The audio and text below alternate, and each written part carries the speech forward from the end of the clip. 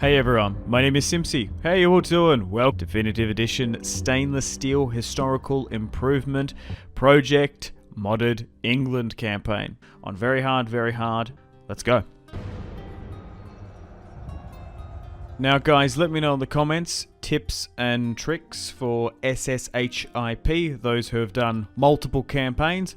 Maybe I can learn some things. Also, you guys in the comments might be able to learn some things as well. Alrighty, I'm super excited for my first campaign. Very hard of course. Playing as England, a really nice testing ground.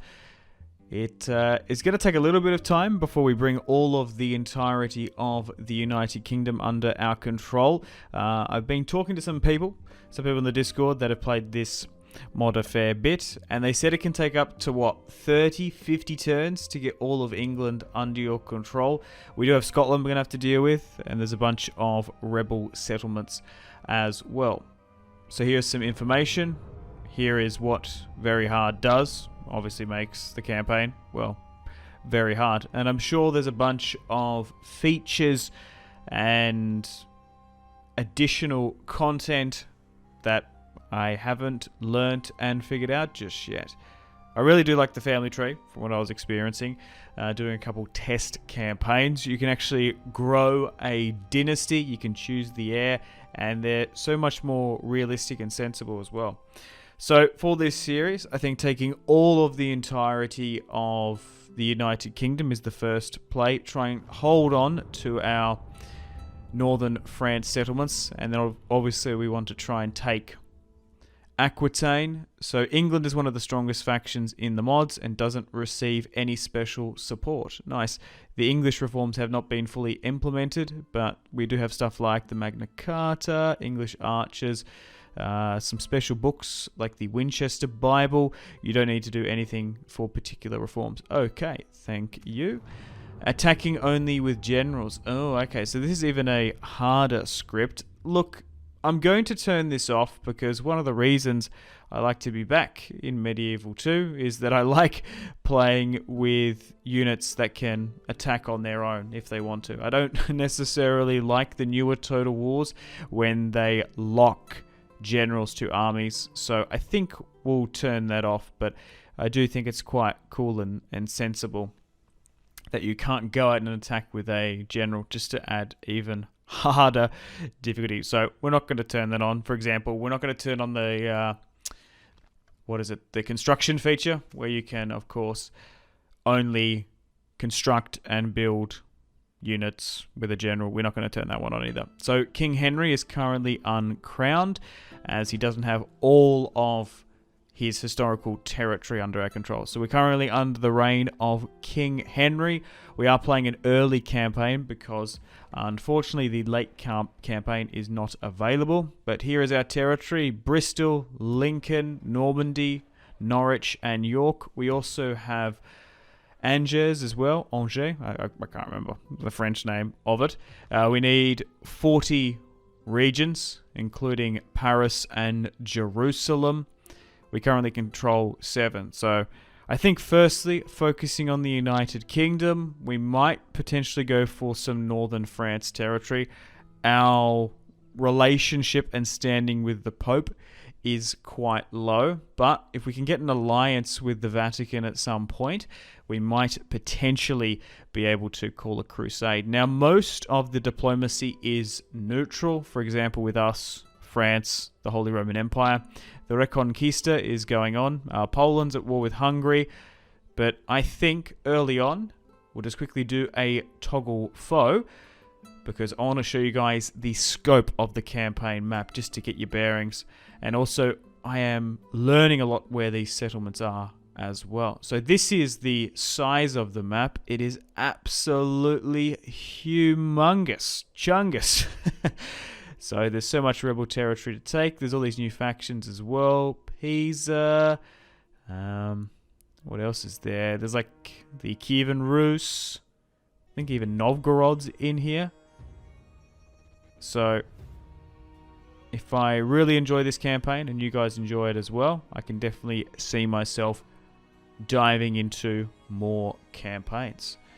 Alright, nice. Well, let's have a quick look at the family tree. So we're currently under the reign of King Henry. For whatever reason, his grandson is the prince. He is next in line.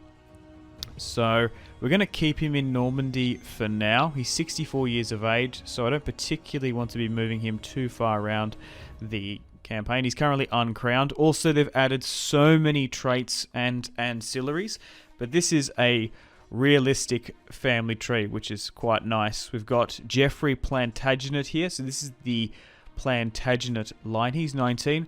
Maybe historically he died. I don't know why Prince Henry was the king. Let me know. 1100 AD nerds.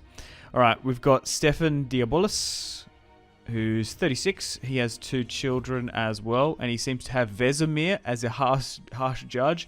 Robert of Normandy is currently 78, and most of the William the Conqueror's line has died out. So we will be able to choose our next heir. There was a mod back in the day called the Heir Crown mod. I don't know if you guys can remember that, but that was quite good. There's a similar feature in this. So we're going to move our spies around here. I think our first target is to deal with the problem in Wales. And we want to try and keep an eye on the French as well. I may be tempted to try and make an alliance with them, because it's going to take us so long to bring all of the island under our control. If we can get all of England under our control, or Great Britain, we're going to be able to essentially move into Europe with impunity. So we're going to keep a lot of these guys as regional governors. And who have we got here? Robert of Gloucester. We've got Robert of Normandy here as well.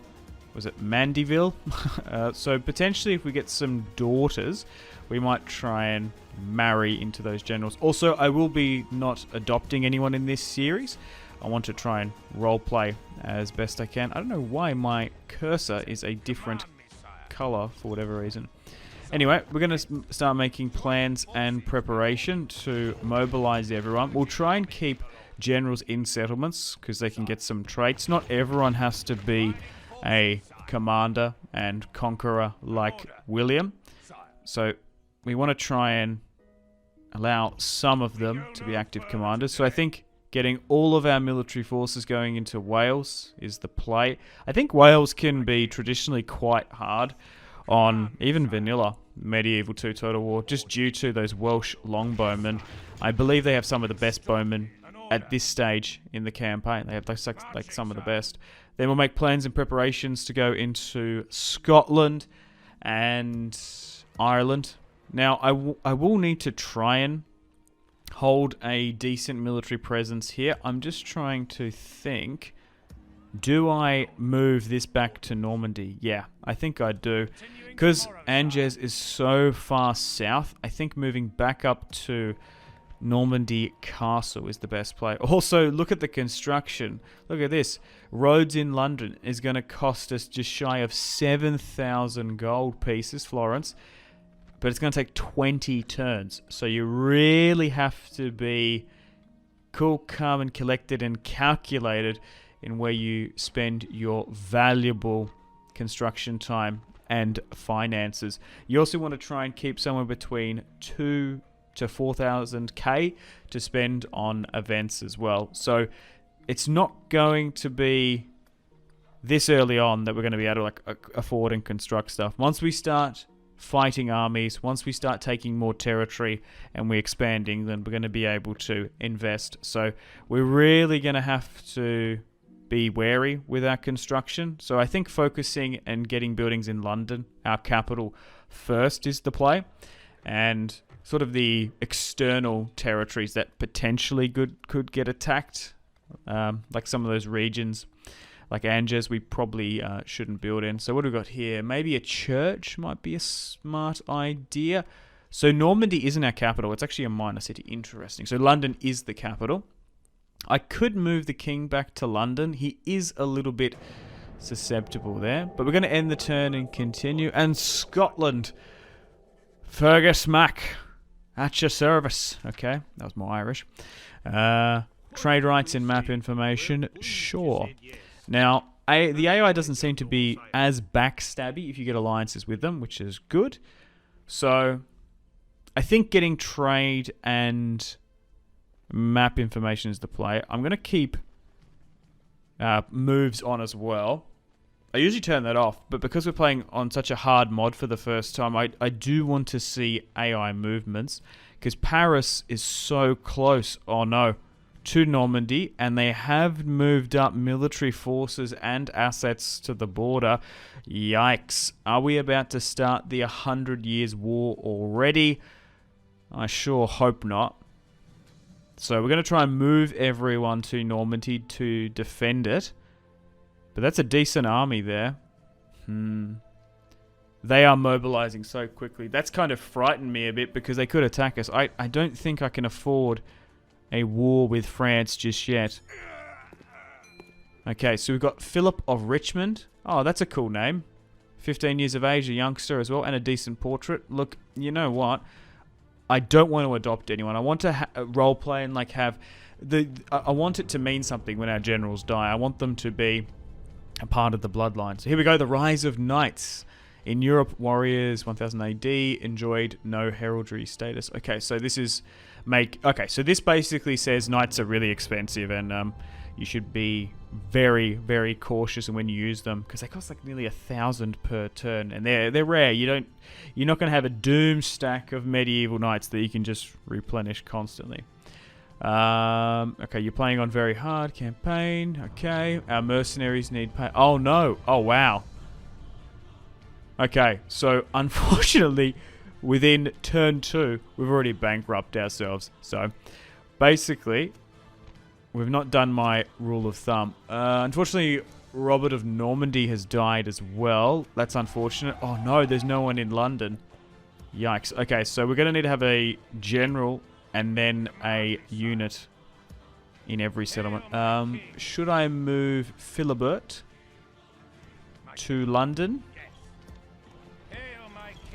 London is probably our best city, so we'll try and move them down south. Okay, so still slowly but surely mobilizing to go into Wales. Where can I move my cardinal as well? Most of the Catholicism is okay. Seems to be a lot less here in Wales, so let's move the Canterbury. Oh, hang on, we found an army here. A rebel army. Okay, so unfortunately we can't get to Carnarvon without dealing with that. Still got our spy on the border. We'll move in Geoffrey Plantagenet. Essentially should be next in line to the throne, but his son seems like he will inherit it. We're moving our diplomat over to Paris. Also, diplomats are very hard to come by as well.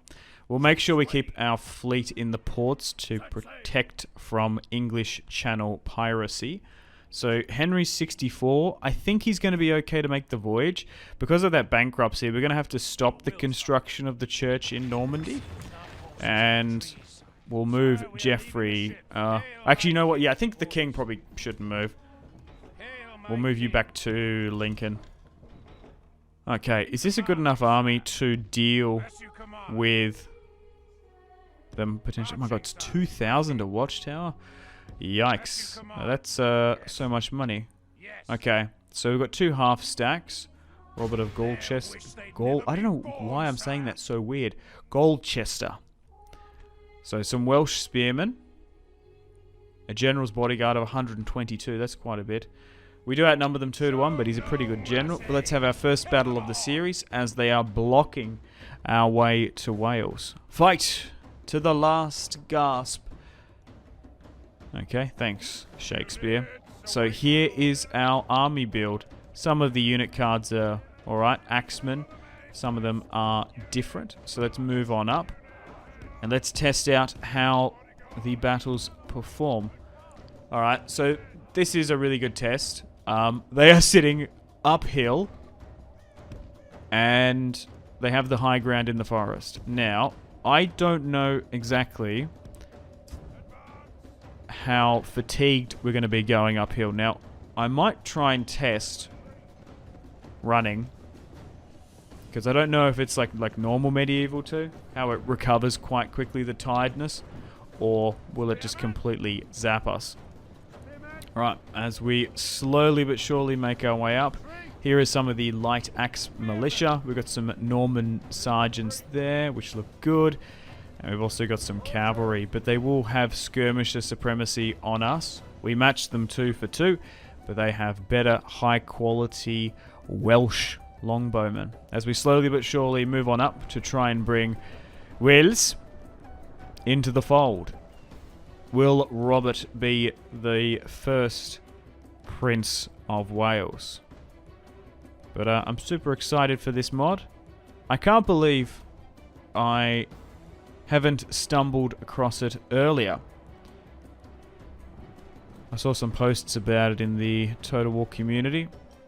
I did actually look through my comments, had people recommended it. They actually recommended it years and years ago, but I think it's actually had some development, and it's been worked on the past 2 years. So, big shout out to the SSHIP team. Alright, we're slowly but surely moving up. Just speeding things up. It is 60% in our favour. Alright.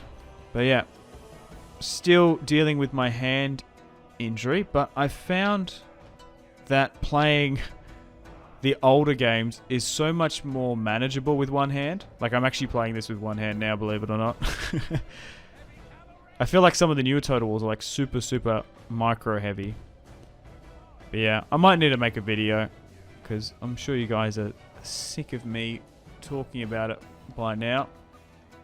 My goddamn nerve pain issue I've been dealing with now for nearly 10 months. But hopefully I get it sorted out soon. Alrighty, so yeah, no, they're very tired. Oh wow, okay, that's not good. We'll try and cycle charge. Oh, they've actually got stakes there. No, quickly divert. Yikes. Can we somehow hit the Welsh longbowmen? Oh, bro, they were brutally ripping through our armor. Alright, let's move back. But I thought if I'm testing out a mod for the first time, I've got to play England. England, the HRE, especially on vanilla, some of the easier factions to play as. It's essentially the tutorial island. I kind of like it. But they're definitely strong. But in saying that, we might have to abandon our French territory while we secure the island, because you never know how hot these Scottish wars will go. Okay, so we've lost 6% before we've even moved up. Let's try and get my cavalry around. Oh, now my archers are getting hit. So are they going to come straight down into me? It seems like they are. Let's give out some attack orders. Oh, but my units are exhausted. Okay, so now we're learning about the fatigue system. Yeah, it's harsh in this. I've got those longbowmen are peppering me as well. This actually might be a high casualty battle. Pushing uphill, running. Archer supremacy. Now they're running downhill against me. But this is what it's all about. Playing a new Total War mod, you live and learn. Look, I could have lowered the difficulty, but that's the point. Push through adversity.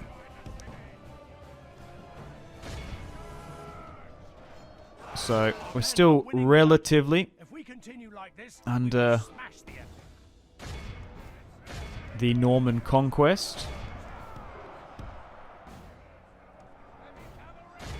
I wonder if there'll be any Viking invasions. Uh-oh. I never really thought about that. I'm talking about France and Scotland as existential threats for this New England. But maybe we need to watch out for the Danes and the Norwegians. But yeah, if you guys support this series and it does well and I enjoy it, I can definitely see myself playing as the Byzantines. Make Rome great again, of course. How often do you think about the Roman Empire? I'm so happy that meme blew up. I, unironically, at least think about it once a day, several times a week, due to the nature of just playing strategy games. I do quite find it quite a funny observation that it's just like I guess like it's something you don't really talk about with women. It's like, so how often do you think about it? I was like, oh, I said that, and they were just like, really? I've never heard you talk about it. How often do you talk about the Roman Empire with your partner? Oh, we're getting peppered here now. Shit. Move back. My cavalry's just been absolutely minced. Okay, so now they're moving in their heavies. Okay, so pushing to Wales is definitely going to be easier said than done. Bring them under the fold. For example, the more losses we take in this, the longer it's going to need us. The longer it's going to be for us to bounce back. Okay, now we're peppering him on the sides here. Yeah, using archers is probably the play. We also might need to siege out settlements for multiple turns. Usually in Medieval you can kind of get away with rushing it early, but we might need to actually slowly but surely envelop, cut off, and siege a settlement like Wales. Now, we haven't gotten to the point yet, but we will want to, once we get all of the UK under our control, divvy up settlements and castles a bit better. You want castles on the front lines, because you can get your troops there easier, but cities are your money makers. We also want to go around and get trade rights with a bunch of factions. So, strap yourselves in for a long and glorious campaign, witnessing the rise of England. Okay, hitting them from the side there. So it swung about 60% in our favour. I feel like it might have even got as low as 50 there. Robert was getting a little bit pinged. I feel like just looking at even some of these rebels, that their generals are better than ours. Okay, let's move here. Yeah, so even this is a little bit unorthodox, this fight. We've got tree line, we've got hills. It doesn't seem to be as micro heavy once you lock units down. But I can't wait to see how this campaign plays out. Will France be enveloped by multiple powers? Will Catholic Spain... Well, I guess it's Castile and Leon probably, and Barcelona. I can't remember. There was multiple factions. We've got Portugal. Will they win the Reconquista?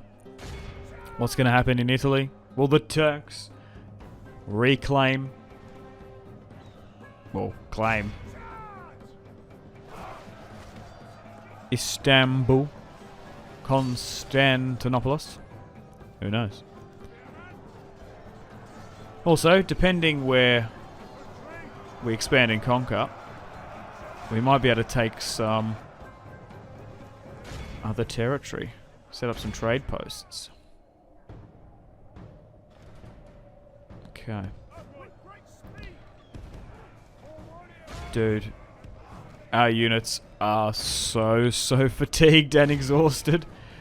Yikes. Crikey. But it's good to be back in Total War. Medieval. S tier. Top tier game. I should have come back earlier. Took a bit of a break. Thoroughly enjoying Starfield, but played over 200 hours in that game and I'm done.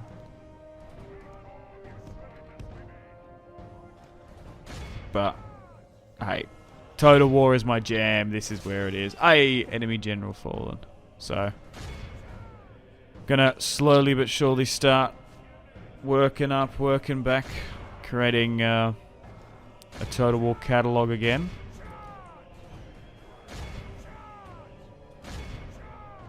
But I'm feeling a lot better. 44% to their 74, nice. But it's also just like the physical and mechanical issue, but it's also just like constantly feeling like there's pins and needles in your hand is just fatiguing. Like constantly having your pain receptors activated, it's annoying. And the medication doesn't help either. I slur my words half the time anyway. It's even worse. Sometimes I misspeak. Hey, I'm doing my best.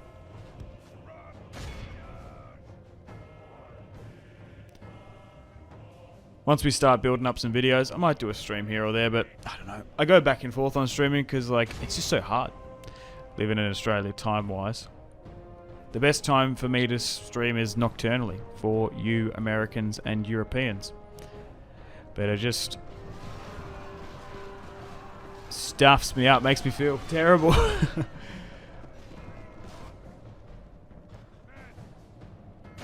Alright, so let's try and run down as many of them as we can. Build up Robert's chevrons. Nice. Okay, so it's a clear victory, but we did lose 521. Probably due to my performance in that one. We could have got that one down a little bit better. But our first victory in 1132 AD. I do quite like the quotes as well. Oh, nice. What's this? We have looted the enemy camp. Okay, great tidings, my lord. Our soldiers have looted the enemy camp. Additional income. Okay, so we can allow the soldiers to plunder it, or we can basically keep it for ourselves. So there's a strategy. Obviously, you get fewer finances. You get some more additional traits. Okay.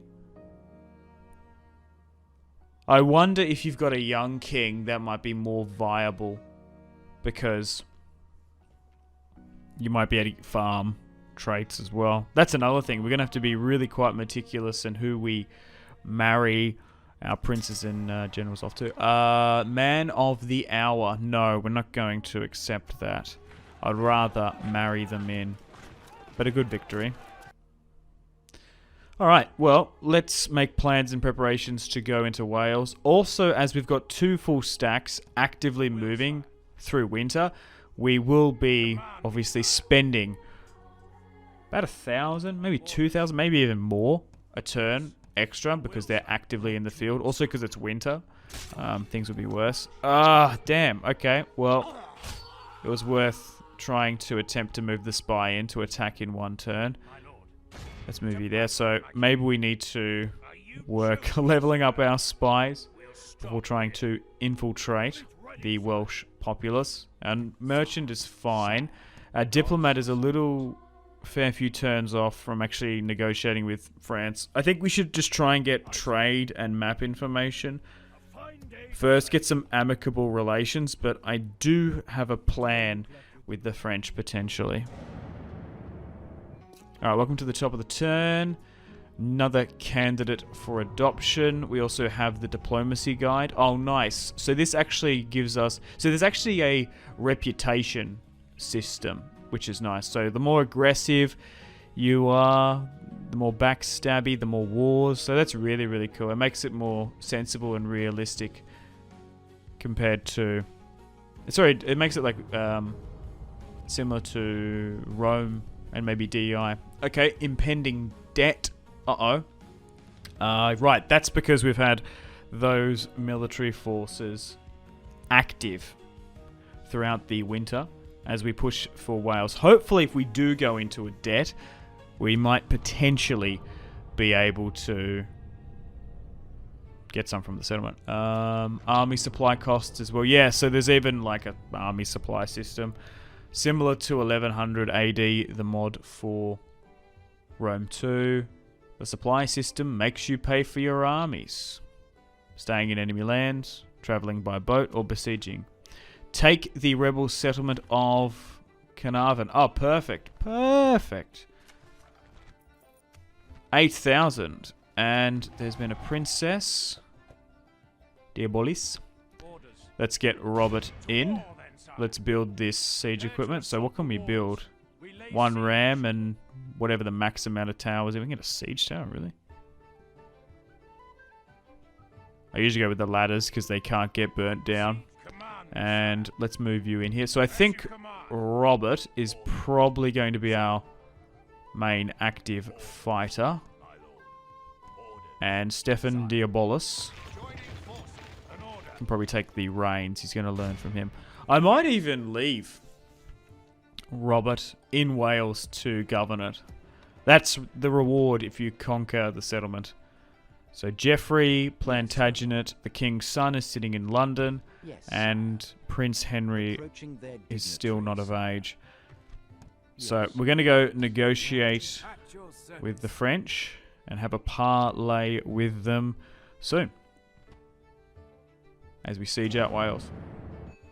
Alright. Welcome to the tip top of the turn. Finances. A plague can break out. Pirates threaten you. God. Reforms of the English military. Right, I've read this before. So I think this is just giving us tips, advice. Afflicted with pneumonia, Robert of Gloucester. Oh no. Oh wow, we've got some truces here. But the Portuguese are at war with the Moors. Wait, Portugal was at war with Castile and Leon. Interesting that they did that. That's pretty sensible, to make peace with the Spanish when they're at war with the Moors. Anyway, let's negotiate with Paris. Let's negotiate with Louis. Let's try and get trade. They've accepted. Okay, so we are neutral with them. Now, I do fear war with the French. I would like to make an alliance with them. Obviously, you might be thinking, you're crazy, you can't make an alliance with the French. Well, I think I will, because it's probably going to take us 30, 40 turns before we can get all of the UK under our control. So I'm going to offer them an alliance, and we'll give them 1,000. Oh, that's unfortunate, they rejected. Now, the best way to negotiate, I know this for a fact in vanilla, is to trade settlements. Now, I can't defend Angers. I simply can't. And leaving one unit there is probably inviting an attack. So I would negotiate with France and say, hey, I will give you this territory for an alliance. I'll even pay 2,000. Oh, perfect. And they're going to accept. Because the way they were mustering on the border there, they're not at war with anyone else. I know it's a core historic Norman territory. At the moment, we can't defend that southern Aquitaine territory adequately.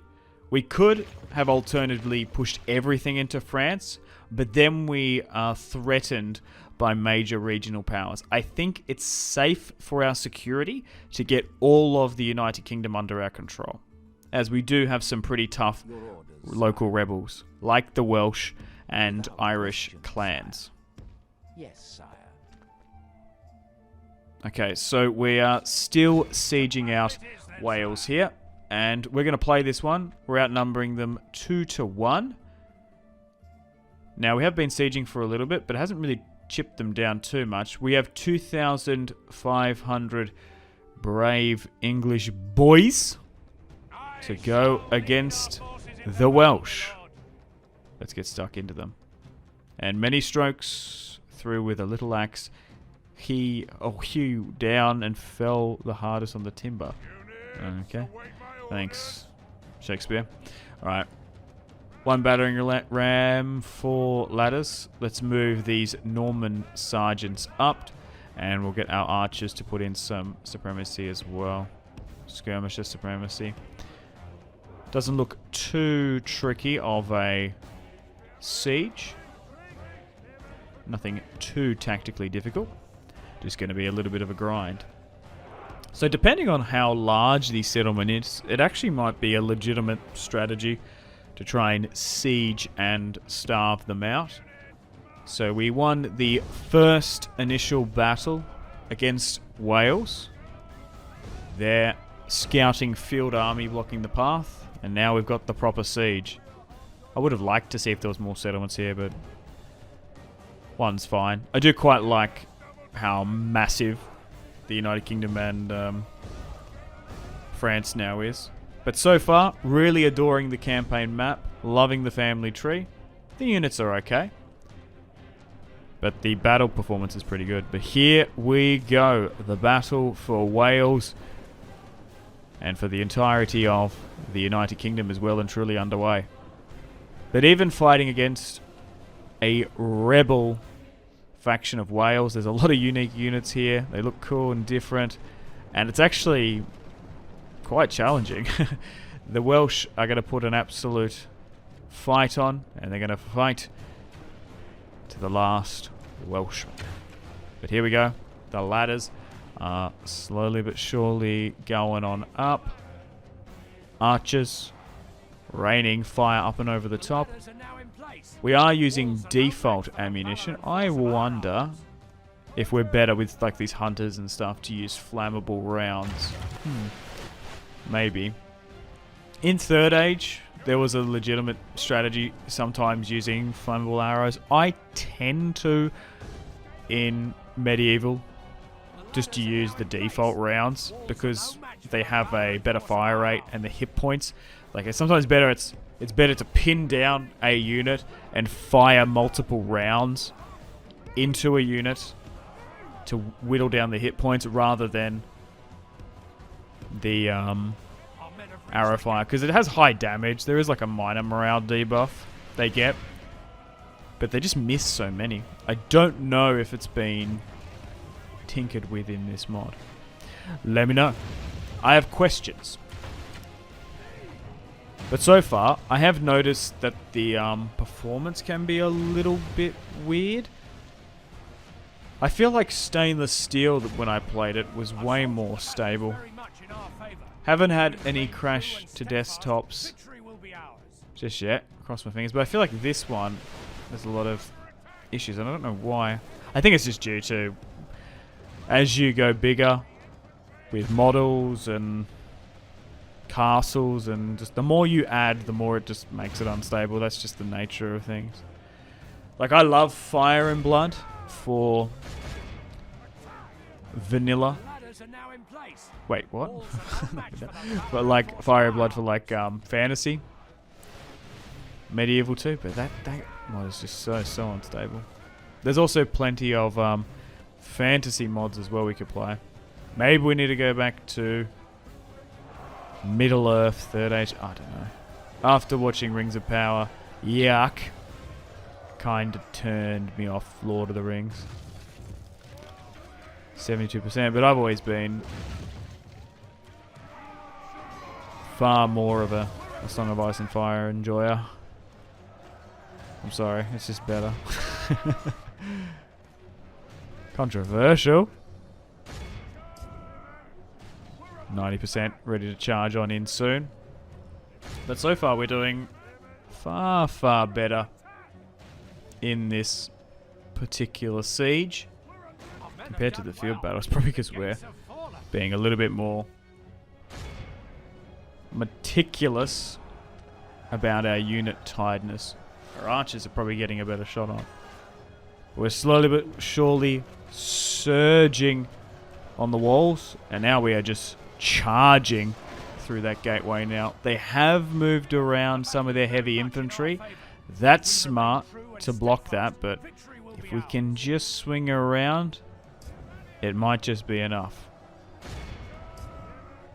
But so far, it's going to take a handful of turns. The entirety of the English army, well, in England, mobilized to take just one settlement. So it's definitely been costly, this war. However, the English nobles and the council have gonna pitch in for the conquest. Now Normandy, now that we've only got one settlement, I think securing it is going to be so much easier. If we can keep like a stack and a half there, it should deter any aggression. Now, would I do that in vanilla Medieval 2? No, because the AI is just so backstabby. Now, I'm curious in this. We've given them a piece of territory. We've given them an alliance.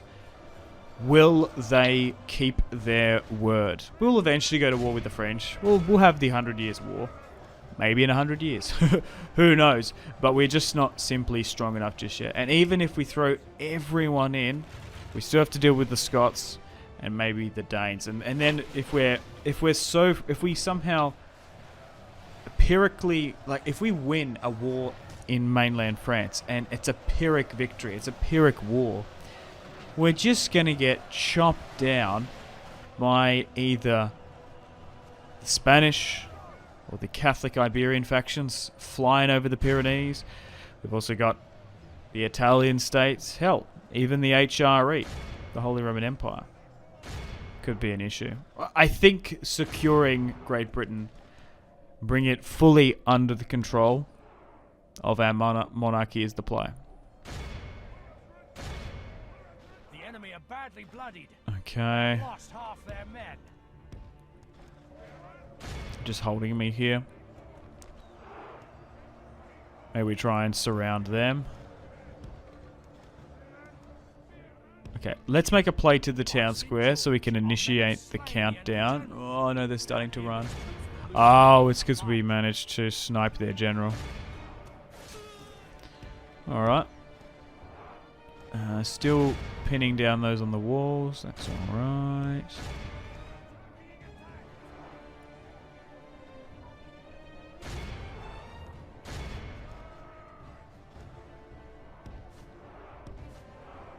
If they fight in the town square, they're going to fight to the last man because they get... What is it? My lord, we've lost control of the castle. Immortal public order? No, wait. Immortal, like, morale.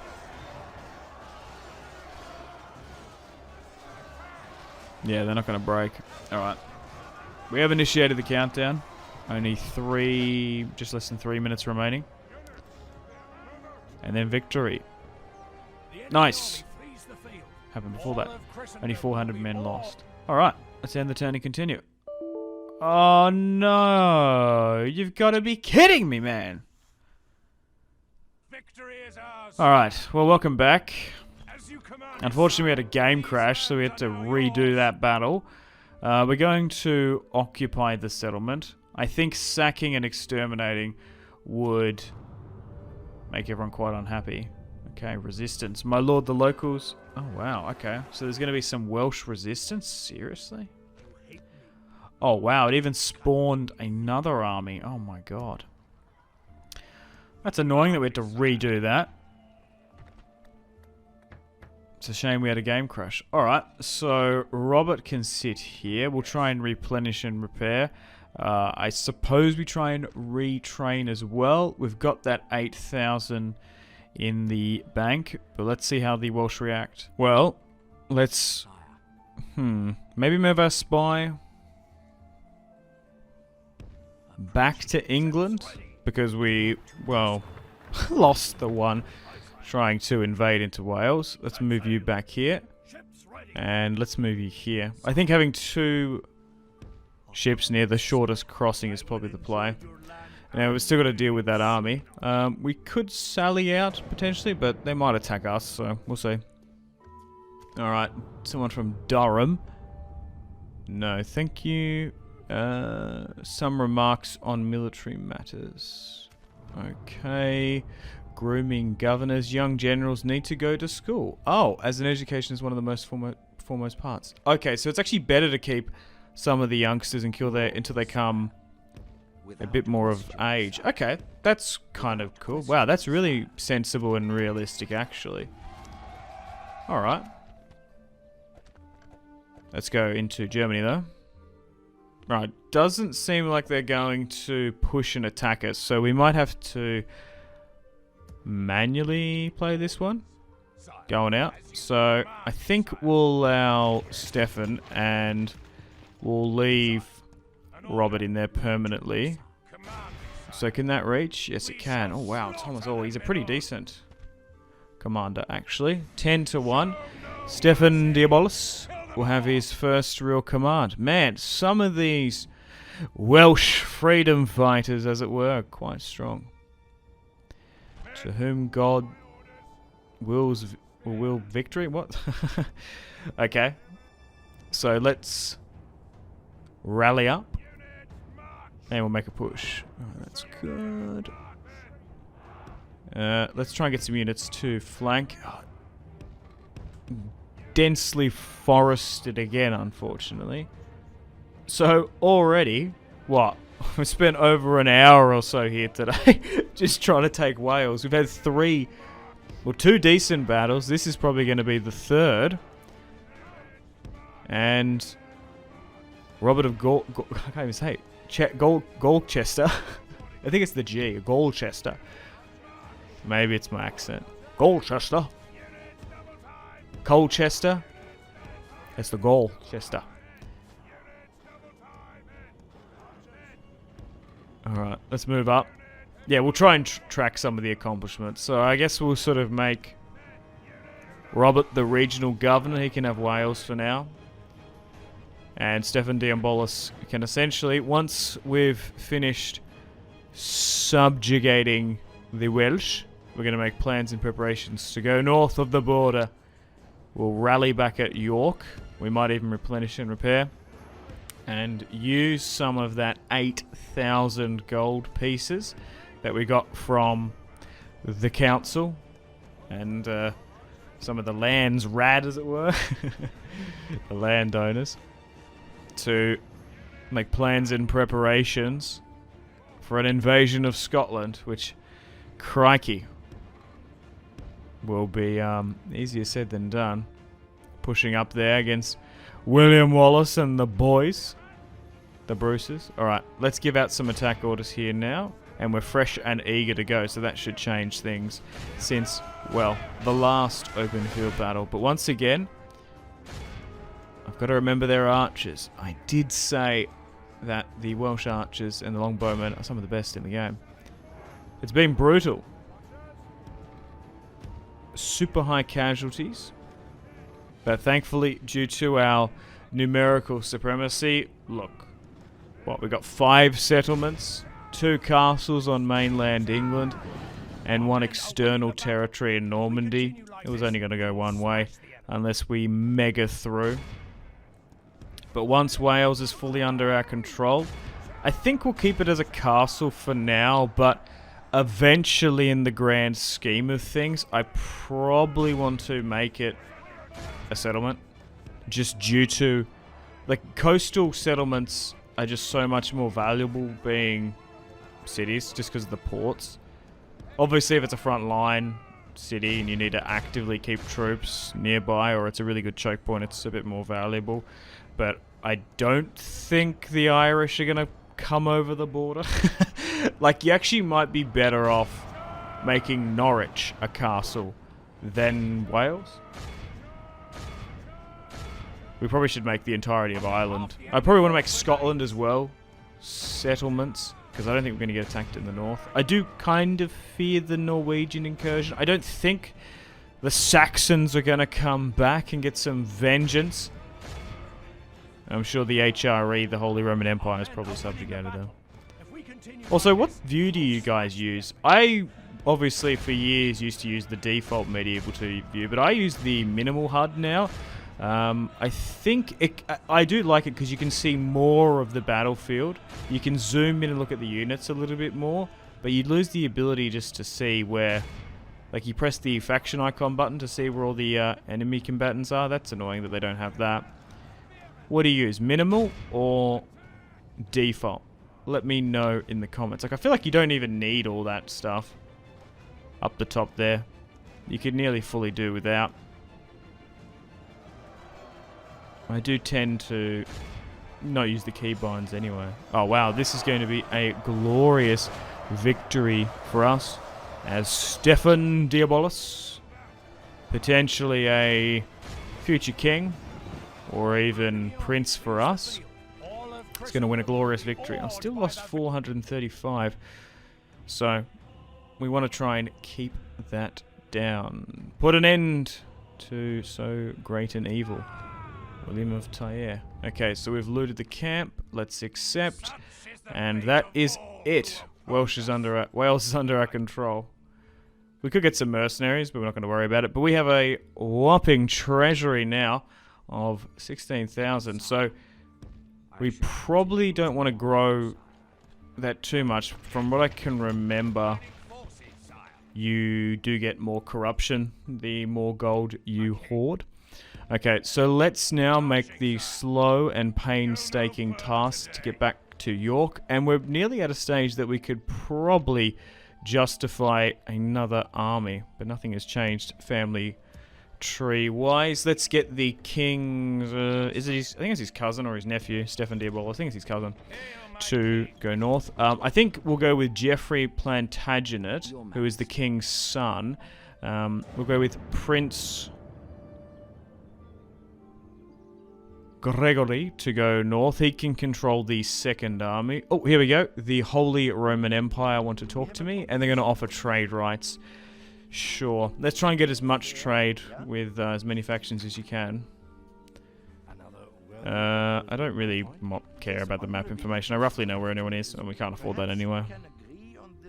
Now, let me know in the comments, is this a rumor? Because I don't know if this is true now. I thought back in the day, if you got a bunch of trade rights with factions and then couldn't actually trade with them, you actually get worse relations with them if you couldn't sort out a port. Is that true in vanilla, or is that one of those old nuns' tales? I don't know.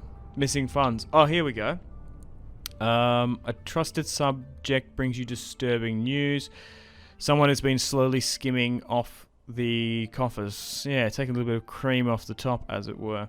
So you don't. So it's interesting that it's like, okay, if buildings and stuff cost so much, you want to build up a large treasury. Nope, you do need to spend it at some point. Send an emissary to the HRE. Okay, so we're going to get 1,500 and potentially some more units. Nice. So we got the White Tower. That's only going to take 6 turns, and that's 10,000 done. I think doing that gives us the training of sergeants, and that's a historical building. Henry the Wise could build that in his reign, as he is sitting in his old stomping grounds of Normandy, governing from here as he's sending his generals. So, yeah, I suppose we probably make our way down to Italy, because I do want to negotiate with the Pope. Getting an alliance with the Vatican and the Papal States is essential. We can get some really good relations. I think we can even put up our standing with other Catholic factions, and of course them. We might even call Crusades. Okay, candidate for adoption. Oliver Saville, 16, for the king. Well, that's a very unfortunate name. Let's decline. How to end an unwanted war. If you want peace, diplomatic. Oh, yes, because you can sort of like force a stalemate if you continually sit in a defensive war.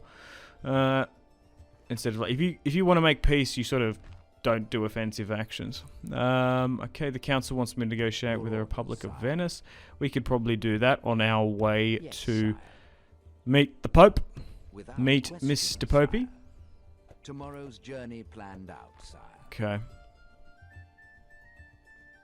Still moving the army back to York. And we're going to push our spy north into Scotland to have a bit of a look at their military infrastructure. Okay, so we can't go that way because there's a rebel army. What do they got? Okay, so Dunedin. And what do they wield? About a half a stack. Nothing too crazy. Some clansmen, some archers. Okay. It's the Scottish pikemen is probably what we do fear. But at the moment, I don't even know if we outnumber them with just this one army. I don't think so. Anyway, let's move you into York. We'll try and retrain as many of them as we can. We're only 7 turns in. And, ooh, a leather tanner. Oh, yeah, I think getting padded in leather is probably a good idea. I think York is going to be, like, one of the castles that I'm going to improve and use in this game. And we'll move you back to Lincoln. Alright, still retraining, replenishing, preparing the lads in York to go over Hadrian's Wall and push into Scotland. The king has approved the mission, and we could maybe get some knights, but they just cost so much. I'm going to continue to move my spy north, gathering crucial intelligence. But by the look of it, it seems like Scotland doesn't have more than 2 settlements. I thought Inverness would be a castle, but it seems like only those 2. And I guess Edinburgh isn't really a city at this point. Anyway, King Henry is now 67 years of age. Philibert is in London. We don't have a governor in there. Reginald of Cornwall. Robert is sitting here. And we probably could do some construction. The White Tower is being built. We've got a blacksmith there. Our finances are looking very nice and stable. Alright, let's negotiate with the Venetians. Alright, Verona they occupy. Just trade will be fine. They are at war, interesting. So the Republic of Venice and another 1,500, and we get some more units. I think we get more if we have our historic capital. Who are you? Oh, the Republic of Pisa is a faction in this game. Nice. And then we've got the papacy here. Alright, so 2 turns ahead now. Well, we spent the last couple, basically, since turn 7, logistically replenishing and repairing. I think we might get some axemen. As much as I like those, like, knights, they just cost too much. We're not at a point to justify their construction just yet. Look at this, 1,500, and then it's 500 a turn. That's crazy. So we can get some, but like not too many. We might just simply not be able to afford it. I want at least 2 full stacks before we move into Scotland. So we can focus on Great Britain now. I don't fear an attack from the French. No martial law. Oh, okay. It's because... Oh, wait. Martial law was enacted? Oh, wow. You need a whole... All traces of the faction will disappear after 250 years. Oh, my God. That's crazy. So you really want to try and keep your governors there. So, we've just quickly wrapped up a war against the Welsh, which was a hard and mighty war. We had 3 good battles against them. Now, we also managed to make an alliance with the French, but it did cost us a castle. We are now currently negotiating with the Papal States to try and get an alliance. So, we might have to give them a decent amount of money. I think it's smart to get an alliance with them. If we ever get attacked, I'm sure maybe more Catholic and factions in Christendom might come with us. Now, unfortunately, we don't have any territory to give them. So, I think we'll offer an alliance, military access. We might have to give them heaps, you know. Map information, like 4,000? Is that going to be enough? Damn, really just rejected. Okay, so maybe we need to give them, like, a bit more. We've got a pretty decent treasury. We're okay money-wise. But the thing is as well, we might actually be able to, like, call a crusade. So we can maybe even get that money back. Oh, just rejected again. So they are, like, open to negotiating with us. I would nearly say this alliance is probably more important than the French one. But this will rocket our standings with the Pope. So it isn't a legitimate strategy to try and get an alliance with the papacy. Even on vanilla medieval too. Jeez, 9,000. That's so much. Let's see what they say. Hopefully we don't have to go to 10,000. That would be ridiculous. No, we're good. Accepted. Nice. Okay. So maybe we get some better relations with other Catholic factions. That's going to be difficult if the HRE declare war against them, because they don't tend to like the Pope. Oh yeah, right. So we're 1 point away from max faith. Oh, maybe we should call a crusade. Okay, so we've got some options. Tunisia. In the Baltic. I kind of want to go somewhere that's closer to me. Maybe there's a Moroccan settlement, because I would like to get some crusading knights. Maybe some traits as well, potentially. Alright, look, I've gone through some of the potential targets. And we might halt that invasion of Scotland. Now, I think the quickest settlement we're going to get to is this one. So we're going to call it, and it's been accepted. Yep, the Pope has called a crusade. Against, like, what is this, like Barcelona? Let's listen to the intro. Every Christian's duty and give back Okay. God's children what is rightfully theirs. It's just the general crusade one. Nice. So, I reckon we're probably going to be able to get there first. So let's make plans and preparations. Now, unfortunately, because we spent all that money, we're not going to be able to get those knights. Oh, that'd be so good. We've been given 3,000, so we might be able to afford like 1 or 2 units. Crusading sergeants. 600 for 7,000. That's still so much, but it's not as much as some of the other ones. But that's not too bad. Let's get one of them. And let's get good old Greg Plantagenet to head south. Now, the only problem would be if the French or the Spanish get down there. So let's stop those units being recruited. Still got half a stack in Normandy. Let's head south. Might need to deal with this small rebel army. We should be okay. Just auto-resolve that one. Okay, 200 loss. Nice. We do have a nice crusading bonus. And let's head south. Let's go to the port of Bristol, I think. Or southern Bristol. Alright, so we are now heading to the Iberian Peninsula. Also, if other factions join a war against the Moors, we might be able to, once and for all, throw them out of Iberia and bring the entirety of the Iberian Peninsula back under Christendom control. I'm going to keep my spy still in the north in Scotland to keep an eye on them. We will have a war against Scotland at some point. It's a part of our main objectives. But we're still 40 settlements away, along with our historical claim territory in Aquitaine. But so far, still got an alliance with the French. Haven't had any concern from them. We did have to give them a castle, and we've thwarted off an attack. Okay, disaster. Natural one strikes Aleppo. No, we don't want that. Royal crowns. Right. Okay. Send an emissary to Pisa. I'm sure we can head up that way. Now, I'm pretty sure that's the Crusade crowd grows icon. Good, we've got a trade agreement with them.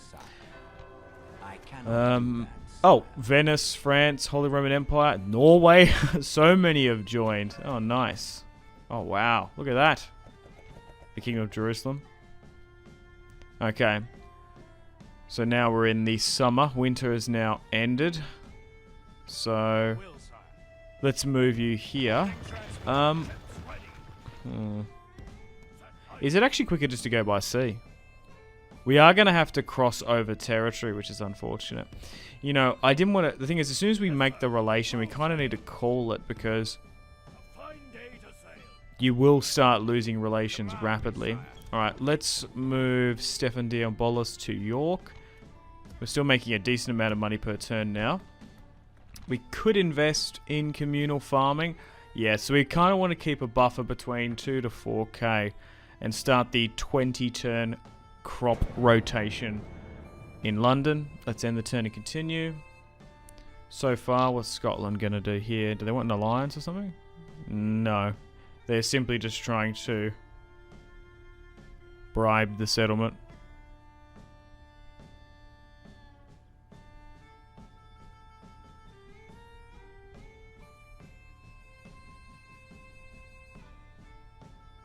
Nothing seems to be happening during the end turn. Alright. Alright, welcome to the top of the turn. The Papal Bull announced. Hospitallers take up the sword. Nice. This is probably because of the Crusade. More candidates we could adopt. No, we want to try and keep it realistic. Okay, negotiate with Sicily. Oh, nice. The White Tower is being constructed. Still building up our military forces between York and Lincoln, while the King's son has been sent on a crusading mission. Let's upgrade the blacksmith further in York, as it's going to be one of the crucial recruitment and armor modification hubs for when we go north. But whenever we want to go over to the European mainland, we're going to be sending troops from there. Okay, so I guess we land here in the Basque country. Now, we can make it there within like a turn, but I think logistically there's a lot of stuff in the way. So we're going to have to go super far south. What happens if I go here? Yes. What's blocking me? Oh. There's a Portuguese army. That's annoying.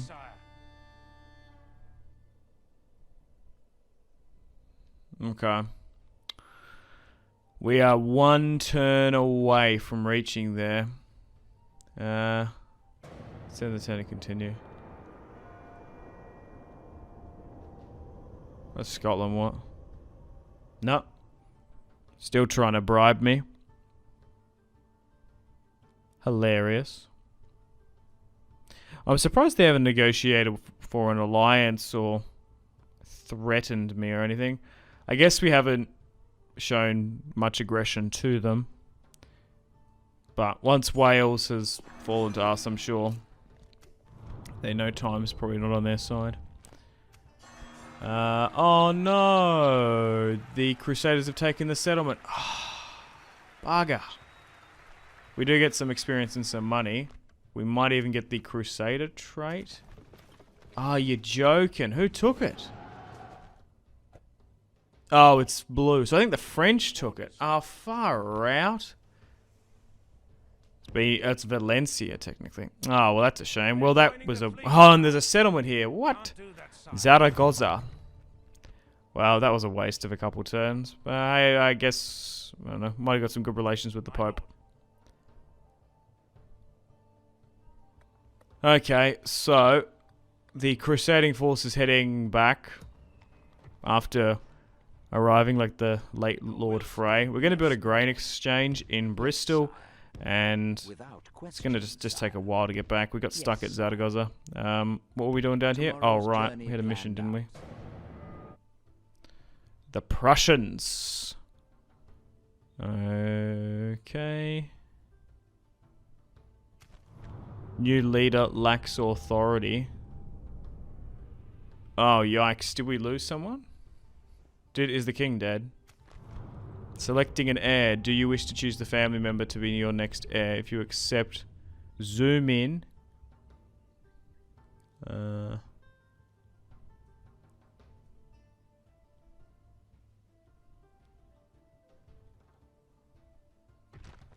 Okay, so we can choose the next... Oh, right, so King Henry... Stefan Diabolus, right, so let's make Geoffrey Plantagenet the next heir. I don't know why he's not the prince. But, unfortunately, King Henry is dead. He must have been 70 or so now. So, unfortunately, 15 turns in, we're under a regency. Geoffrey Plantagenet is now the essentially ruling... head of state. He's the hand of the king to his son Henry, and Stefan Diabolus is now the prince. Okay, interesting. Yeah, King Henry the Wise is now dead. Oh, that's so disappointing.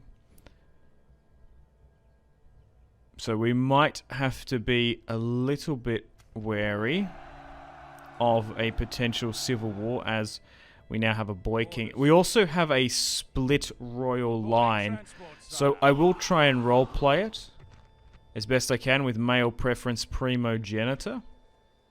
We might switch to a female, but at the moment, Henry and then, yeah, Stefan Diabolus is technically third in line. Through the male line. Which is now broken a bit. Alright, we're in Bari now. Let's trade with the Sicilians. As unfortunately, we went on a glorious, holy, failed crusade. And we got a little bit of money there. Nice. And perfect. The Pope has noticed your dedication to the faith and the Holy Mother of the Church, and is pleased to grant you this gift. Nice. 2,000 gold because they had really good relations with the Pope, and because we called that crusade. And a war's been declared. We also might have just like overextended France a bit as well. We could potentially hit some of that French territory coming back from Crusade, but I think we'll just make a beeline straight to York. We're still funneling forces there. Oh, we haven't got anyone in Normandy. Now that the king is dead, we're going to need someone potentially here just to defend it, as it's an external territory. A council has been called. It's going to cost 3,000 florins. Your priests and monks want to make the effort to attend. Oh, right. So it's been called in Rome. There's a religious council. So they want me to send priests. Sure, let's do that. And Baldwin Diabolus has come of age. He's now 14. Technically 4th or 3rd in line if you count Gregory. Okay, Knight Fighter, he looks good. So he could be a potential general we can have. Oh, nice. That grain exchange is now done in Bristol. Gregory Plantagenet is coming back. 18 turns now in. Mr. Plantagenet will be landing in Cornwall soon, coming back from his supporting Crusade. Let's move to York with the full stack. I did think we got some chevrons, though. I don't think we had those before. I could move you to London, perhaps. Oh, maybe I move Philibert to Normandy. No, that's the play. There we go. And he can now sit there. He's 58. So Baldwin can sit in London for now. Let's end the turn and continue. But as you can sort of tell by the slow, methodical nature of the campaign, it's kind of fun. I quite like the nice, slow pace. It kind of reminds me of DEI. Alright, support the Crusades. By choosing to aid the Kingdom of Jerusalem, 5,000 florins will be withdrawn to directly help those fighting in the Holy Land. The orphanage is being complete in London, and a truce has been declared there. Oh, and we've got another daughter. Okay, so yeah, I think we'll still go with male preference primogenitor. Or do we? Because England was always quite open about the female line, so. What should we do? Should we try and focus on that? I don't know. We've got a War of the Roses situation coming. Should we invite the Saxons? Uh-oh! These are migrants willing to come to your country. Should we give them funds to prompt them to settle down? 4,000? Oh no. The Saxons are back for round 2. Electric Boogaloo. Okay. I do quite like these tips advice that pop up. The Byzantines are making peace. The Saxons. So the Saxons will be units available to recruit. Yeah, whatever. That's fine. That's realistic and sensible, I think. Okay, so now my diplomat has moved through the Italian peninsula. He's done a bit of central Germany. Let's now move through the Iberian Peninsula and make some trade. Tomorrow's journey plan. Maybe. Oh, actually, you know what? I should get trade. I should make peace with the Moors. I don't think we need trade, but we'll see. All right. So Gregory's now here. He can go north, and Baldwin can go here. Let's make the best army. I think we'll give Gregory the command. Hasn't had any active military conflict, but. And he, like, minorly helped out in... Oh, wait, no, he didn't actually. No. He was not present in the conquest of Wales. It was Stefan Diabolus and... Gloucester, Robert. That was his name. He's now sitting in Wales governing. So, Prince Stefan and Regent is the best way to describe him. Gregory is now moving north against Scotland. Okay, so 22 turns in. We are ready to go and initiate Operation Down with Dunedin. Okay, so thankfully for me, there seems to be a split here. So if I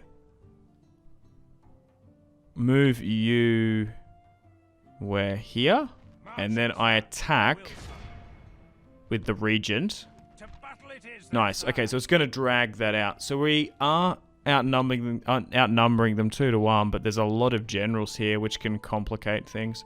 But here we go. Geoffrey. Was I saying Gregory? I think it was Geoffrey. Yeah, Geoffrey. Geoffrey Plantagenet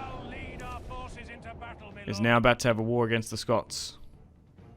I felt like I saw a full stack at one point. Maybe there's more of them lurking in the locks, lurking in the highlands and the lowlands. Alright, here we go. So these guys got some nice chevrons. Let's get all of our infantry to march up. We also will have skirmisher supremacy, but the Scots will not go down easily. So far, what, 22 turns? 1 settlement taken?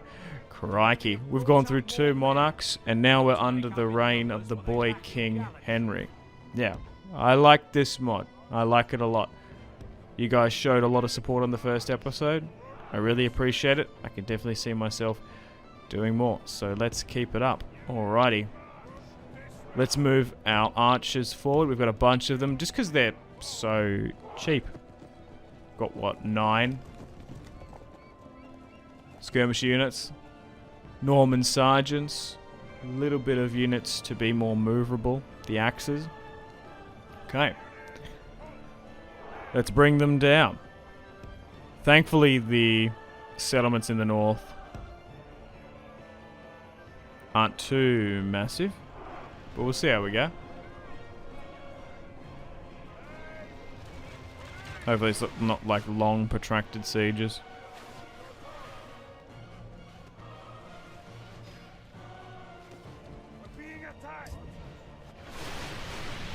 Okay, so now that we have skirmisher supremacy on them, are they going to close the distance?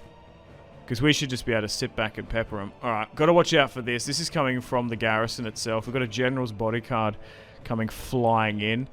An archer unit. So, what I'll do... We are going to weaken our right flank. They are coming in red hot. Okay. I didn't realize how quickly they were just going to flood.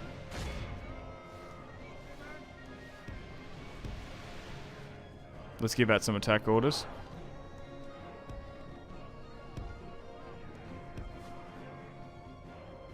Oh, they're really going for my archers here. Hang on, swing around.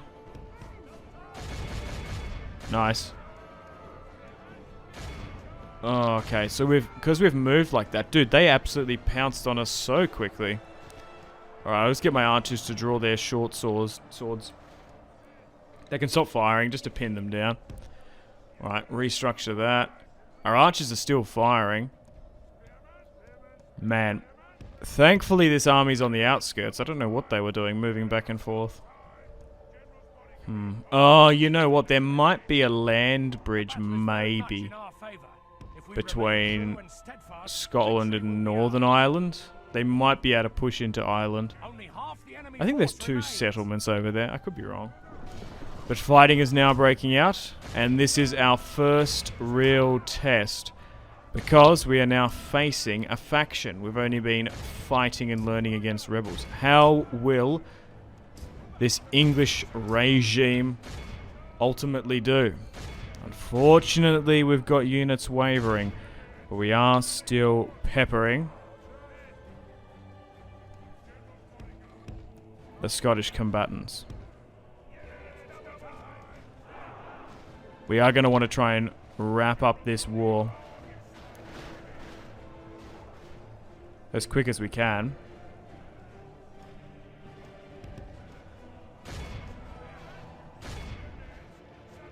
As we don't want the papacy to call for a ceasefire. 4 units now. Oh my god. My infantry are getting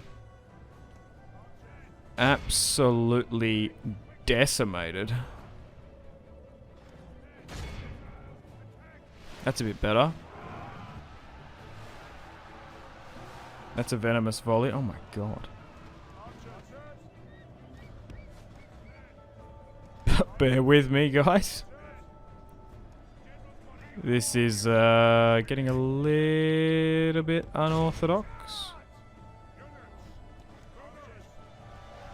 Oh my god, because we've got all my infantry just shattering. I think it's because they got hit from multiple sides, potentially.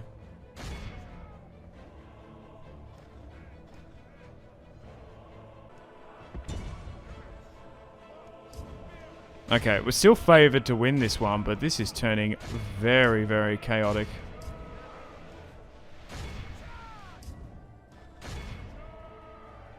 %. Alright, our archers are carrying us. Okay. Definitely going to be the bread and butter of this series. Although, like, it's worth having a couple decent units. Some of the cheaper units that don't take too long to recruit. Like these these archers is what we should really get. It's just their general units, because they've got so many of them. We've only got our one. They're the ones that are doing the most damage. And they're impacting us.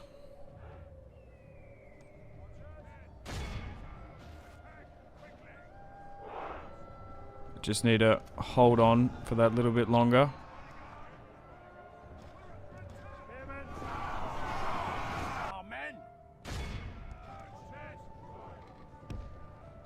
Oh my god, my infantry has just been absolutely murked by the Scots.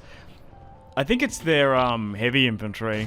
Like, they've probably got infantry supremacy on us while we have the bowmen. They are cycle charging so well. Man, the AI is brutal. They are so savage in this mod. Crikey. Alright, that should work. Okay, now they're regaining a bit. Oh! Hang on. Mr. Plantagenet is getting caught.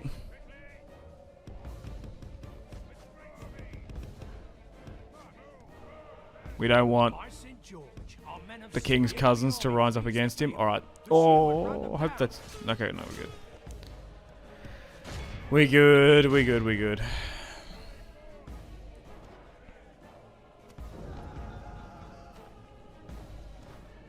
Alright, let's try and run down as many of them as we can, because we want to try and march into Dunedin as quickly as possible. But unfortunately, we've lost a lot of infantry in this. And if they do bring more units up, or hell, even spawn more, we might have an issue. But so far, our first incursion against the Scots is okay, I think. We might have lost a little bit more casualties than what I would like, but look, it might take some time, it might take some turns, but we will have supremacy over them economically. Oh, wow. They actually took us out. Jeez, that was a very average victory. Crikey. Alright. Oh, yeah, we want to ransom for the money, and we do want to be chivalrous, because, yeah, executing will give us really bad relations. They will accept, which is annoying. Do I... Yeah, sure, whatever. We do want to try and build up... Actually, no, it doesn't matter, because the, King Henry's a kid, so we can't even use the traits anyway. Oh, Plantagenet is severely wounded. Really? He could easily die in battle. You should let him take his rest in a city or a castle. Oh, he's on campaign. We might have to risk it. Okay, so Geoffrey, let's siege. I think we've got a spy here. So, okay, so no generals made it back. Let's build up some units.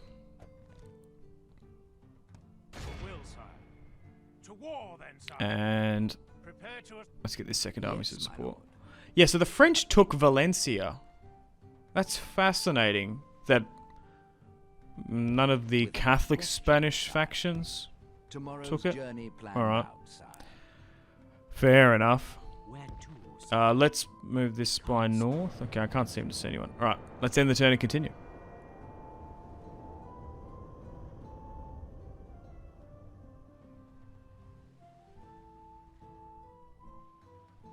Alright, welcome to the top of the turn. Still sieging out Dunedin. That siege equipment has now been constructed. And let's deal with the Scots. Now, we could actually get some mercenaries, potentially at some point. Maybe after this fight. So we do outnumber them quite a bit. We will auto-resolve this one. Nice, clear victory. Let's ransom. They rejected.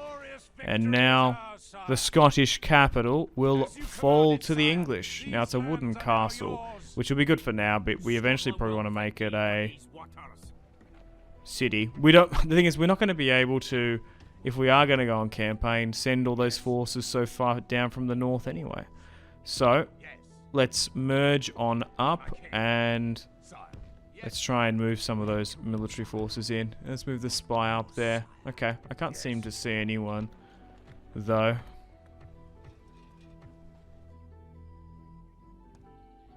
Okay. Can we afford those mercenaries? Maybe. Maybe we just control a merge, actually. And that will allow us to get these units into the castle. It's just going to take so long. We might need to sit here and bide our time a bit. And get ready before we push towards that last settlement. Unfortunately, you're going to be in the field for a little bit longer, Stefan Diabolus, which is annoying, but war with Scotland. So, if you'd like the sound of that, feel free to leave the video a like and subscribe if you're new. I'd really much appreciate it. Alright, we're 24 turns into the series. We've managed to take Wales, and now we are moving north. We managed to take Dunedin in the last episode, with Gregory Plantagenet and Stefan Diabolus. Now, unfortunately, Fergus and the Scottish clans have united and marched south after we destroyed their army, their faction leader and heir. We managed to take their capital. They still have one settlement in the north, but in SSHIP, when you take capitals of factions, armies spawn.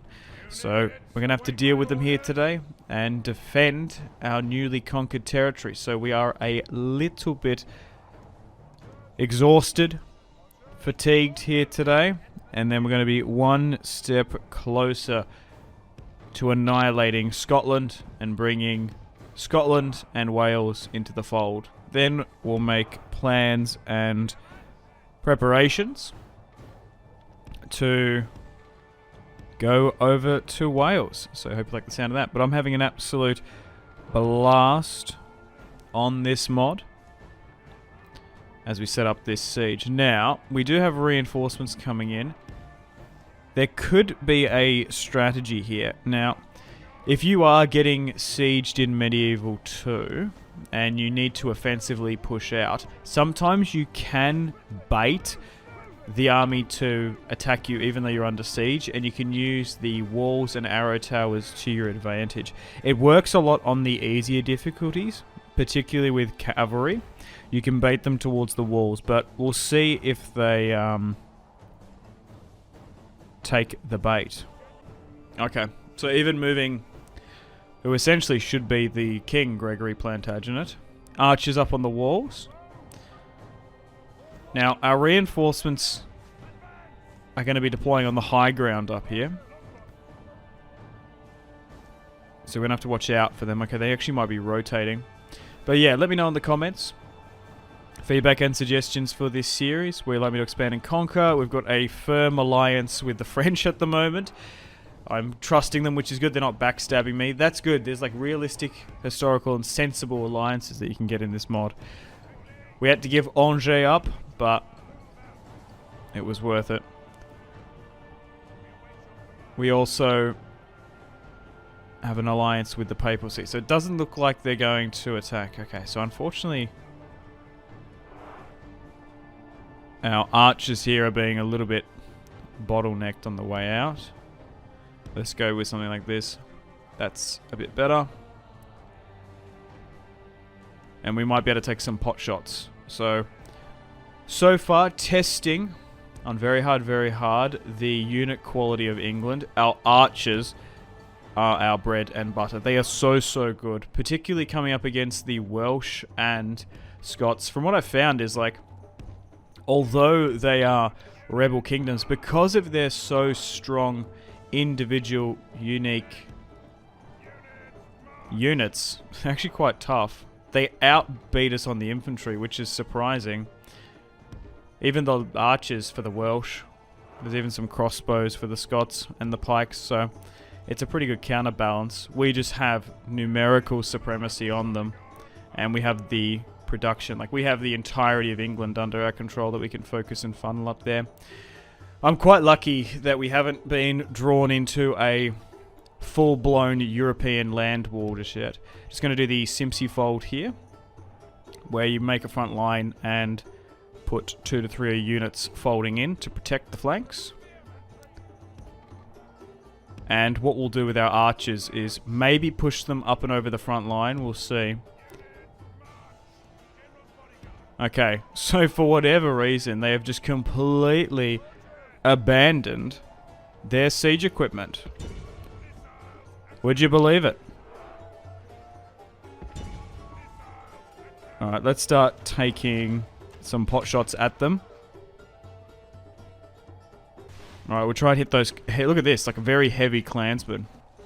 There is the Scottish unit roster. Now, this army is probably going to be a better quality army build than what we've been facing already against the Scots, just because it's been spawned in.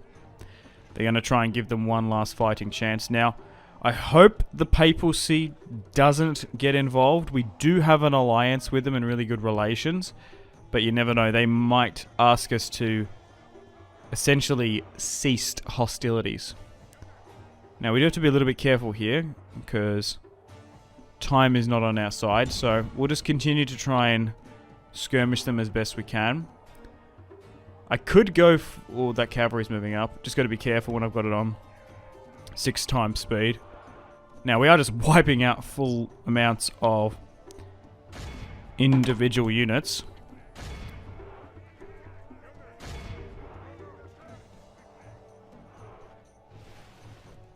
It seems to be working. If we can get rid of all those clansmen, that'd be so good. I do quite like that, as you can see there, all the arrows have been firmly indented on the battlefield. That's a feature in stainless steel. But it's good to be back in Medieval 2. I feel like I can... I feel like the older Total Wars I can actually play with one hand properly. I'm actually not using a keyboard to play at the moment, just a mouse, which is so much better for my hand. Oh, hang on, no, we've run out of ammunition there. Yikes.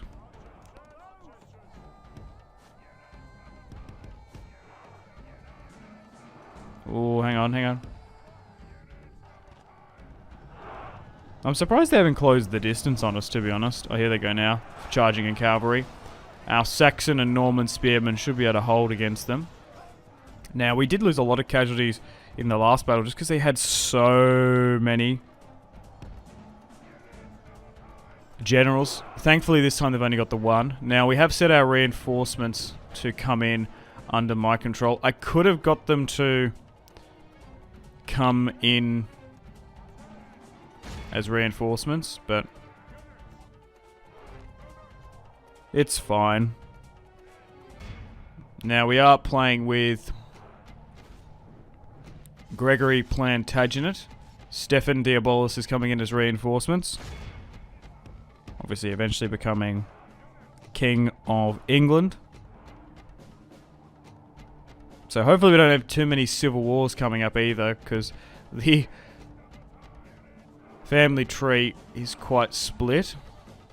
But hey, history of England with civil wars and usurpers and whatnot.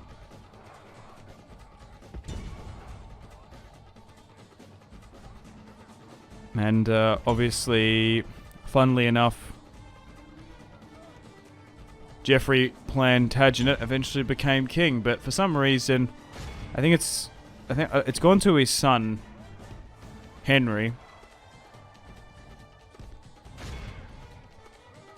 Oh, hang on. So they seem to be like, for some reason, moving one unit up at a time. I think they're trying to calculate the force behind them, which is technically on the battlefield, but it's not in. This is a bizarre battle.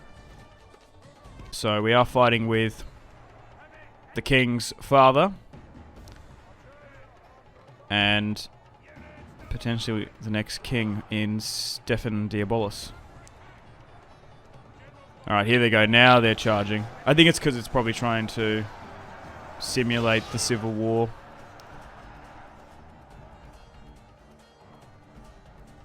And, like, for example, like, I guess if you make Henry the heir, I think maybe it works better family tree-wise. from a historical set. I'm sure there's an argument. Because you start off the game playing as King Henry. And Stefan Diabolus is the prince. Once the first King Henry dies, because he's quite old at the start of the game, the Gregory's son becomes king. So I guess it pings back, potentially. Unless I stuffed up. I'm pretty sure I selected the air thing properly. I do wish there was an ancillary that you could just give called the Air Crown mod. Like, you can't... That was such a good mod back in the day. I wonder if anyone still has that. That you can't directly choose who's the next heir, but you can choose the successor with the Air Crown. I think that's quite good. But family tree-wise, now that we're talking about it so much, we're not going to adopt anyone. The only way we can get some of those starting generals in is to marry them in, which I think is quite nice. They can have a blood tie.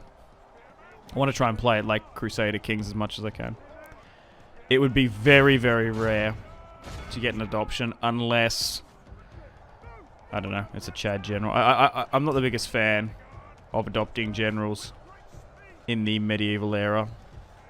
Rome, I can kind of get around it, because they didn't have... They weren't so, like, hell-bent on direct succession. Hell! Octavian was Caesar's nephew, after all. Okay, so we're starting to flank around here now with those units we put on the flanks.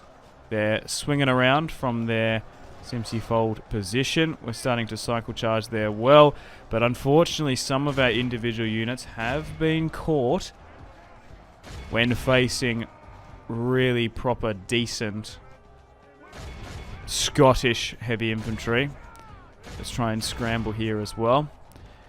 But I never said it was going to be easy conquering Scotland. I really quite like how slow and methodical you have to be with this mod. Like, this is absolutely going to halt us from completely wiping Scotland off the map. I like it. I like it a lot. It reminds me of DEI. Like, you've got to be super methodical about your units. You've got to be super careful who and where you recruit.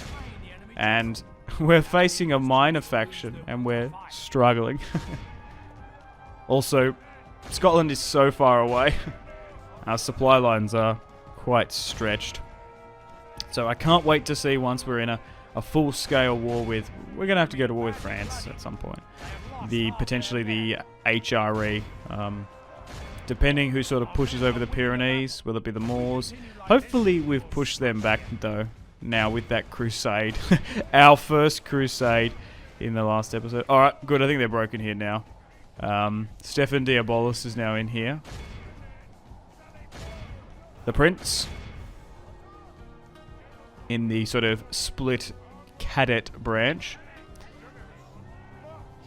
I don't know too much about William the Conqueror's sons. It wasn't my...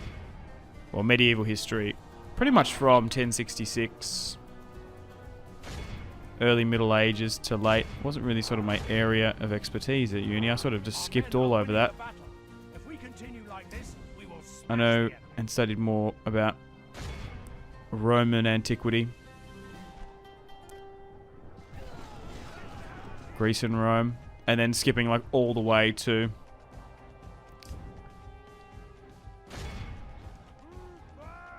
late 1800s.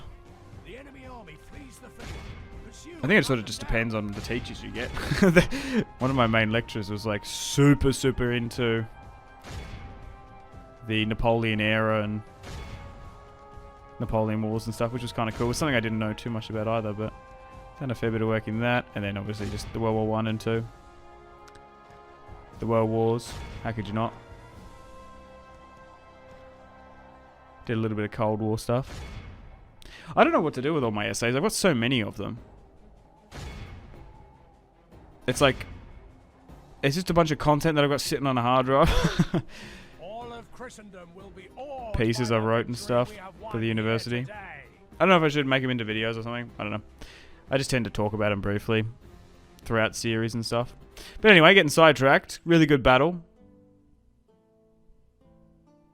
Against the Scots. Oh, 7,000 for a ransom. We'll accept that. Oh, they accepted. What? That's so much money. Oh, wow. Okay, and a fair few have fled. Let's quickly do a save. We don't want to have a game crash. Crikey. Alright, so let's sort of take a breather. So we do want to try and go for their last settlement. We've got a whopping 7,000 in the bank, but we did manage to let a couple hundred go. The thing is, you've got to be really careful about your reputation in this mod. Usually I would sack settlements for the additional money because population was so easy to farm in vanilla, but you don't want your reputation to sour. Now, after that fight, we will need some additional reinforcements just to push into that final settlement. We want to try and run them down, but we don't want to overextend ourselves as well. Reginald Cornwall, for example, I want to try and get him married into our family tree, along with De Mandeville. I think it's Mandeville. I think it's De Mandeville. Spies heading down to Morocco. Yes, because we want to try and get a ceasefire with the Moors. I have no ambition of being at war with them. I don't think they're going to send a Moorish armada north. We've still got our one piece of territory in Normandy, where we're holding such a strong military presence. Some of you guys were a little bit upset that I managed to give Castle Angers back to the French, but I think for an alliance it was more than definitely worth it. The thing is, having one unit there, essentially a stack split between two, I think it was putting the Normandy provinces at a massive disadvantage and very susceptible to any attack, not just from the French. Right, once again, we're still not going to adopt anyone, which will hinder us because we're not going to be able to put a bunch of generals into settlements and farm. Okay, here we go. So we've got Eustace Diabolus. He has now come in. He is one of Stefan's sons. So, looks like the Scots have moved an army here. Let's move you here. Okay, we're just trying to retrain at the moment because we've only got, well, we've got a full stack units-wise, but it is not healthy whatsoever. So he's quite young. Do I try and move him to Lincoln? He can probably govern from a settlement at some point. Alright, where were we? Oh, yep, back down in Spain. Let's negotiate with the Moors. Let's negotiate with the Moops. So, I would like some compensation. They're at war with so many factions. Like, is 3,000 a lot for ceasefire? Oh, okay. Well, that's a pretty far difference. I guess we'll just accept. I want peace, to be fair. Nice. That's done. Okay, so welcome to the top of the turn. Just made peace with the Moors. Now we need to push for this last Scottish settlement. So we're going to try and move our spy in. It does look like some of the forces actually moved back into the castle. Interesting. Okay. Well, let's mobilize north. And because we've moved our spy in, nice, we're not going to need to build siege equipment. Perfect. After leveling up early in the Scottish campaign. Alright, let's fight this one. Ooh, okay. We do outnumber them 2-1, but we're going to give future King Gregory... Well, he might not actually be the king, I don't know. We'll see. Because his son has kind of taken the title from him. The unofficial usurper. Alright, nothing too complicated here. Our infantry does look a little bit fragile, but thankfully our archers have opened the gates, so tactically these sieges have not been too difficult. Just need to try and push and storm on in. Now, I don't know if there's another settlement. I was saying it's Scotland last settlement. It might not be. Is Inverness? You'd think Inverness would be a castle. What would annoy me is if the Norwegians had it or something. So they might have more, or potentially they could even have Ireland. So we are going to rid them on like the core Scottish territory. Okay, so moving on up now. Infantry still quite battered, but man, I do love how costly military campaigns are. We are essentially going to be down to a half a stack full fighting force in this series. So we are going to be quite susceptible to attack. So I think the plan is still focusing on Scotland. Then we'll go to Ireland. And then we might look to expanding into Normandy and northern France. We'll see. There does seem to be quite a decent amount of rebel territory. At the start, at least. Even in vanilla medieval too. That territory around the Amsterdam, the Netherlands, Belgium region. Just depends who's moved on in there. I don't think there are any city-states there. But we're still working towards our main victory conditions of bringing the entirety of the United Kingdom under our control. And then taking our historic territory in Aquitaine.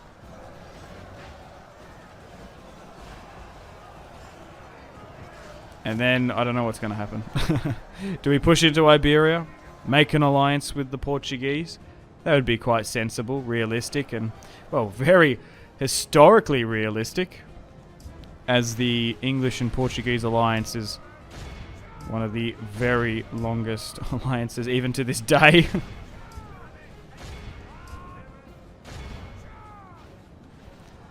Anglo-Lusitani relations. Hilarious. Alright, so our boys are slowly but surely flooding on into this Scottish castle. But man, oh man, this is going to be absolutely brutal. It hasn't been tactically too hard, but just like, jeez. The amount of soldiers we've lost is crazy. I've been noting my casualties in these battles. They have basically 3/4x'd compared to vanilla medieval, so you've got to be super careful. We haven't had any like huge catastrophic defeats. We've had a couple close narrow calls, but yikes. This is only against essentially rebel towns, which are quite good. I'm sure there's probably weaker rebel towns, probably in Eastern Europe, maybe in the Far East as well. I'd love to see how the other factions are doing, how the Romans, how the Italian states are doing. We could also maybe, if we get to a point, send off some expeditionary forces. You know what would be kind of cool? So obviously got the Kingdom of Jerusalem. Imagine if we were to form our own sort of Principality of Antioch or something. Send someone down there, maybe to Cyprus, and help out in the Holy Land. Set up a base of operations in and around the Levant, potentially. Who knows? Maybe once our family tree grows quite a bit. Because we're still trying to grow it. I want to at least get one family member in every single province at some point.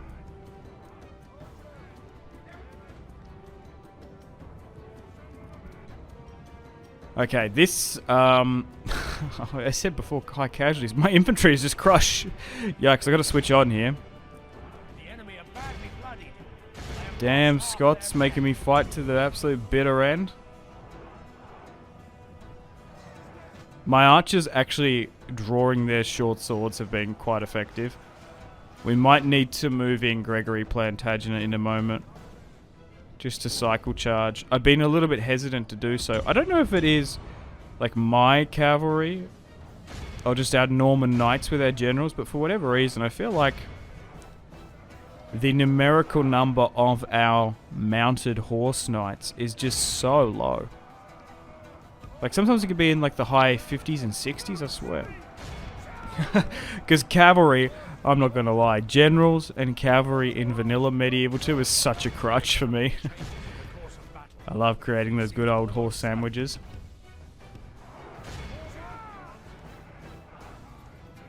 The cavalry is just so expensive. That's probably why our army's taking such a battering, because we are fighting with basic D tier, F tier units. Just your bare sergeants, your occasional boiled leather soldier. We're not fighting with proper professional soldiers. They just cost so much. We do not have the economy to fuel it.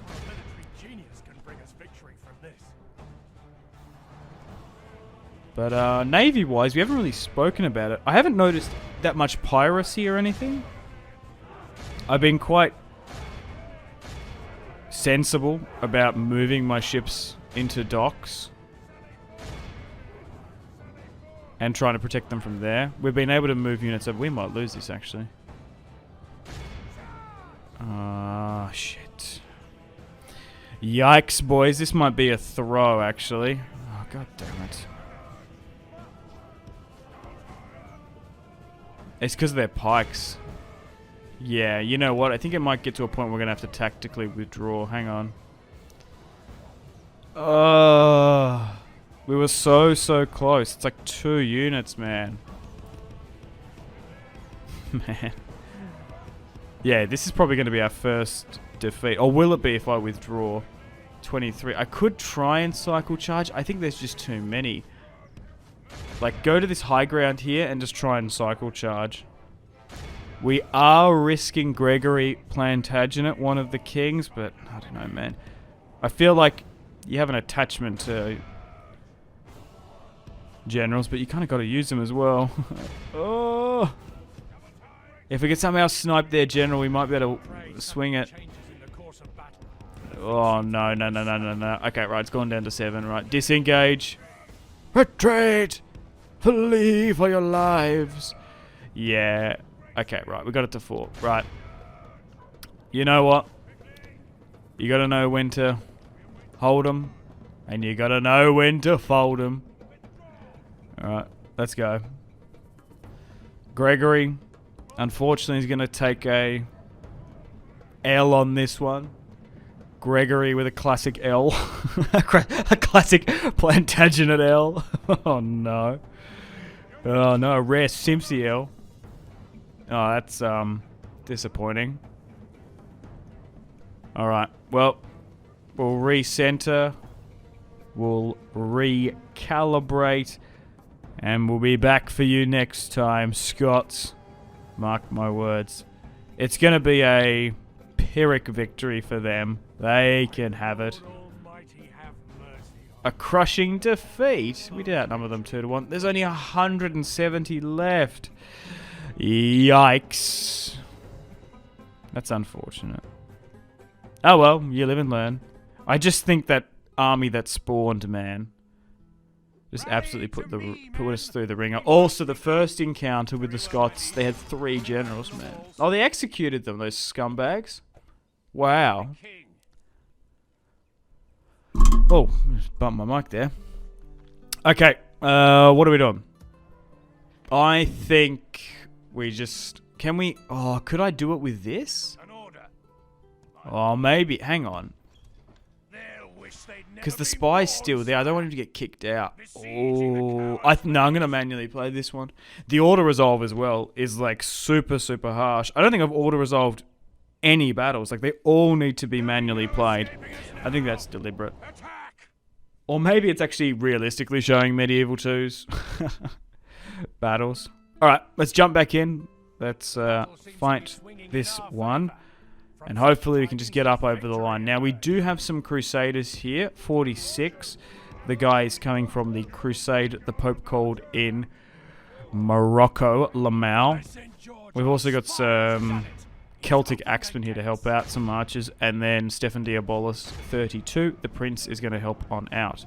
As Gregory Plantagenet and Stefan Diabolus, the 2 heads of their essentially respected family lines, are going to be the successful conquerors of Scotland, as what's his face of Gold, was it Robert of Gloucester? Is now the Prince of Wales. He got that little fiefdom and fiefdom for his own. Alright. So it looks a lot better on the campaign map. It's battle map. It's swung a bit compared to the campaign. Alright, just need to get over the line. Man, we've had like 3 battles here today.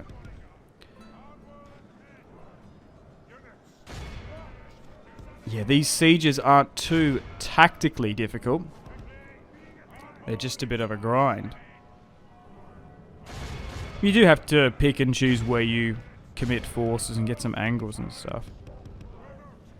But hopefully, here today, this is the last we'll see of the Scots on our island. And then we've got no factions to threaten us. Alright, can we... Oh, we can initiate the countdown. Oh, there's a unit there. Maybe if we charge it, it might be okay. Nice. We got him. We got their general. Oh god, I did panic a little bit. Hopefully that should change the tide.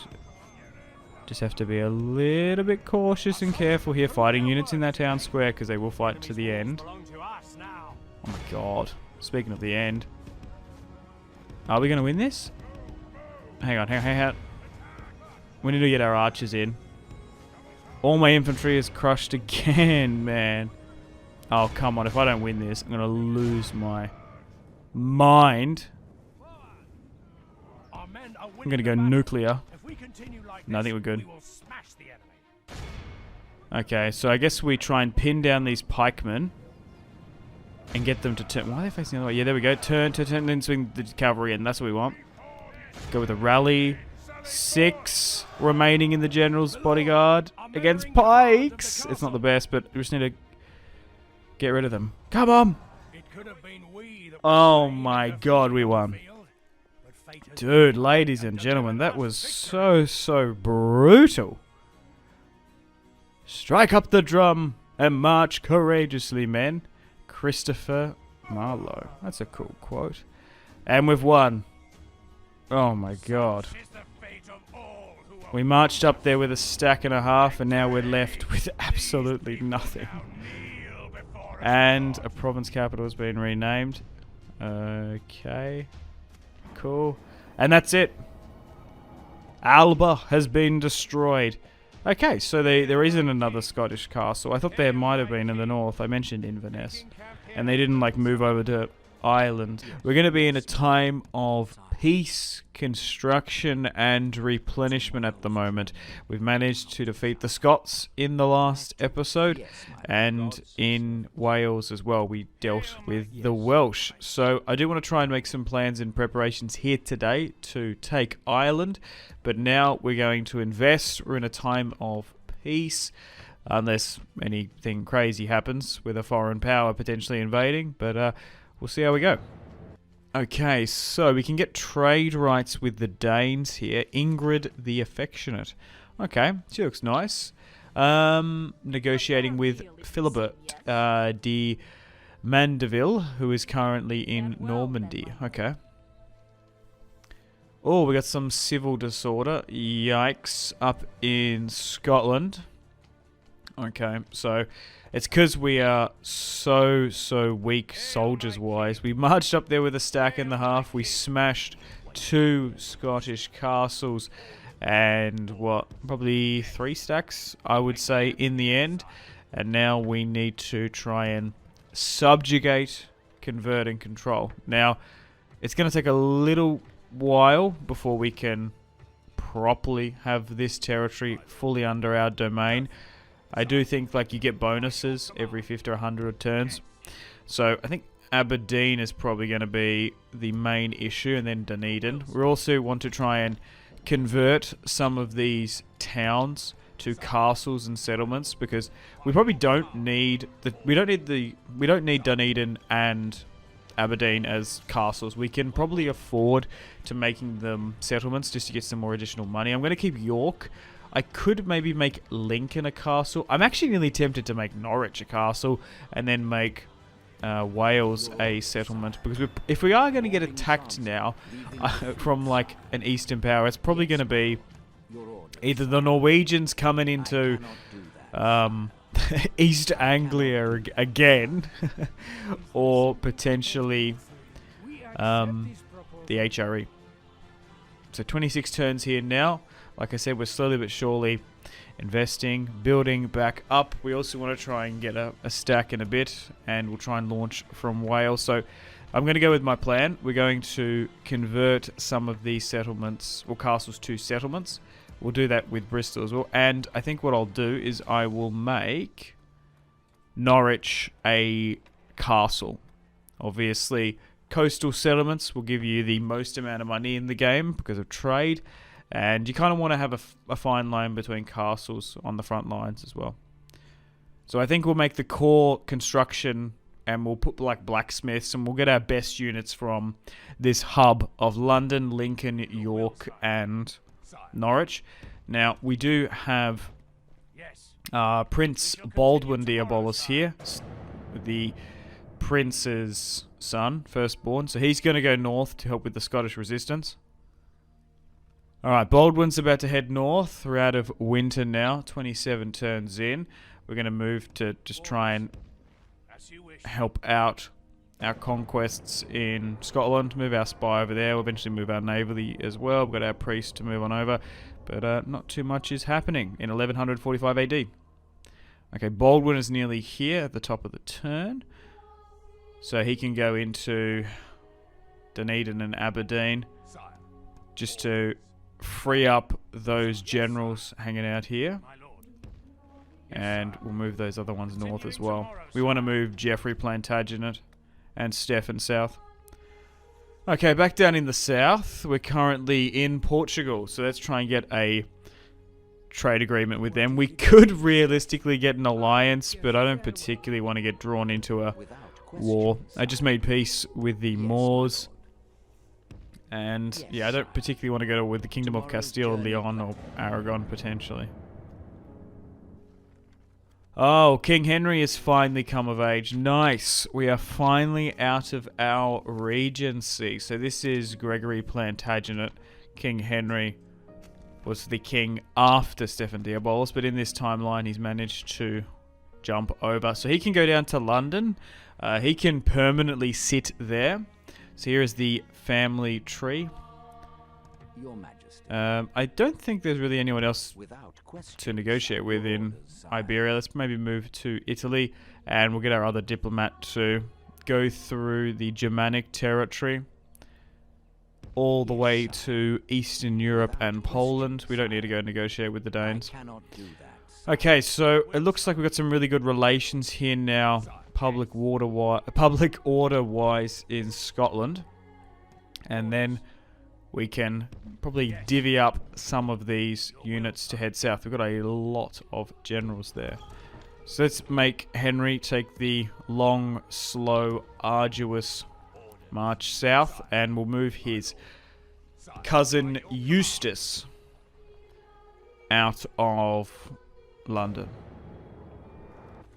Okay, so we can marry off King Henry to Maria. We do have to pay a dowry in this game. It's usually about 1,000 or so. I'm nearly tempted to accept this, but the thing is, we could try and find a princess for him, but then we might get a claim on foreign territory. They might get a claim on us. Oh, the Pope's died. Oh, wow. Ooh. I couldn't... Well, we don't have a candidate. That's a shame. We can vote for Denmark, France, or Holy Roman Empire. I think we'll go with France. We'll vote with our ally. Oh, they won anyway. But yeah, you can obviously ask the other cardinals to vote for you if you pay them off, which is quite funny. Oh no! Robert of Gloucester has died. The first Prince of Wales. So his title is now up for grabs. King Henry is 14. He does have a sister and a brother, Edmund Plantagenet. And Stephen Diabolus is still currently the prince. Yeah, why did it skip Gregory? I don't know why. Strange.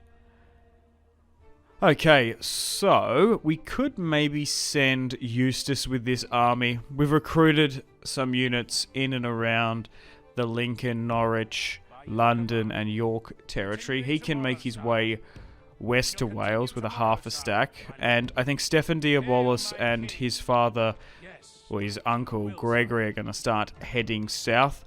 I might even keep Prince Stephen here because he's quite old. Oh, a suitable prince, Randolph of Worcester. The affectionate. Oh, 14. Okay. Oh, maybe one of the young princesses come of age. Oh, wow, look at her. She's fantastic. 9 charm. Henry is getting some traits now, sitting in London. Yes, my lord. Very nice.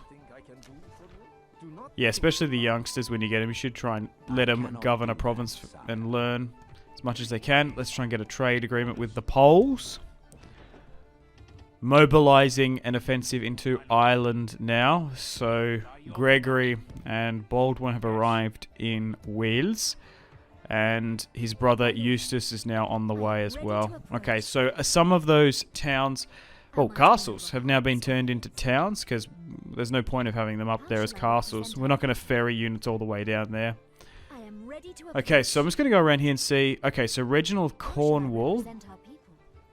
Okay, because I want to try and marry my princesses into my random starting generals, if we can sort of keep them around rather than adopting them. So Reginald of Cornwall has been governing Bristol for the entirety of this 32 campaign. So he's a potential candidate, or we might go with de Mandeville, potentially. I'll have to see. Okay, so I think we've probably got enough military forces to go over to Ireland. They shouldn't be anywhere near as hard as the Welsh. They won't have their own longbowmen. Maybe even some of the rebel Scots as well. So what I'll do is I'll just start off by moving all my best top tier high quality units to the fleet off the coast. And then we'll chuck a general in. I think we'll go with Gregory. 35. The king that never was. So we'll move him over. It's a shame there's no port in Wales. Okay, so let's start off the siege in Dublin. Now, I don't know how many settlements there is. Oh, okay. So they've got a large force, but it doesn't seem to be too crazy. Okay, and then we'll move everyone in here. I suppose we move Baldwin in support, and I think maybe what we should do is give his brother Eustace the governorship in Wales. Or maybe I should just move him over to help, because we don't seem to have an issue. Alright, we have a merchants guild we can get in Rouen. We can get that in Normandy. Let's go with this. Edward has now come of age. Nice. As Stefan can be a governor now. He's 50.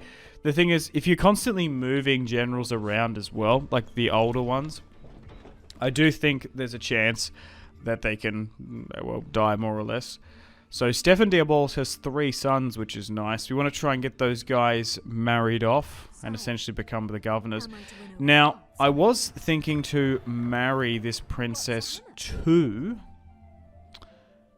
Reginald of Cornwall, but I'm actually going to move him to Normandy to marry Philip de Mandeville, he is 67, but I think he's still probably got like 4 years before he's probably going to die. But I want to try and keep some of these generals' dynasty alive. So we are sacrificing a potential high quality princess, but it is not a part of the main royal line. So, a little bit of an oof because of her age. And he's 67. But, it will be fine. It will do. Right, let's continue to siege at Dublin and move the diplomats. Alright, welcome to the top of the turn. The princess should be able to land in Normandy. So, I think it was Robert of Gloucester. Unfortunately, he died, so we couldn't marry her in. So, let's marry this off. Oh, damn. Not this turn, next turn. Okay. Alright, back in Dublin. We're going to fight this one against the Irish. Let's see if they're lucky this time around, eh? Okay, so slightly in our favour. We do outnumber them quite significantly, 3-1. But let's play this one upon the battlefield. Here we go. To whom God will, there will be victory. Shakespeare, King Henry VI. Nice. Okay. Alright. Not the most high quality built up castle. Definitely fought in harder back on the mainland. But if we're successful here today, we're going to be able to have the entirety of the United Kingdom under our control. Then we can reorganize once again, rally up, and start moving into the European continent. But so far, definitely would recommend to you guys, if you're learning SSHIP, play as England. It's a really... It's essentially the best way to describe the England early campaign is a tutorial island. There's a faction you have to deal with, for example, so that can be a little bit tricky. But you learn how to deal against a strong rebel force in Wales. You learn the spawning mechanics. I do quite like the... I didn't notice this when I first started playing, that there's constant pop-ups, usually 2-3 of them every single turn.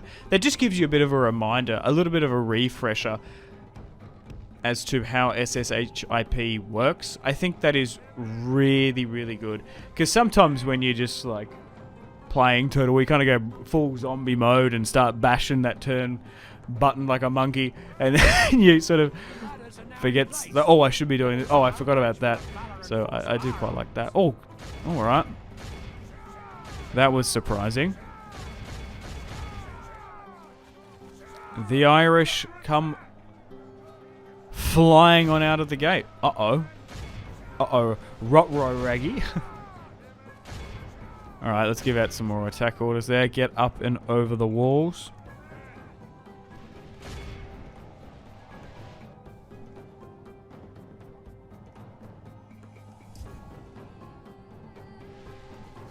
It's actually quite a shrewd play to do that. Our men are winning the battle. If we continue like this, As it stops the battering ram going up. Archer's getting some shots up and over the top. Okay, this siege is going much better, but we still might lose a decent amount of casualties. We're still, at the end of the day, there's only like one unit, like that Norman Spear unit that's like a properly decent unit. they have lost half their men. Man, you just lose so many casualties on the harder difficulty. It's so costly. I kind of like it. You do have to burn like after a conquest 5-10 turns.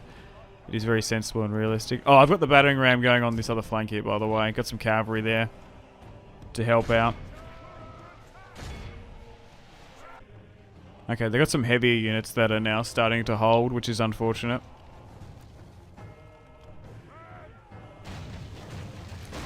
Okay, once we get that gate open, we can swing around with our cavalry.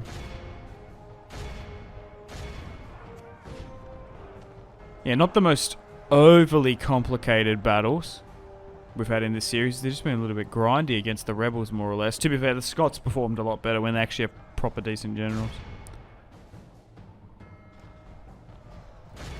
I just feel like they're more cohesive when they've got multiple armies. Although this guy in here is an alright general. Alright, nice, we've initiated the countdown. They're going to swing back. Let's try and cycle charge them on in. And Gregory Plantagenet should have another central country under his control. Having a decent reign. The father of the king. It was Robert of Gloucester, our best general, who unfortunately didn't leave any heirs. He conquered Wales, showing Gregory the ropes, I suppose. Went on to conquer Scotland and Ireland in this series. Kind of nice. Not too much longer now. Alright, so we had a little bit of time to convalesce. 10 turns or so since that conquest. Yeah, so you do have to take little breathers in this campaign. I really like the pacing of it. It's nice. Like, we're only 30 turns in, but I feel like we've done so much. He has granted us victory. Okay, so we're probably going to have to deal with some Irish resistance at some point, which is kind of, well, annoying. But we will want to try and move some of these armies back. It's not the most valuable territory to govern. Oh, I actually can get all the way back here. Nice. Well, let's send them to London, because we can probably move... essentially move them to Normandy.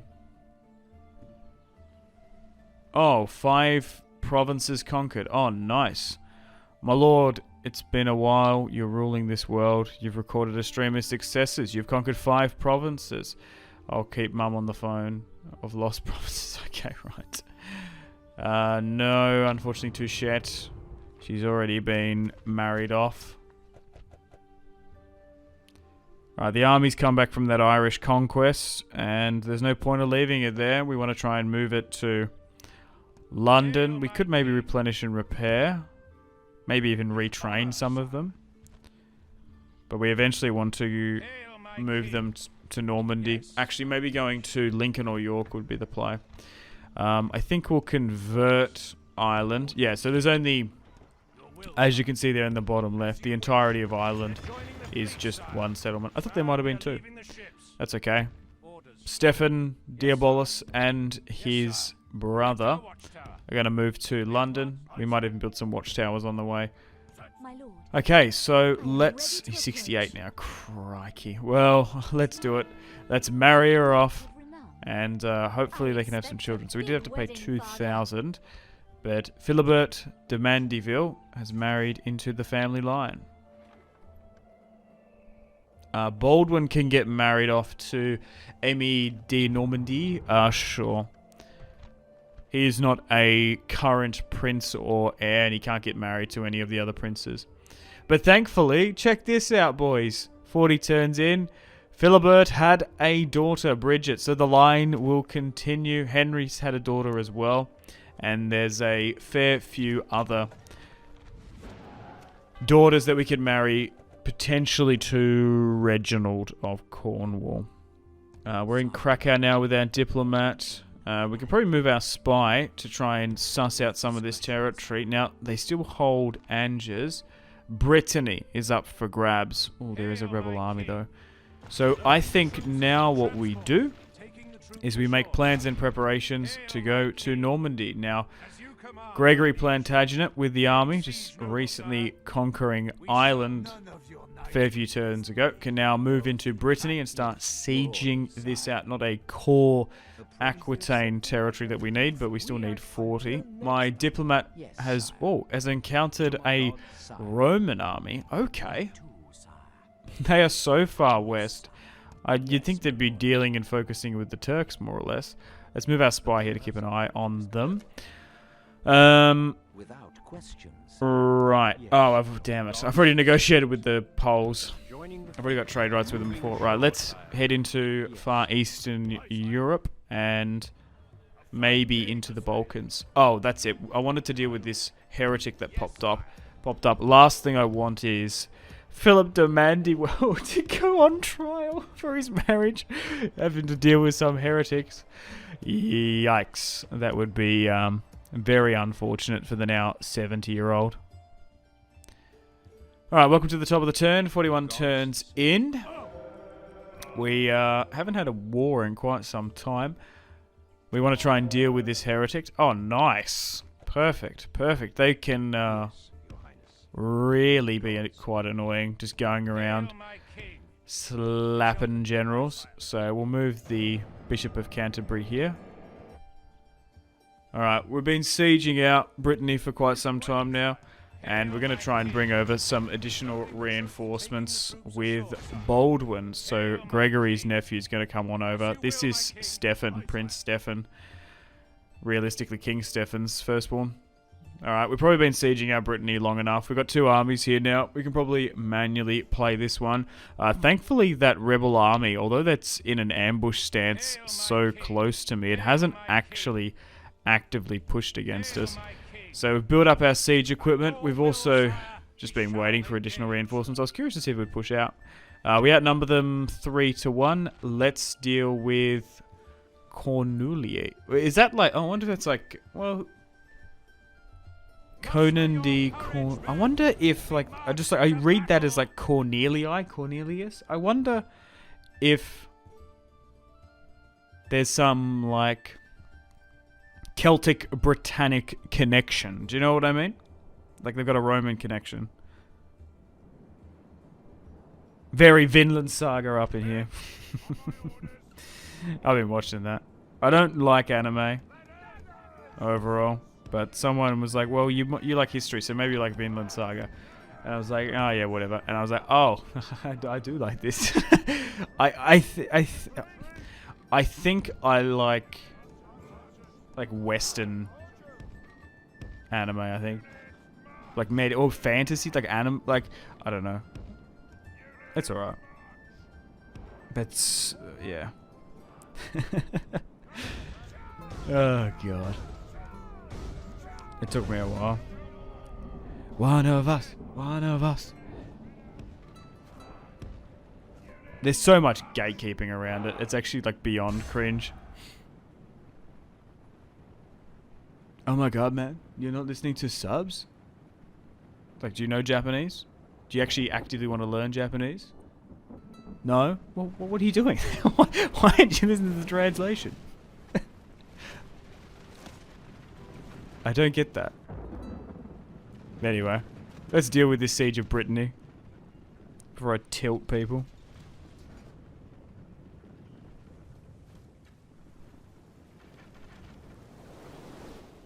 Now, how will Brittany perform?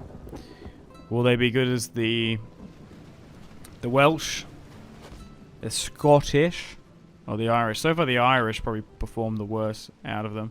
It is pouring down with rain, so it will make that arrow fire slightly ineffective, particularly with those flammable rounds, now really non-existent.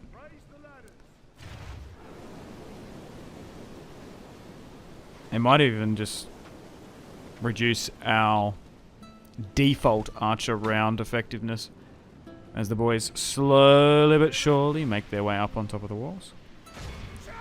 And we'll march into Brittany. I think what we'll do now that we've got our armies replenished and repaired, I think we want to just try and go around and pick up as many northern French territory, particularly rebels, and funnily enough, just try and box them in. I don't know how aggressive France have been. From what I've been seeing, they haven't actually been at war with any major factions, so I don't know what the hell they've been doing. I do think making that alliance super early on was incredibly shrewd for us, getting them off our back. But we'll try and take as much rebel territory as we can. We might need to... honestly, right, do you know what the play might be? If that Belgian territory is still up for grabs, if we can trade that for some of that core Aquitaine territory, I might do it. I don't think we're strong enough at a stage to go to war with France. Also, it depends what we're considering France. How far have they expanded? Do they have Marseille? Do they have Toulouse?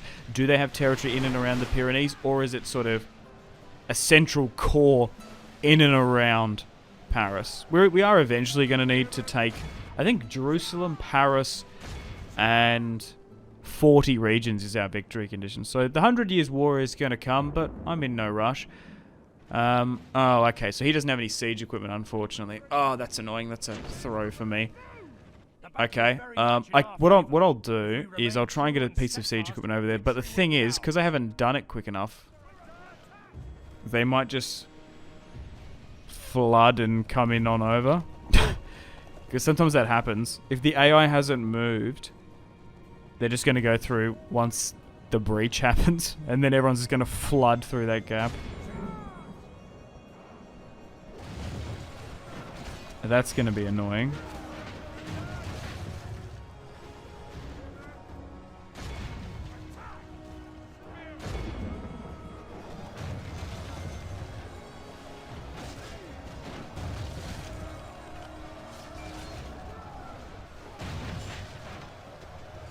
Alright, 83% before we move on in. But really this campaign and mod is going to be tested when we start fighting some major powers. Because what I've actually played for. This is episode 4. I usually do like an hour or so in a session, so I've probably been doing a 4 or 5 hour campaign. Like, we only just took, stabilized, replenished, recruited, and got the entirety of the United Kingdom under our control within like 40 turns. Whoever recommended me that it was going to take roughly around about 30, 40, 50 turns, pat yourself on the back because you were spot on the money. I don't think it's as slow as DEI to take territory, but it's definitely up there.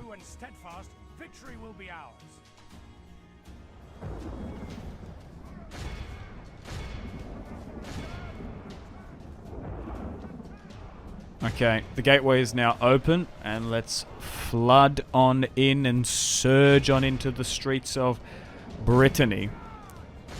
Hopefully the Celtic inhabitants won't be too pissed off. I wonder if there was, like, Welsh soldiers probably fleeing here. Probably did. But this will be a good territory for us, bringing in Brittany under the control of the English crown. Speaking of the crown, I still technically think we are uncrowned because we haven't got our cord territory. There's still plenty of historical buildings as well we need.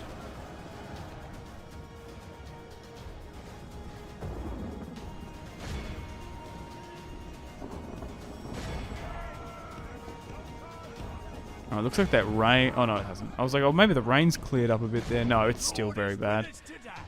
Oh my god. I don't know where we would be without our carry in this series, which has been the English archers. Dude, my infantry is absolutely melting away.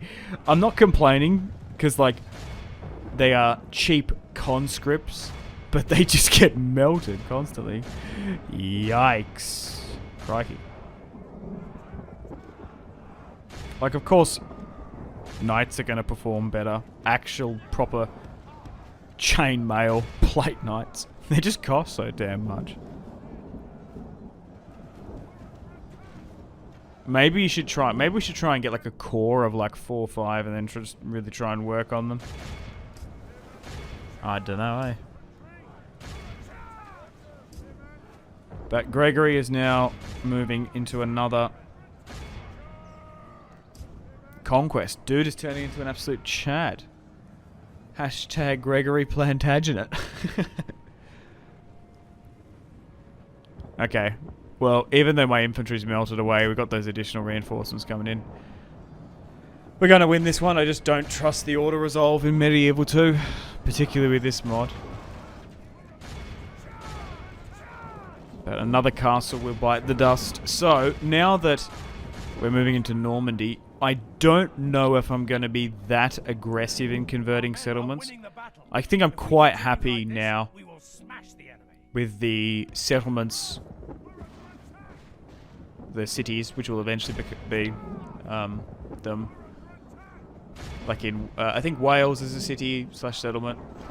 Ireland's fine, Scotland, and then we'll have like the core English territories, proper castles. I think Normandy is technically a city, but it probably could have been a castle. Also, let me know in the comments, do you think my alliance in giving up Angers was a mistake? How aggressive are France? I just don't know now, because we've been such loyal allies with them. Also, we've still got that alliance with the Pope. Nice. We just got rid of Conan. Conan the Barbarian, he's now dead. Oh, what was happening over here? Oh god, I had that. Everyone's already over here. Took them, I should have done it earlier. That's a misplay by me. There's a couple times I've forgotten that my secondary army doesn't have siege equipment. But it's alright. Alright, slowly but surely surging through the city streets of Brittany. And then the British will now have, well, Brittany under their control. How fitting.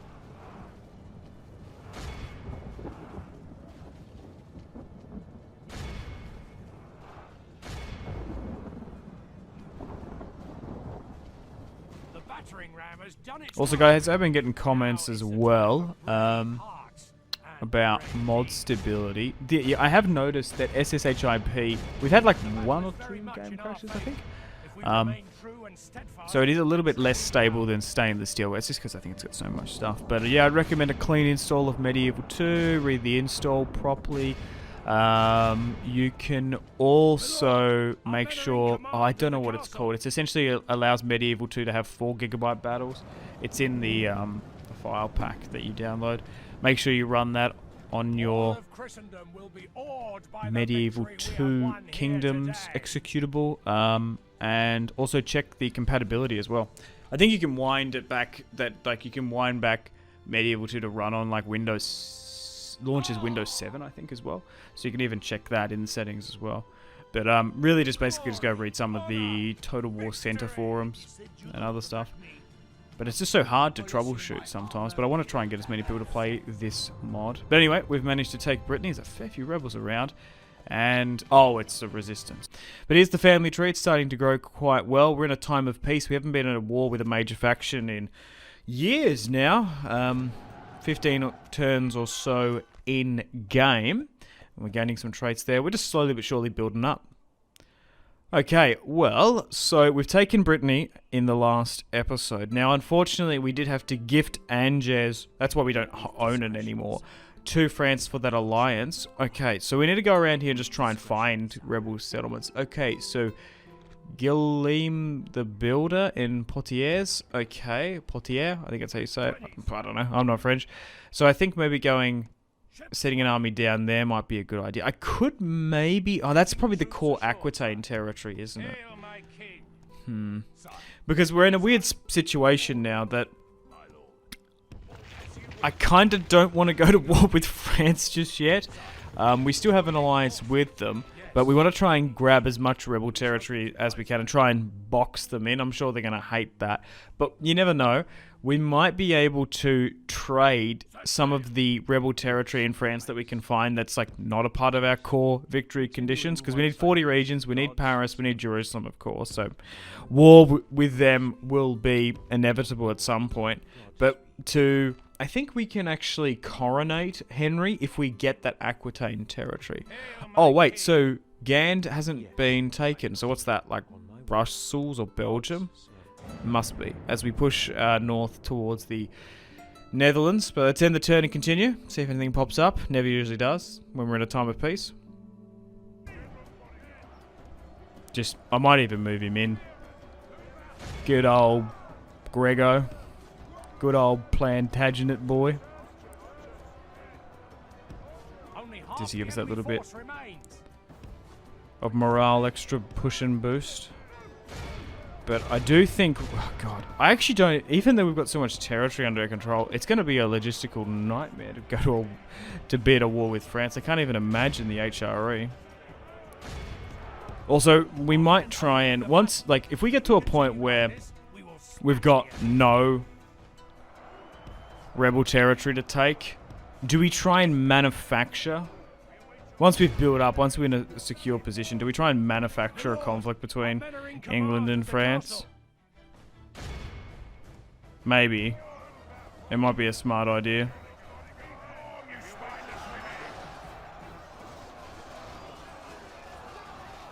Or alternatively, we could maybe...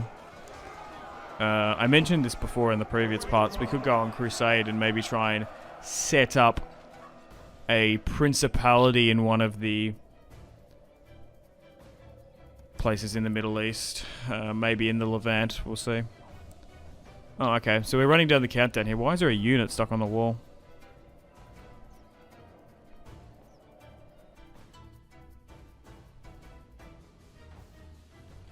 Alright. Good win, but once again, a lot of casualties. I just feel like you can't really avoid it in these sieges in this game. They're just so thick and bloody. Oh, you gotta be kidding me! Well, unfortunately we had a game crash. My lord, our courage and honor have conquered.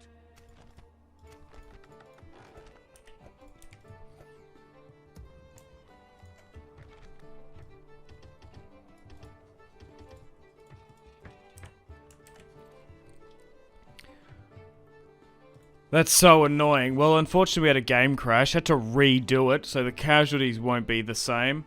But we're going to be able to take the castle now. Oh, God, I hate that. Especially after the battle. I don't know what it is. Is it something to do when it's like 6 times speed and then it ends? Is that... I feel like that could be it as well. I feel like some of the battles that I'm really got the 6 times speed on maybe does it. Sire, Ugh, I am that's so ready to annoying. approach.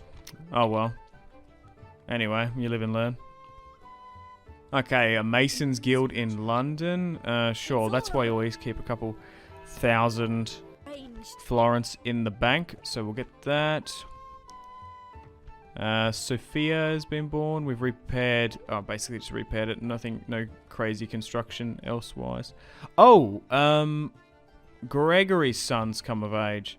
Demandeville's still of age. So we'll get a daughter, sorry. We'll get her to marry Reginald, who's 48. So it's been 10 turns since that last marriage.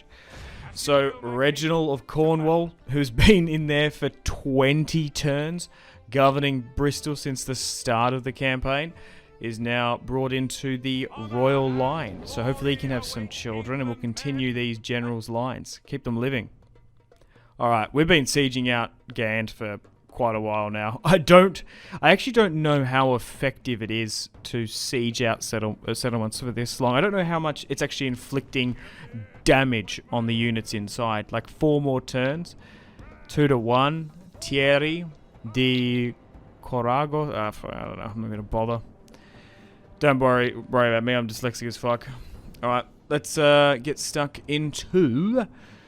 What are these? These are Belgians. They're probably Flemish, technically.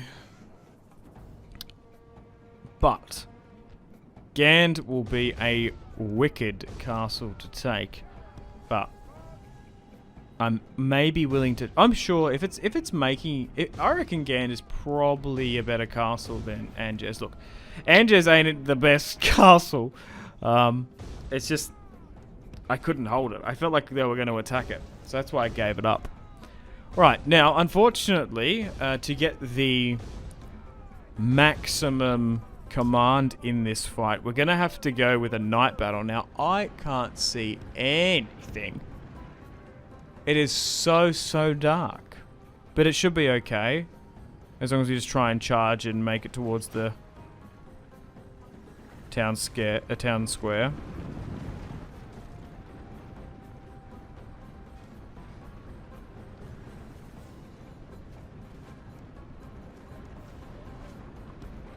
Okay. Now, Our men have reached the walls with their ladders. this settlement can be a little bit sketchy, being a huge city, because of just the massive arrow towers. Hopefully they just don't target and crush my siege towers. This is the first time we've actually deployed a bunch of siege towers. Like, every single unit has one. To be fair, looking at this army build, it's actually, like, perfect for this settlement. It's a newly recruited one from Normandy and southern England. For example, we have been relying on mostly archer supremacy. This one actually has 3 units of Norman sergeants. We've got the various axemen and spearmen, but we are a little bit more spear heavy in this one.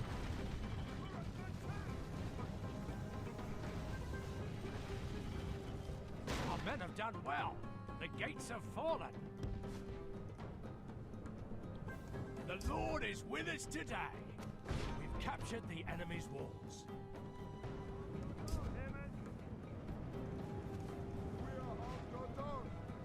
Okay.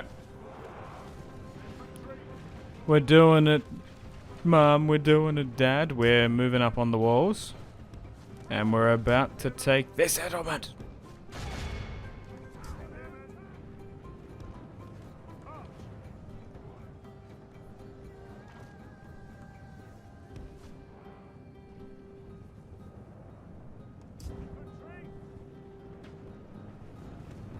I can't see shit. I can't see. So dark. Baldwin Diabolus. Rocking with the night vision.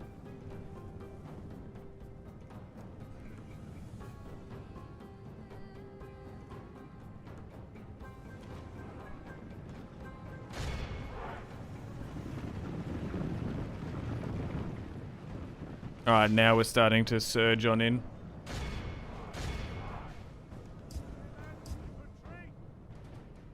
Hopefully we don't lose too many. This seems like it's the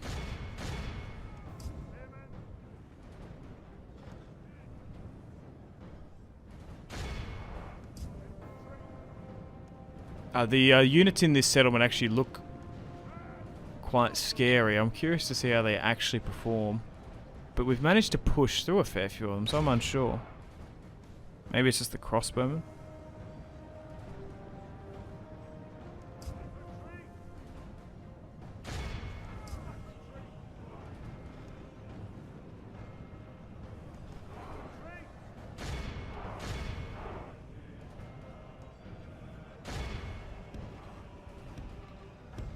Okay.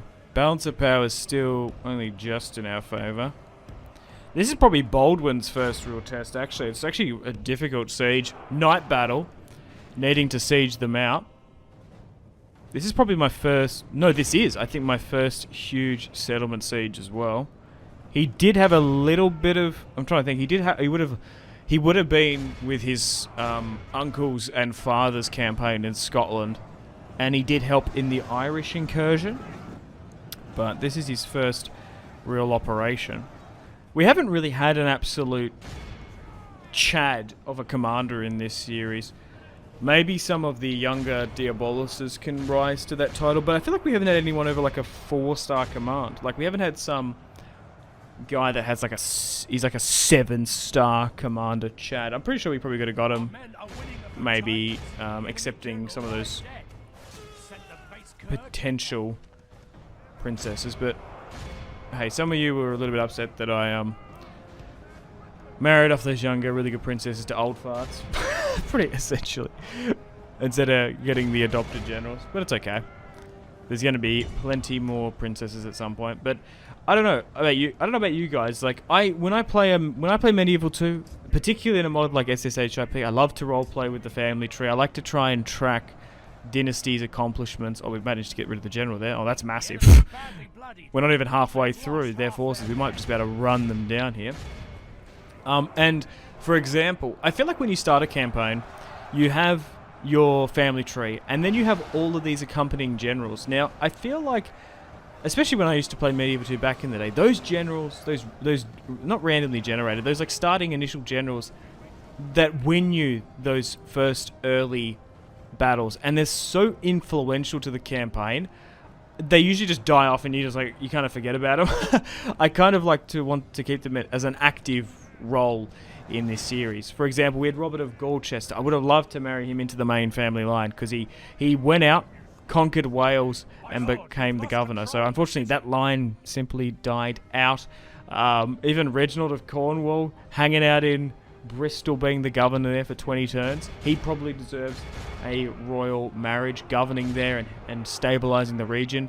Philibert de Mandeville obviously being the defender, the staunch defender of Normandy, while King Henry was able to essentially operate from London and dictate the campaign to conquer the entirety of Britain. Someone had to stay there and keep the French at bay and act as a deterrence into Normandy, so maybe he does deserve a royal marriage. So those guys, not the most active military commanders as Robert was, but hey, those lines will live on, because there's going to be a point where there's not going to be essentially any generals to marry directly into with princesses, so we're just going to have those marriage proposals anyway. Oh wow, 99%. We're seeing it for you. Nice. Very, very nice. And then that's another settlement. Alright, we'll scout ahead and try and find some more. But we might just want to try and hold and bunker in from these positions. We'll see. We'll see how we go, eh? Now, I'm curious to see if we're going to get... basically push back here or attack, because we are rapidly expanding now. We've gobbled up 3 settlements in quite quick succession. We'll see.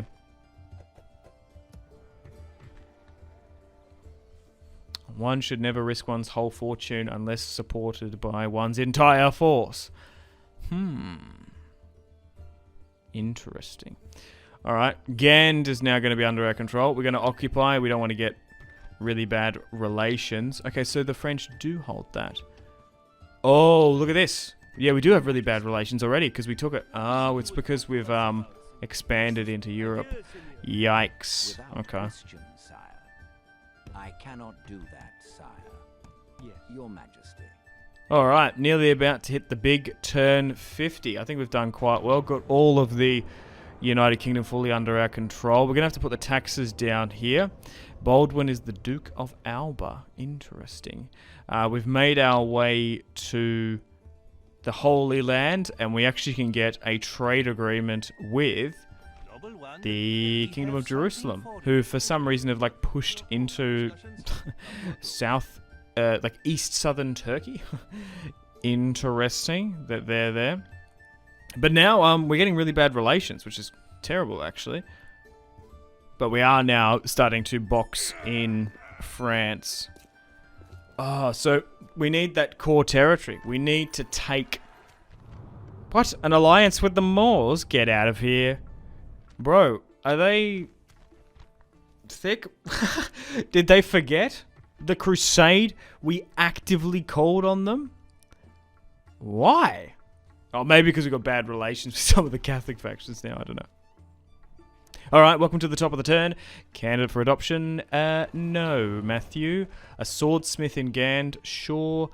Time for battle? Rah. Oh, no. Philibert de Mandewell died. Oh, at least he left a daughter who's now 5. Well, the line will continue. So we did marry them. He did get married when he was 68. But he still managed to have kids. That's alright. Well, you never know. Well, I guess we'll find out if it's, well, his or hers. Who knows? You know what I mean? Alrighty. Turn 50. So basically here now in Western France, there's not really anywhere else we can go. I'm going to keep some spies on the border. I guess Jeffrey Plantagenet. I was saying Gregory. Jeffrey Plantagenet. Greg, Jeff, whatever your name is. G-Dog, Big G. Oh, God. He's going to sit there. He's only 43. He's still pretty young. Baldwin can sit there. He's now 30. And we want to try and basically hold these positions, defend it from any attack, and replenish and repair from those losses. I've also moved Prince Stefan to Norwich. He's going to rule from there. Oh, actually, no. Oh, what I'll do... Because he was in Scotland. I moved him to Norwich. Let's move him to Normandy because Philibert just died. Oh, that'd be perfect. And he can sit there as well. And we'll slowly but surely start building up some armies. If I can get like 3 full stacks in that northern France belt now that we occupy, and then like basically focus on construction back in Great Britain, that's the play, I think. Because I do feel like these external territories are a little bit risky just yet at the moment. Alright, welcome to the top of the turn. Let's have a look at our agents. Now, I forgot about my merchant. I didn't touch this. We're getting like 600 per turn. I think that was set by default. We're encountering some of the Baltic states now. I might move one of my spies around, yes, but I might actually move one of my diplomats eventually back. We also have a decent amount of treasury. We're starting to make like heaps of money on this European continent just because we've got so much money. So I'm going to go around here and actually just try and spend some of this money. Landowners guards. It's probably not a bad idea. Maybe like blacksmiths and stuff. Some of the other territory. Let's build this to get some good public growth and happiness. Oh, it also enables the recruitment of spies. Oh, York can't construct anything. That's annoying. Edward is currently north. So after those short wars against those rebels, we are now replenishing and repairing. Because recruitment takes so long, we need to rebuild those forces adequately. Okay. Nice. So martial law in Aberdeen, in Dublin is no more. Right, so we need to... Man, that was so long ago. It was a couple years that we took that, but we are still now just trying to bring those territories properly and fully into the English fold. No wars have really popped up here. We're also putting a bunch of money into construction. Here is the family tree. The Diabolus line is growing quite nicely. King Henry is called the Usurper now. I don't necessarily know why that's changed. Okay, he's now 26. His father, Geoffrey the Righteous, is 45. Wait, opposes the usurper.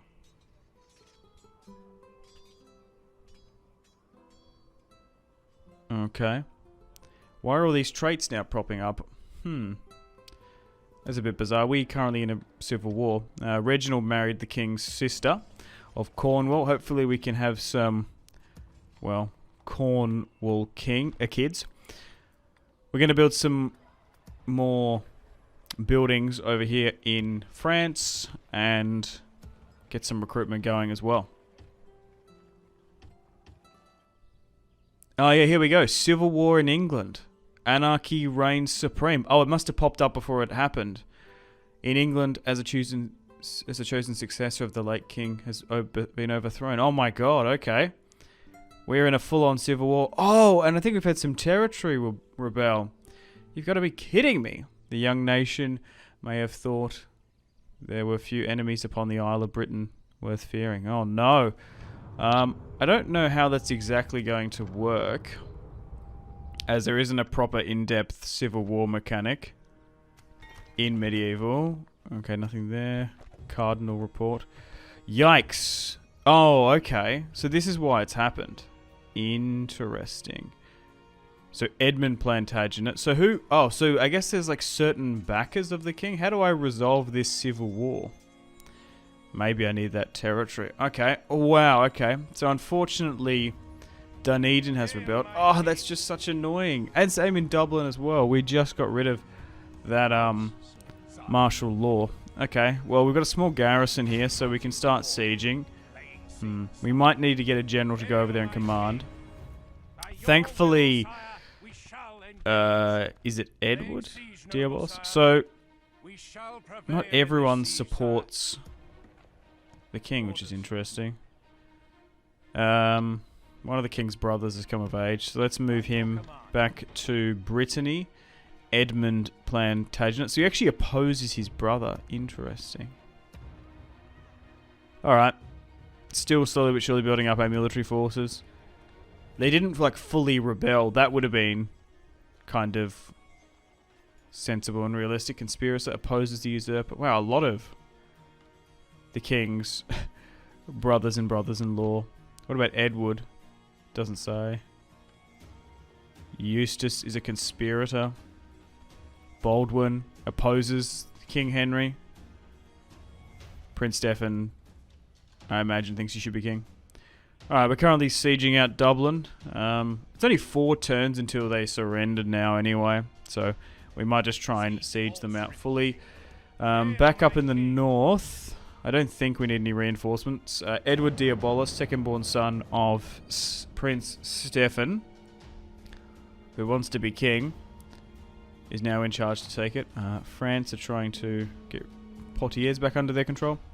Alright, welcome to the top of the turn. I think, even though it's 3 turns until surrender, we're probably going to have to play this one. 500 inside. We do outnumber them slightly, but seeing as they don't have a general, we should be okay. Alright, back on the fields of Scotland again.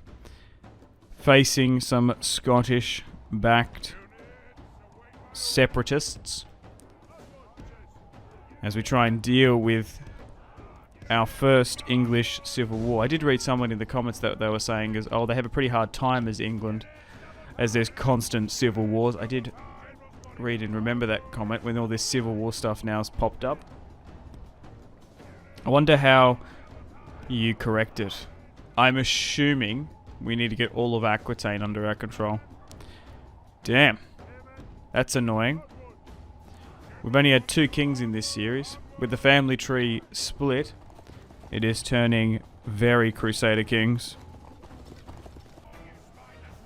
Forward French territory. I was putting so much of my construction funds into England because it's pretty hard for an enemy faction to penetrate deep into the UK and England. Like, I don't think York's going to get attacked anytime soon. Or hell, even Lincoln. We've got a really nice buffer zone separated by a sea in northern France now. Alright, just need to wait just a little bit longer. And we'll have Dunedin back under our control. Nice. By God's will, we have triumphed. Oh my god. Bless me. That was out of nowhere. Oh, that's annoying that they're unhappy. Because I can't sack or execute. I'm just going to have to occupy. Some of that infantry isn't the best. We might have to ferry more soldiers up potentially. Oh, actually, you know what? I could get some mercenaries for the time being. Okay. I'm going to move you back to England, Edmund. Now, what is the best place for you to go? Probably Lincoln. I only really want generals with active armies in France because it's still a little bit dangerous having heaps of family members on the continent. Alright, still building up our military position in Gand. It's just a little bit exposed. Where are our diplomats? Actually, you know what? I got an idea. I found this French diplomat here as I was moving my diplomat back. Maybe I'll try and get some relations with them, because we're actually, like, not the best. I just want to try and increase my relations, because they have soured over recent years. I am willing to give them Gand for Angers back, because I need that settlement to hit my victory conditions, or otherwise we're just going to have to take it by force. Military access, we'll give them Gand, they'll trade us Angers, and we'll give them like 2,000. What are they going to say? Nah, they're not interested. Damn. We've been allies with them for like 53 turns. Oh my god, our relationship's even soured to so-so. Because we are building up here. There's no more rebel territory for me to take here. Maybe like in the Netherlands, but then we're very much overextending, I think. Edmund, now moving back to Lincoln, has managed to court one of the Lincoln noblewomen, Evangelista Frampton. Sure, let's marry him off.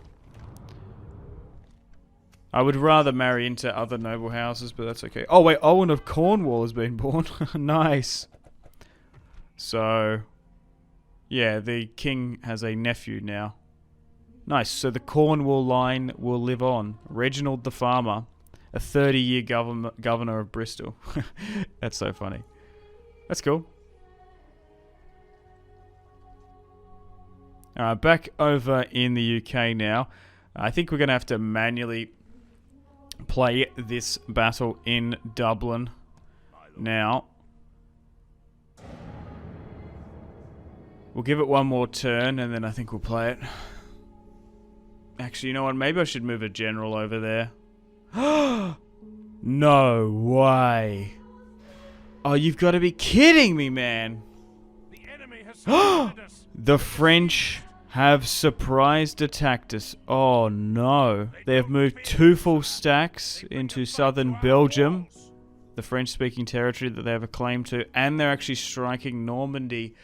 Yikes. We're in a full-blown civil war, and the French are going to take advantage. Oh wow, this is massive. Maybe negotiating with them wasn't the best idea. And now we're getting attacked during the end turn phase. Oh, we might not be able to get a general over there then. Well, we're going to have to manually fight this one. Whoa, 4 units of archers. That's annoying. And then we're going to have to deal with the consequences of what the French have done. As if they've done that. As if they've backstabbed me and surprise attacked me. Luckily, I have so many military forces over there in France. Like, we just didn't need them. But is it justified? We have kind of penned them on in. I was willing to negotiate, but I guess looking diplomatically in the grand scheme of things, fighting a defensive alliance is probably more acceptable. Ooh, this is going to be tough. I don't know if we can win this. It's just going to take our best unit infrastructure and recruitment is actually back in England. We're going to have to ferry it on over to northern France. Oh, this is going to be so tough. Particularly, we're in a full-blown civil war. Oh my god, did we just get rid of the general there? What the hell? Yikes.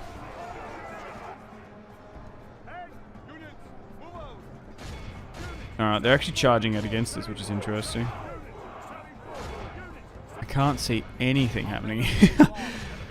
Right, well, how are we going to deal with the French situation? Now, I can just sort of have a think and a breather. We should be able to win this. Once we've stabilized Ireland. And Scotland. The thing is, we've got to be careful because we don't want to be doing too many offensive actions. Because the other factions already hate us. Maybe we expanded too quickly. Maybe that's what it is. I feel like we're only taking rebel territory, though. Maybe it's inevitable. Man, I was willing to negotiate with them as well. Well, now we have an opportunity to retake our old castle in Angers back. The only problem is Spain on the border. We do need Bordeaux at some point, so we might have to take it by force.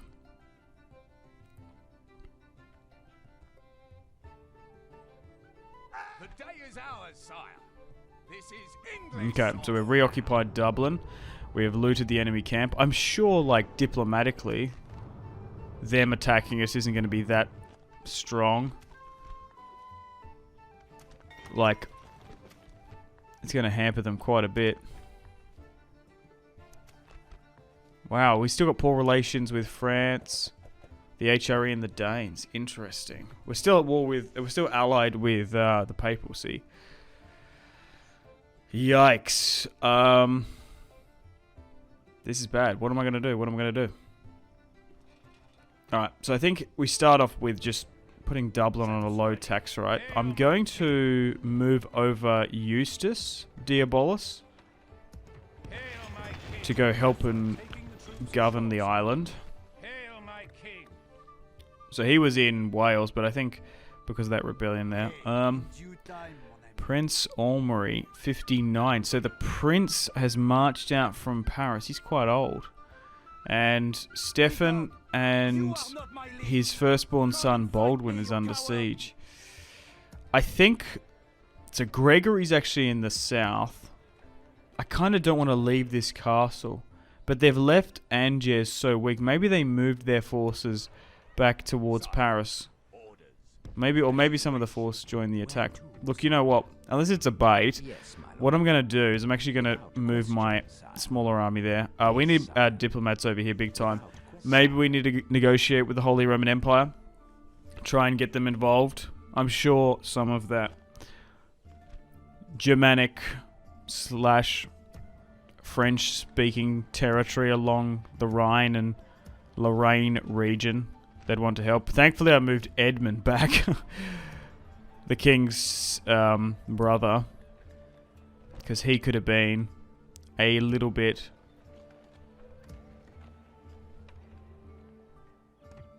dead if he stayed in France. Oh, God, as if they did that. I'm surprised that they backstabbed me.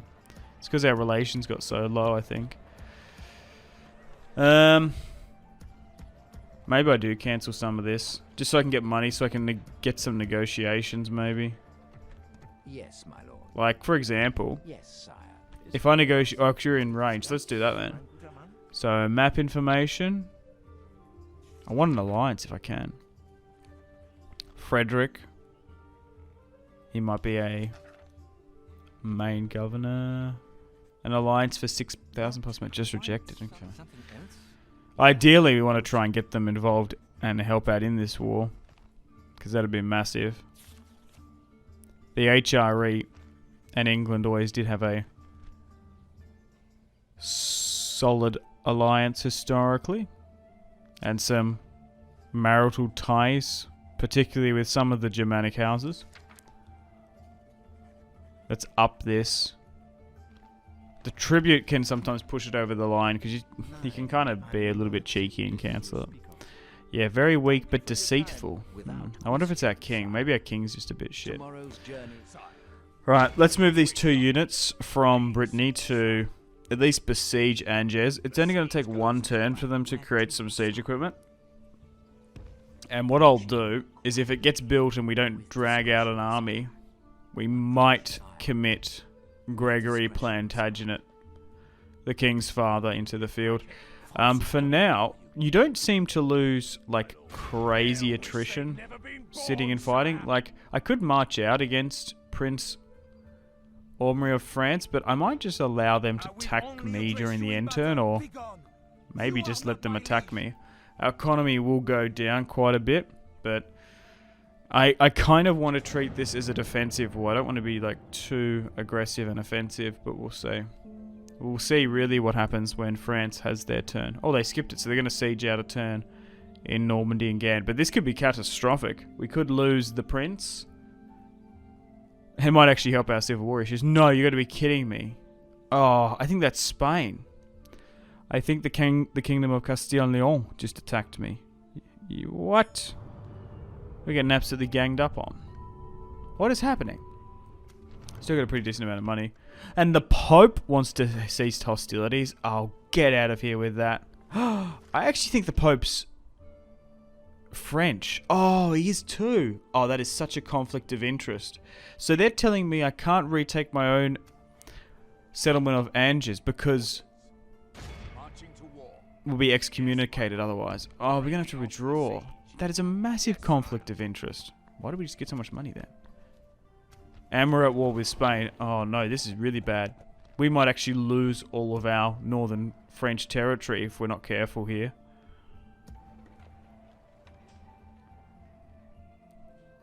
So, Angers can't get taken. We have to wait 7 turns before we can't even do any offensive action anyway. Yeah, we need to get the HRE involved. I cannot do that, sire. Because they are so close. I guess we just got to keep ending the turn. Recruiting and repairing, and just wait until the French attack, and we just react from that. Alright, so they're going to attack Normandy. Oh wow, this is make or break. The Battle of the Princes. The Marshal, the Duke of Orleans, 59 years of age. Wants to eventually be king someday. 1-1, we outnumber them. Here we go. Massive battle here today.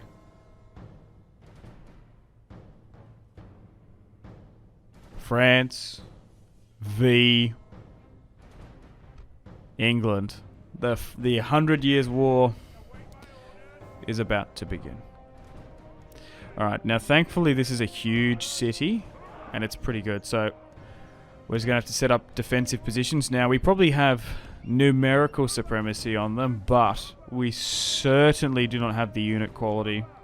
They have far better and numerous mounted swordsmen, all plated up in armor and boiled leathers. Yeah, they actually have like proper knights. Yikes. But guess what? That's not going to do much about the vast amount of arrow towers and archers we have. Oh, that's what I'm talking about. This is why the SSHIP mod is so sensible and historically realistic. We took all of the UK, brought it under our control. We pushed into northern France. I think it's because we took so much of their bordering territory. We extended our border so much and moved so many forces on there. They kind of felt pinned and boxed in. I'm surprised they didn't actually take Brittany or Gand or even Poitiers. I don't know what they were sort of doing. Maybe, to be fair, they could have a massive eastern French kingdom. Like, they could be pretty far into northern Italy or I don't know, southern France. That would be my guess. Unless they just like threw. Yeah, look at this. They have a bunch of light men-at-arms. They look so good. The Axe Militia we should be able to deal with. Ooh, I don't know if I'm going to be able to win this one. This is going to be so close. But here we go. This could be make or break. It's a pretty solid strategy. I haven't played a defensive medieval siege in so long. I love it that the AI took the initiative to do a surprise attack. It's not going to be too popular within Christendom. They do risk excommunication in doing this, but they do have the ear of the Pope if they are successful. I can't believe that is so funny. That's actually so realistic that a French Pope gets voted in. 2 of our settlements are under siege. Right, okay, we're going to go take a castle. And the Pope goes, no, you can't take that castle. And it's like, well, we need that. It's a military objective for us. But they say no. So, I don't know. We basically can only fight defensively. But then we might be able to sue for peace. So, we might need to move the archers off these walls as well. We'll let them get some shots, but if they start getting engaged into melee combat, it might be sensible just to move them. My lord, the enemy are battering down the gates. Man, we are not favoured to win this one whatsoever. But here they come. The French are now surging on over. But if we lose Normandy here, not only do we lose a potential king in Stefan Diabolos, but we also lose our largest, our strongest, our 56 turn castle that we've been holding and developing. God knows what the French are going to do with them. And it divides the kingdom up. Like, it actually might be a point... I don't know, do we move back? Do we retreat? This is like a flashpoint in the campaign. If we can win these battles, we might be able to stay in France a little bit longer. If we lose, this could set us back to England. And then we have to go back over here and fight. Ugh, that's why I was so open to actually give up Gand. Because those far... western French territory, in and around that Brittany and Poitiers region, and kind of there's like 4 settlements in quite a condensed fashion. Like over here, protecting Gand is just like so far away. Also, we haven't even calculated what the damn French are gonna do. The Spanish are gonna do. I can't believe that. I think we'll focus on the French, but I guess we could move into Bordeaux now. I can't believe they took that. The Spanish. Always looking to capitalize on a crisis. Jeez. Okay. It's a little bit hard to see who's exactly winning here. Particularly with the balance of power not changing.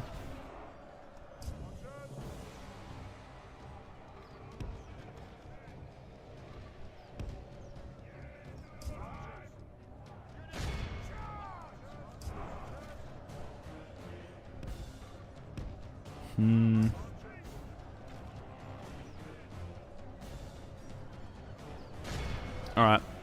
Now that I pulled the archers off the walls, it's actually better to just try and hit this cluster and those units on the walls. We can get a really good angle. Alright, this is what we want. This is good. We're doing a lot better on some portion of the walls. We should have a bonus fighting. But in the gateway, surrounding them with spears from multiple angles, multiple vectors of attack. Our men are winning the battle. If we continue like this, we will smash. Should be able to pin them down. I just hope they throw in their jet. They are throwing everyone through that gateway. Ugh. And the French prince is leading from the front. No, we're doing it. Yes, I can see the balance of power changing. This is our home. Normandy is our land. Get out of here. Bro, I love the stakes though. 2 princes from 2 respected dynasties. Hell, probably cousins.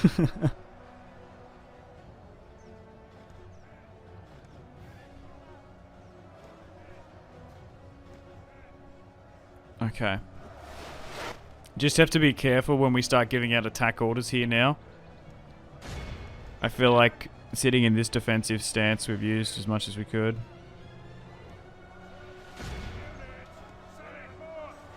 Our men are winning the battle.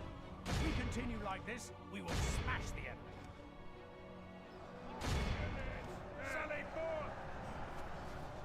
Okay, we still haven't got rid of the prince. Where is he? Now we've got a massive opportunity to deal with. If we win, I think we're going to win this now. I can't see them coming back from this, even though we're pretty exhausted. 47-63, and there's mass routes happening on several sections of the wall and the main gateway. The amount of people we're going to capture, what do we do? We can't release them. We're going to have to try and ransom them, but they might not be able to afford them. We'll see. Nice. There we go. We got him. I'm pretty sure it was him. Yes. Prince Omri is no more. We've managed to throw back the first French attack. And hopefully it's the first of many more to come. Oh my god. This is going to be a Pyrrhic victory. We'll continue and try and run down as many of them as we can. But Stefan Diabolos, the Crown Prince, a man who thinks he should be king, has now defended Normandy valiantly, as the king sits back in England. It nearly is like a split between two factions, but these two families.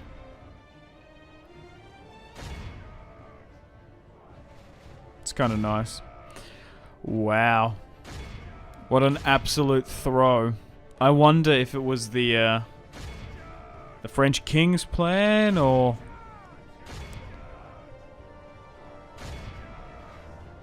the princes. But this is a catastrophic defeat for the French. One full stack down. One more to go in the active field. There might be another one somewhere else that I can't see in the fog of war. We've got roughly the same territory as them, so I'm sure they've probably got a similar army size.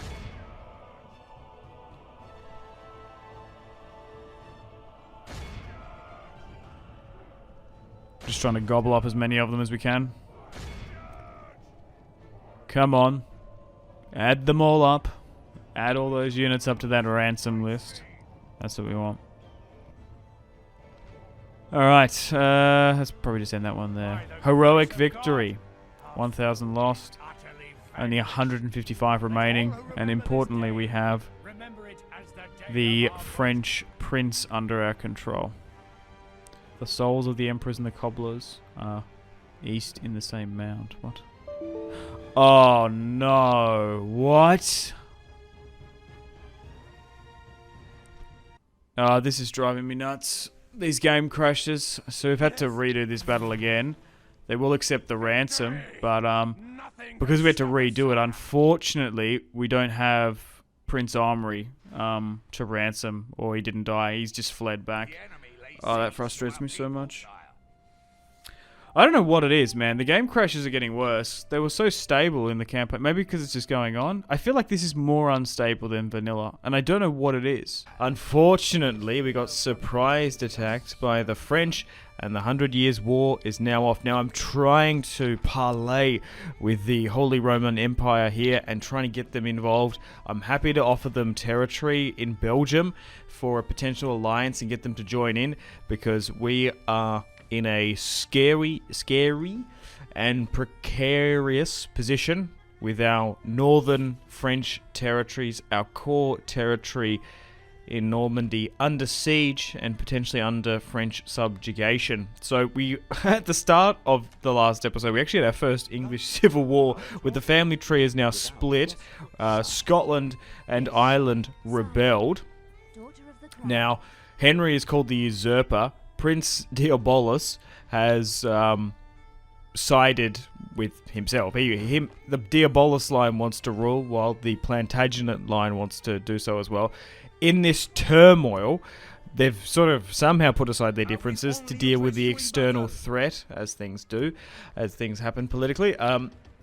And we have to deal with the French. Now, Prince Stefan got attacked at Normandy. He threw back the French prince. His son, King Baldwin, is currently at Gand and is under threat by the French again.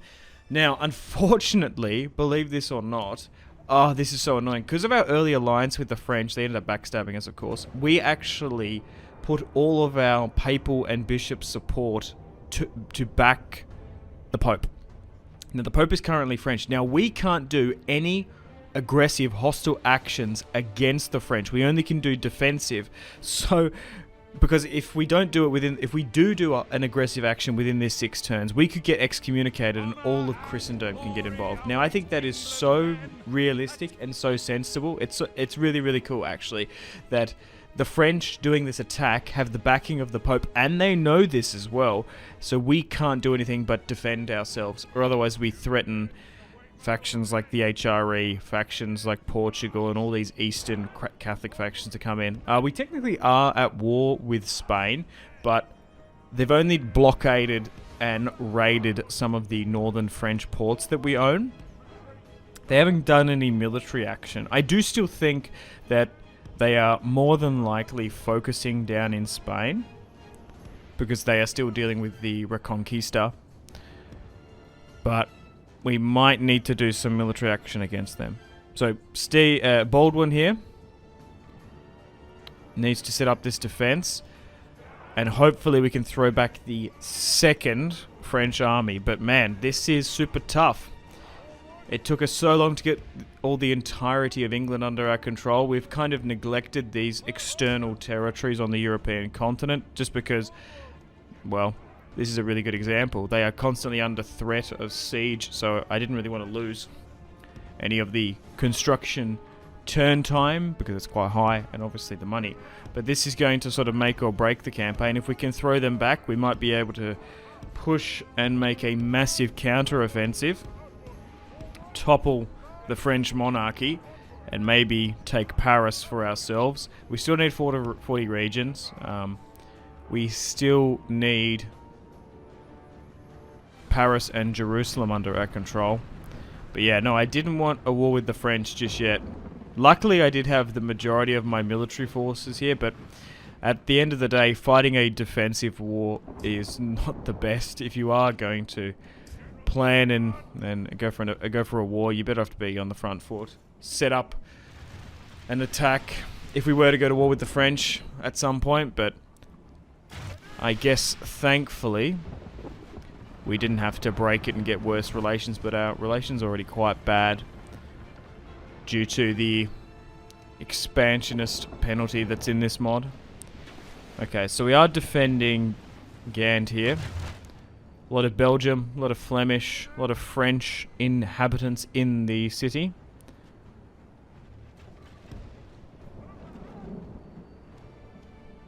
And I'm sure the French will want to claim and take it. I am surprised that they pushed for here and didn't, like, push further south. It's sort of annoying as well. I was happy to give Gand to the HRE for an alliance and for them to join in. But the Diabolus line could have actually ended the main line if...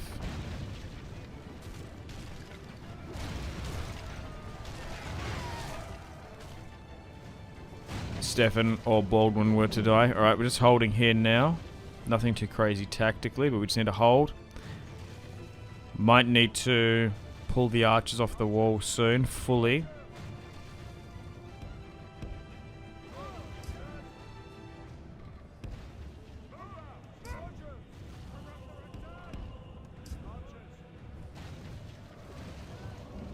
It's good to have them on the walls for the first initial moments of the siege until the siege equipment actually gets up there. There's no point of having them on the walls if they get initiated into melee combat and have to draw their swords and battle it out and slug it out in melee.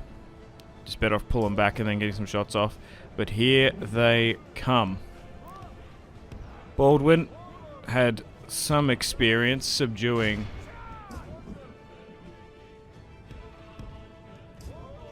Celtic rebels, you could put it. Learned a lot from his father, but this is his first time actually facing proper, trained, and equipped European knights. French European knights, as a matter of fact. Now, this is not the faction heir that we're facing at the end of the day.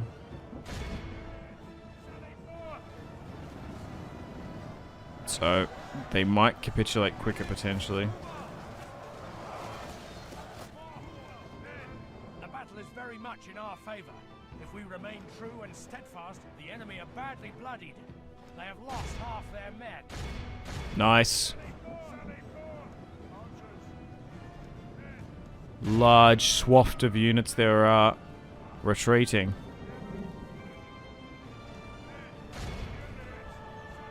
Bro, this is so intense.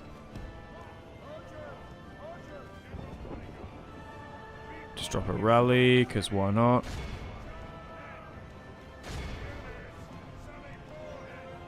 The enemy general flees like our men have captured the enemy general. Nice. Alright, they've capitulated. We killed the enemy captain, Gilbert. Alright. Now we haven't fully won just yet, because there are some units still holding. Oh no, we got them now. Alright, let's just try and run down as many of them as we can.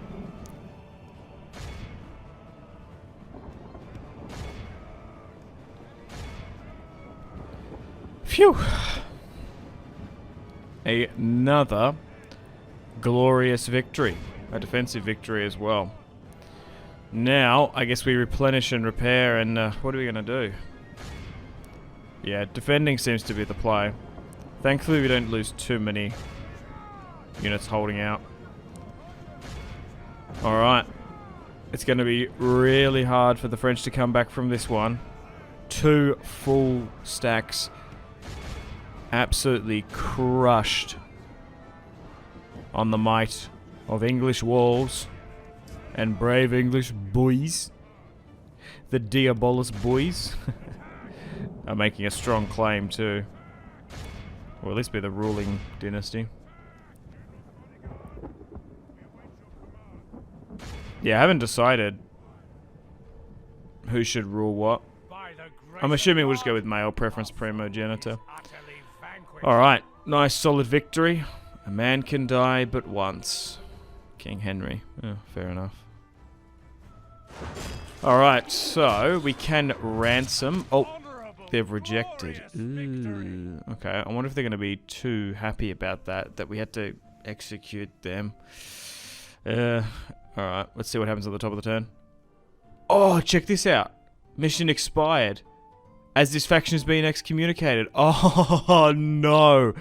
Oh, wow. That is so politically fascinating. So if the... Oh, we got a good marriage there, potentially. So if they succeeded, the Pope would have backed them. But now as France has failed catastrophically, they've been excommunicated and been thrown under the bus as the other Catholic factions can't support an offensive war. Oh, now we've got free reign. Gregory of Kent, 18. He's got some good traits. He's ugly there. But she's only 1 heart, so that's probably as best as she's going to get. So we'll accept that. We'll pay the dowry. So Gregory of Kent. Oh, we've got to move him to well, Norwich. We should move him over to that eastern side of England. He can govern from there. That'd be quite fitting. Okay, well, that is so fortunate. So now that we have essentially free reign to do offensive actions, we're about to go to town. Let's go nuclear. Let's try and make sure France never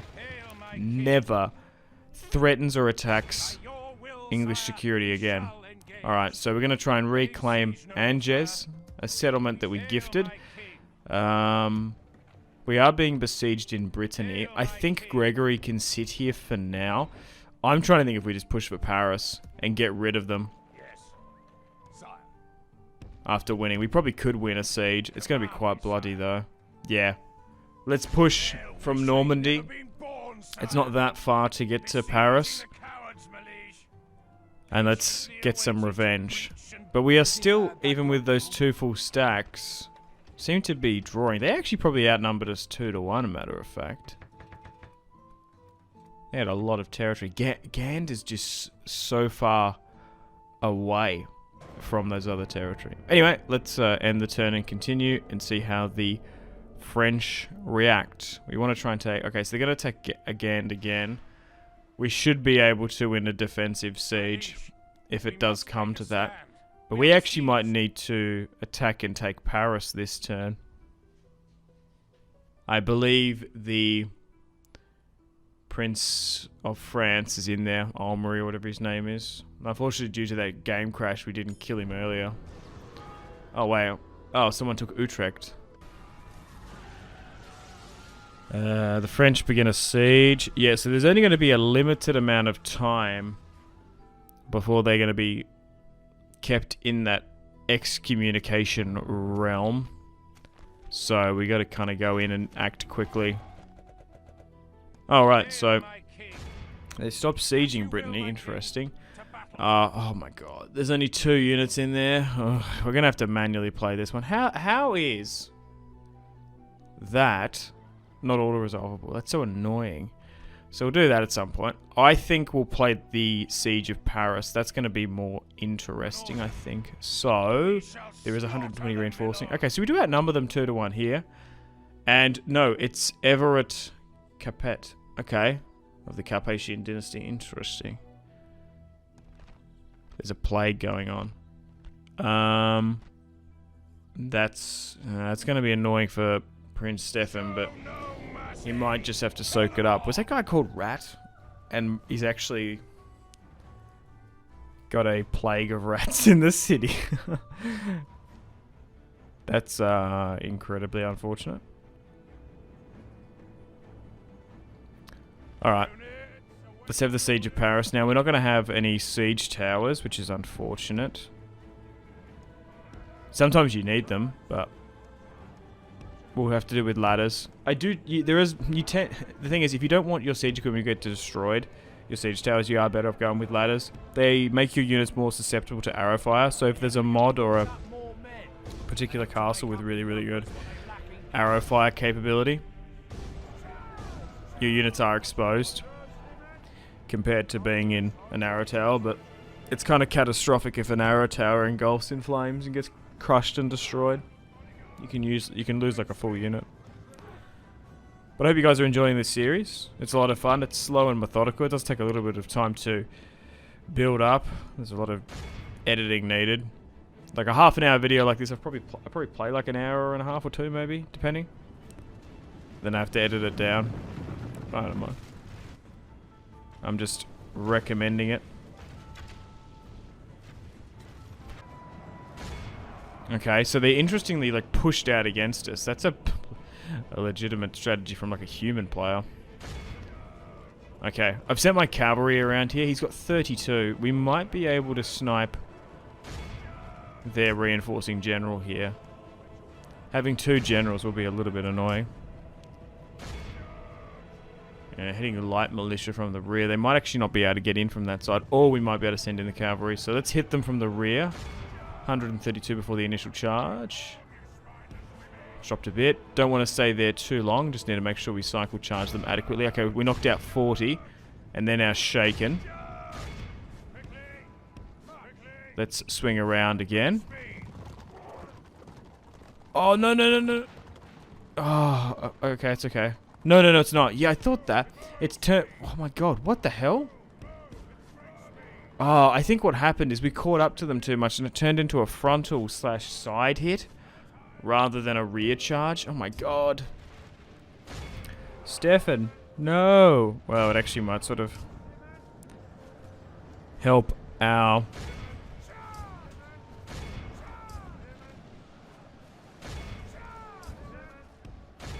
bipartisan bloody family tree. It's split at the moment.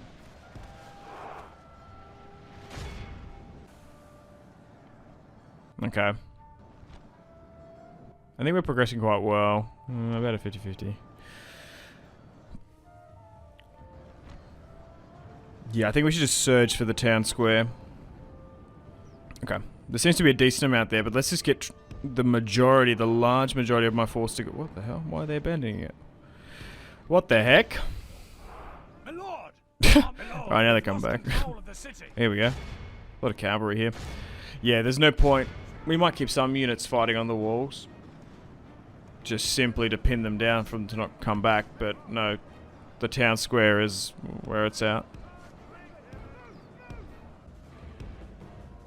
Okay, so when you've got so many units blobbed in like this in a town square and they're fighting to the absolute bitter end, we're better off just trying to completely surround them and envelop them so their morale drops quite a bit. If we had more cavalry, it'd be so much better. But at the end of the day, we are still fighting with tier 1 trash units. Maybe once we take French territory and expand, we might look to get more, but it's just so expensive to have those knights. Like, controlling these large swaths of territory, you can get away with garrisoning them with these type of units and, like, taking settlements from rebels. When you're actually fighting a major power, you do need at least one S-tier level army. But hey, I think we're doing well under the circumstances. Maybe I'm being a little bit too hypercritical because we are in a defensive war. We didn't plan for this. I didn't expect an attack from my ally. My ally, France. It's not like, oh, we're bordering them and then there's been a dispute. No, they betrayed me. Yeah. Maybe some SSHIP connoisseurs in chat, let me know. Do you think even though I took a bunch of rebel territory, did I take it within a certain amount of turns too quickly? Like, we did quite well. After we had all the UK under our control, we just, like, splurged and went flying on in to northern France.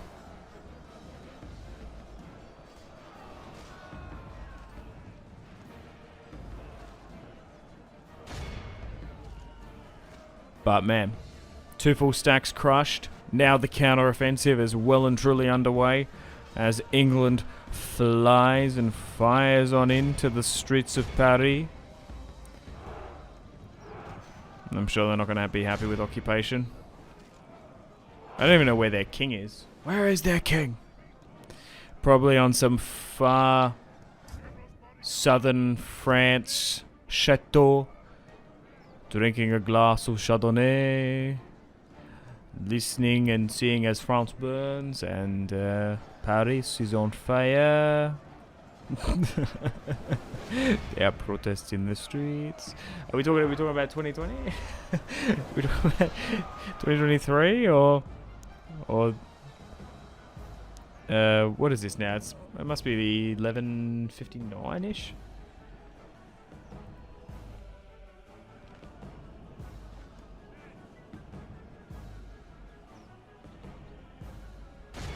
Jeez. I don't know if I'm going to be able to win this, actually. We've only got 5 more units. I need to switch on here and play attention.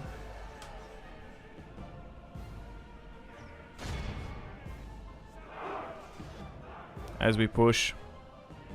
Good tidings. The enemy general lies dead. On these last couple of units. Oh, there we go. Yeah, that's what I wanted. That'll do.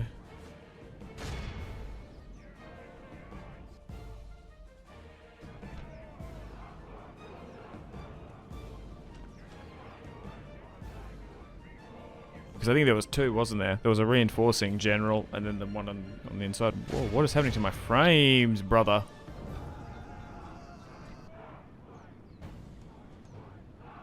I don't know what's happened. Is it about to crash?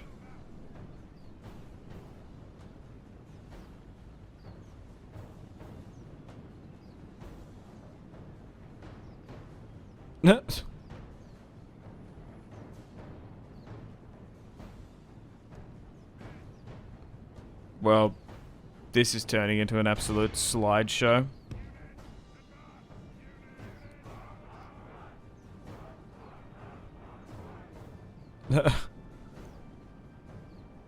Oh my god. Well, we'll still try and play this out tactically. I don't know. We're on 1 times speed now. What is happening? Wait, hang on. That was better when I... Maybe it was because I zoomed out? What? As I zoom in... What? Zooming in usually makes it worse. Not zooming... Zooming out usually makes it better. Not zooming in makes it better. What? Oh my god. This is way too close. Come on. Just this last little unit. There we go, it's swinging the balance of power. Oh my god, that was nearly like 80% on our favour. I think we're bringing it back. Oh, there we go. It's GG's now. It was a general unit sitting there. I was like, why is this last unit just holding out so much? Oh my god. Average victory. What is like their capital at the end of the day? Mein Gott. We've done it. We have destroyed a half a stack and have now taken the French capital. What do we do? Obviously sacking and exterminating is probably the play, but we might just have to occupy. It might be too unfavorable. We lost so many men. I nearly might... Oh, it's also... There's a plague involved as well. Oh, this is going to be tough. I guess we just occupy, yeah. Famous victor. Why does Denmark hate us so much? So far, we've managed to unite the entirety of the United Kingdom fully under our control. After doing so, we had enough strength and power to push into northern France. And in doing so, we kind of encircled the French a little bit, taking a lot of rebel territories under our control. We did have an alliance with them. They attacked us. Potentially it was due to some failed negotiations we had with them, because we wanted this castle here. We wanted Angers or Angers. I managed to go through and actually learn a lot of the French pronunciations because some of the butchering is great. Not just only for the English, but also the French as well, of course. So I'll go through and give it a re-crack. But just to recap this series so far, we were trying to negotiate. I was happy to give them Gand up in Belgium. That's probably wrong. We haven't got started on Belgium and Dutch words Dutch words just yet. So they refused. It kind of made our relations so-and-so. Early in the campaign, I did a pretty shrewd move. I gave them Angers for an alliance, which is a pretty decent castle in the south. It did show our goodwill, but it only allowed us to have an alliance for 50 turns, which is not too bad. The thing is, I couldn't justify keeping any troops down here. We just simply didn't have them. I needed to secure Normandy and Rouen more, so that's why I essentially gave it to them. So we're pushing here now into Angers. That's how you say it. I think I said that. I think I got that one right, but I just went with Angers because I don't know. I just read it as that. I don't know any French. Didn't learn it. But yeah. So a couple of words. So Angers, Rouen, Troyes. Like Troyes is like Troyes. What was some of the other ones? Oh, that was it. De Bleu. It's not De Bolus. You guys were having a laugh. I've never heard it pronounced out loud in ages. But yeah, it's De Bleu. So we've got a De Bleu attacking Angers. Oh god. Alright, so we shouldn't lose this battle. Shouldn't be too difficult. The auto resolves are just so harsh in this mod, so we're going to have to manually play it. But still continuing upon our long victory conditions of 40 regions. We need Paris, we need Paris, and Jerusalem. So, surging in here. This is actually a proper decent castle. We haven't fought in this castle blueprint in quite some time. I think when they got those drum towers and the walls, it's like a tier 2 settlement. We fight a lot of wooden castles like earlier in the series. But also, I did read some comments over the last couple of parts. Sometimes you guys were saying there was actually a audio desync. It was actually, I think I don't know what it is with this one. I think it's how it's set out. For example, you don't see it normally when I play, but... Sorry, when I'm playing normally, you don't see my cursor be like really dark. For some reason in the recording it actually makes it dark, and I don't know what that is. I think it's got to do with how it's loaded, this mod. It's a little bit surprising. Anyway, here is the territory we control. We're still getting attacked up in Gand again. We've already destroyed 2 full stacks. We've managed to hold Paris. And also, I did have a couple questions about the succession as well, because I don't know too much about this period. I didn't study it in history. So essentially, Prince Stefan de Bleu was probably meant to have died already. He's quite old. So they essentially make Henry king after him. So it's interesting. So technically, in this French Civil War, the de Bleu line is currently fighting their cousins. Well, maybe even... There's even a connection closer with the Plantagenet French line, as like ethnic French bits in them as well. But there are currently active de Bleu cousins fighting in the field for France, which is quite funny. Alright, so down in Poitiers, we have Gregory of Kent. He's been married into the line. We'll eventually move him to, well, Kent. Norwich is the castle in that East Anglia region. We're 63 turns into the campaign, and man, I am thoroughly enjoying this mod. I love the slow, methodical approach. You have to be really cautious about where you spend your construction and recruitment. Like, you actually care about your generals, and the family tree is fantastic as well. I love it. I love it a lot. Also, it really helps out with my arm/hand injury as well.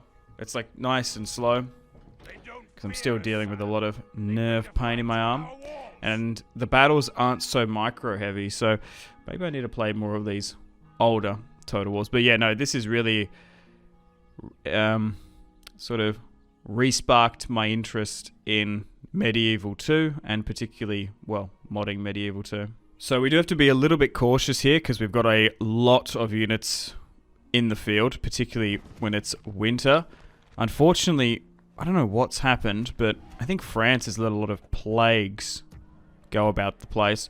I'm pretty sure France have been excommunicated. We did have to burn a couple of turns because the Pope is essentially French and French-backed, which is super interesting. He was super helping their aggression by telling us to stop attacking them earlier in the series, but due to how much the French threw, and we won our incredibly close defensive sieges, I guess it was sort of untenable to hold the position of backing the hostile and aggressive French in this one. Okay, so Gregory slowly but surely gaining some renown, but at the moment we haven't really got any absolutely chatted,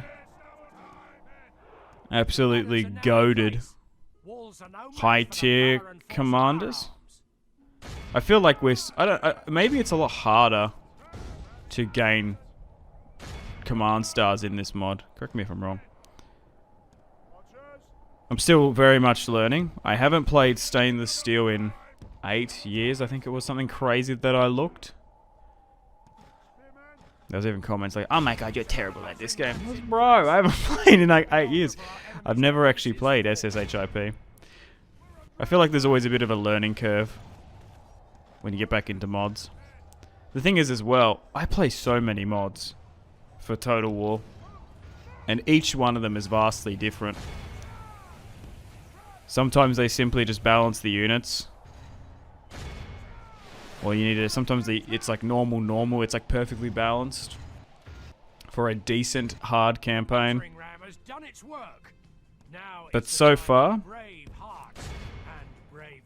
on the harder difficulties, this is definitely where the mod shines. Absolutely. But also, I feel like the really good units, like you need like 2-3 of them if you're in a really tricky situation. The thing is, if you get caught out or surprised attacked in the open field, like 3-4 decent enemy are badly bloodied. knights and spearmen, if you like armored units, if you can play them well and not be an idiot. That's a French word for you. Battle is very much in our If you're not a favour. fool with If them we remain tactically, true and steadfast, you should be able to pull out a win. victory will be ours. By St. George, our men have slain the enemy general. Okay. Oh, we've managed to get rid of the captain there. So now we're starting to take some of their smaller castles, which is vital to cut off their recruitment capacity. I do think that they have kind of, I don't know, thrown in this series the French a bit. They didn't conquer enough rebel territory quick enough.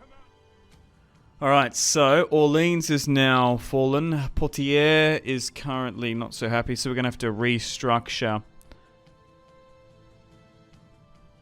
some of our settlements. We're going to have to like bring units down and around to sort of help it. They have a lot of units just like hanging about here. Robert the Farmer, he's a pretty decent commander. There's a small army threatening Normandy. We have Prince Omri. Oh wait, they stopped attacking in Gand. Interesting. Yeah, I think when the Spanish took... I think, look, the two Spanish factions pushed over into southern France. It kind of stopped them. So we got Reims here, Oran. I still want peace. I would give them Orleans for peace if they would accept.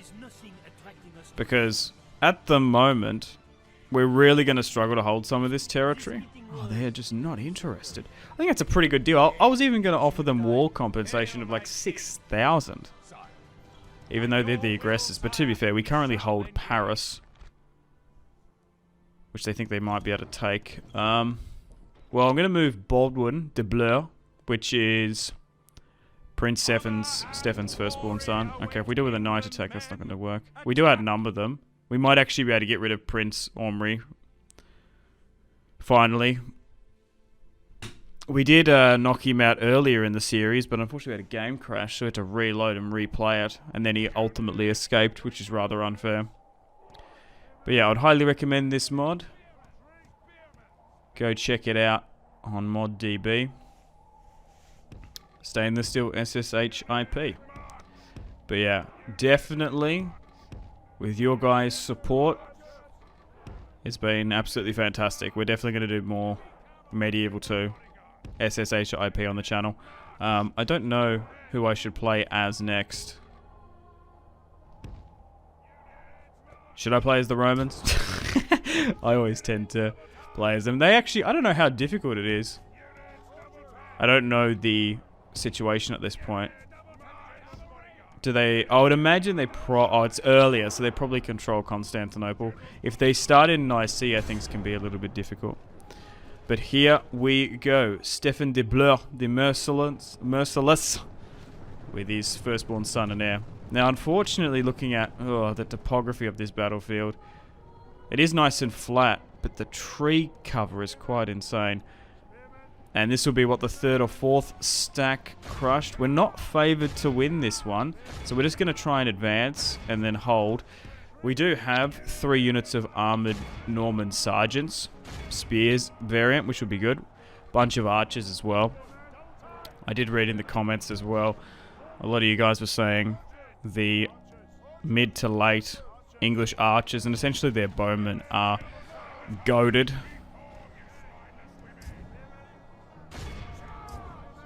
So I need to look out for them. I remember a chatter, Marcus, said that this is the Dark Souls of Total War. Is it? Is SSHIP that? Or my spearmen are getting crushed here now, though. So what we want to try and do is give out some attack orders so we can pin them in place. We just need those reinforcements to smash around in the rear. Now, unfortunately, because we are fighting in the forest, it will reduce our combat efficiency. We are better suited for holding a front line in an open field with our spears and shield, which have really low attack but high defense. But that's not going to work if our archers can't get any shots around. We do have some axemen there.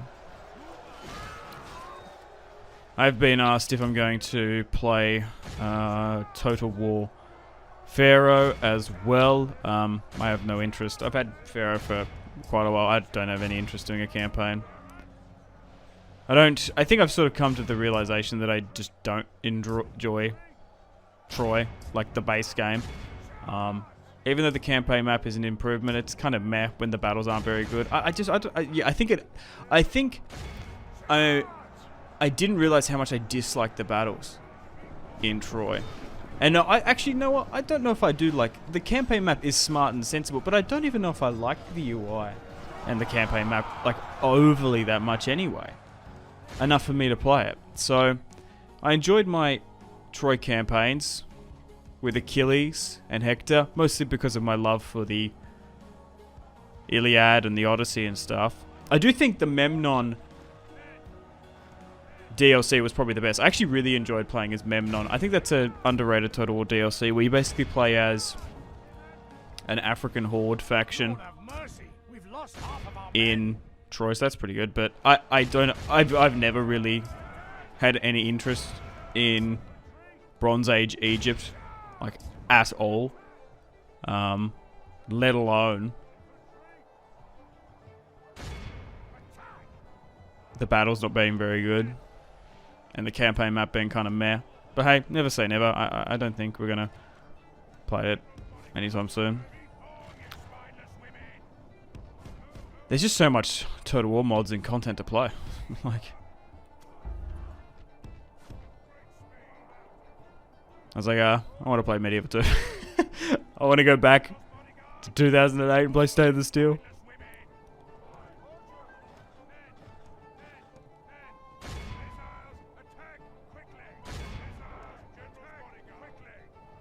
Some people wanted me to play as the Papal States. Only half the enemy force remains. I don't know if I don't know. I'd rather play as a kingdom. Okay, so my reinforcements have arrived, but unfortunately a lot of my front line has just simply capitulated. It has swung back to a 50-50 now that my father, Stefan, is now here. I do feel like we've been a little bit lucky with our family members. They have lasted a bit. I'm trying to get the general there, but I can't catch him.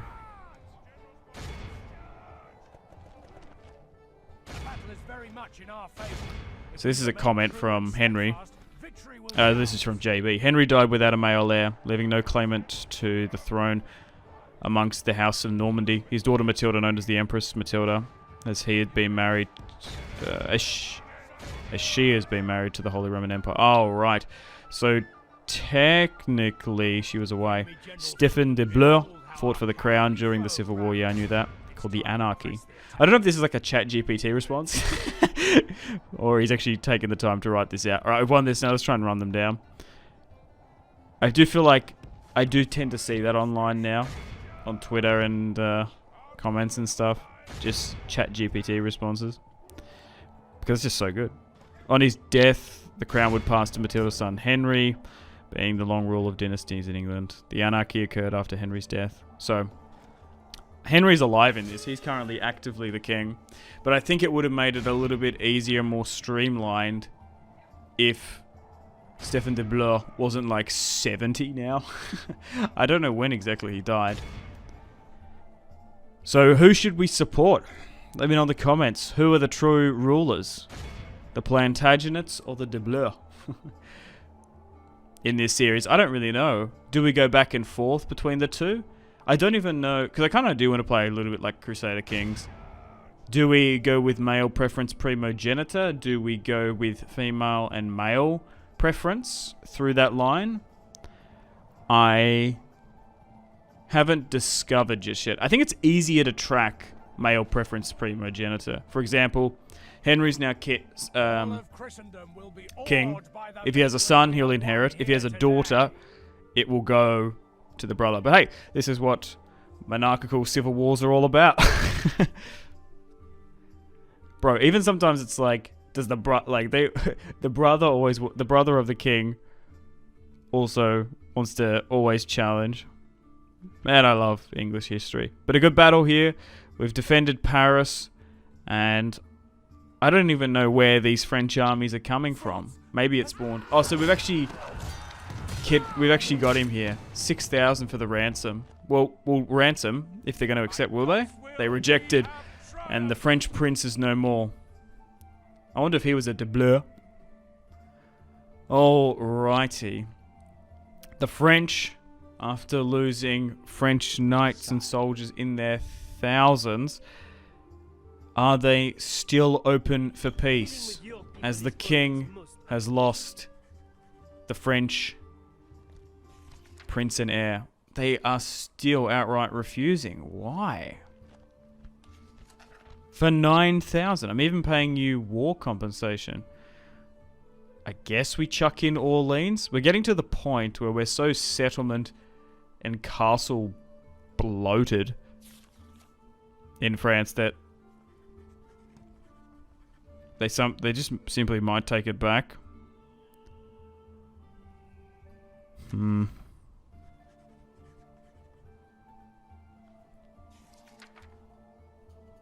just don't know if they're going to accept. Let's not parle on this. We are done now. I did read this comment as well. Instead of having just your family, why don't you accept commanders, as they don't join your family tree and are just nobles? No, that's not true in this. As all family members are, all adopted people go into your family tree. So that's what I want to do. So I'm making it a little bit harder family tree wise. I guess that kind of balances with I've turned off that units can't attack without the commander. I don't mind that though. Like, I'm sure there'd be a military commander that would give consent for an army to move out without him. Will I be going back to Starfield anytime soon? No. I think I had a really good run with Starfield. There was a good month where I played like 250 hours or something insane. I did so much content. I thought that game was going to be a lot bigger than what I thought it was. I was expecting, like, even though I've played 250 hours and done everything, I thought that'd be a game that I'd be playing for another 2-3 months. What about Cyberpunk? No, I don't think I'm going to play Cyberpunk. I haven't even, with the DLC, I haven't even played the base game. But yeah, I feel like I played Skyrim a lot more. I feel like the quests weren't as long. I like Starfield. I enjoyed my time with it. But after like a month of binging it, it's sort of just, I don't know, gone through one ear and then out the other. Okay, so far we don't seem to have really any threat. We're just trying to restructure this a better. It's kind of hard though, man. Public order is so harsh.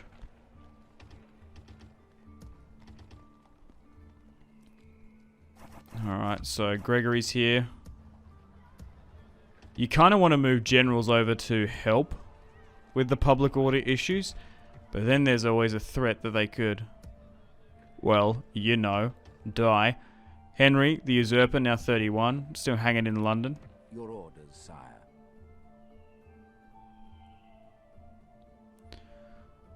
Alrighty, so we have managed to stabilize the situation. We've got good public order in Orleans. There's a minor rebellion in France, as always. They love to protest. In Poitiers as well. We're going to try and move some spies around to get some line of sight. So Troyes or Troyes. Yes, my lord. They own without questions. Reims. And they also own another settlement up there. Alright. Well, let's end the turn and continue. Let's see where those armies on the outskirts of Paris and Orleans go. Looks like they're marching back to their own territory. Interesting. Still very much excommunicated though, the French. But so far, in defensive capabilities, we managed to hold the tide. No martial law in Dublin. Build a small church in Brittany. We can do that. Unfortunately, we lost a diplomat to the plague. That's unfortunate. Also, I do think that they've balanced heretics and assassins as well. That was always an annoying thing in Medieval 2. Man, Stainless Steel is just like so much better than the base game of Medieval 2.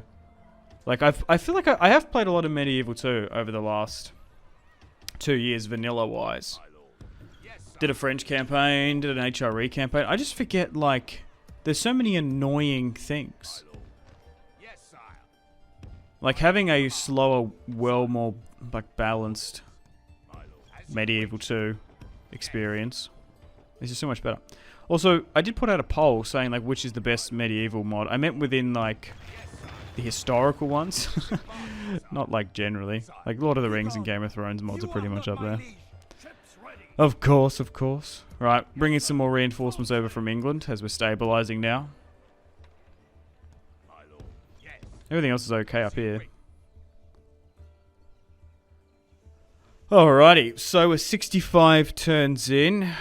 The French still own Clermont. That army has actually moved to Angers. Gregory's nearby to strike. I could move my spy in, as we have found the French king. Because we might be able to attack and get rid of him. Then we might be able to sue for peace. So hang on. Maybe we'll siege that. Oh, we might actually be able to move in. Now, like the spy might be able to open the gates for us. Maybe, maybe not.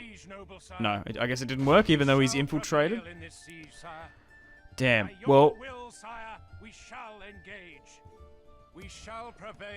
Gregory. Plantagenet is now sieging. Oh, that's another thing as well. I can't remember his name. I was going Jeffrey and Gregory. Whatever his damn name is. And so we're 66 turns in. We're still very much at war with the English, continuing the 100 Years' War.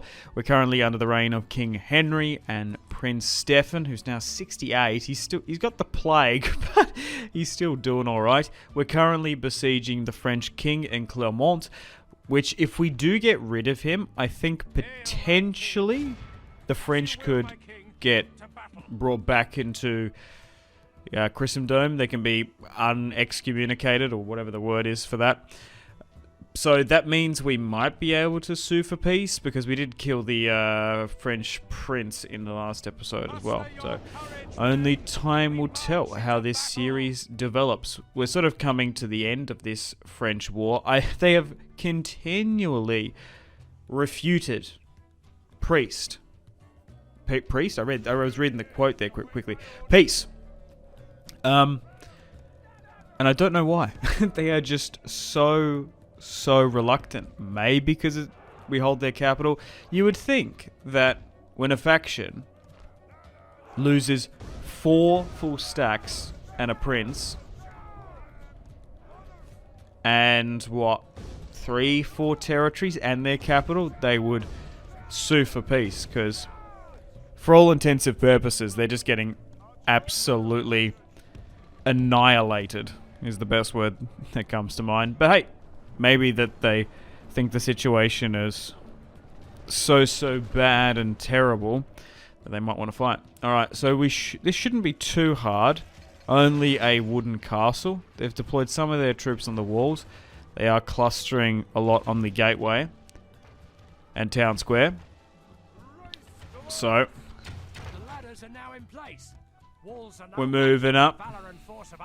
Good old Mr. Plantagenet. Henry's father. But so far, family tree-wise, the battle is very much in our favor. If we remain true and steadfast, victory will be ours. we're actually quite strong. A lot of our family members have lasting ages. I don't know if that's a feature of this mod. Like, what's the average age? Surely once they hit 50, there's always a chance. Okay. We've made our way up onto the walls of Clermont. The battle is very much in our favor. If we remain, our men have done well. And we're starting to engage. Oh, wait. What?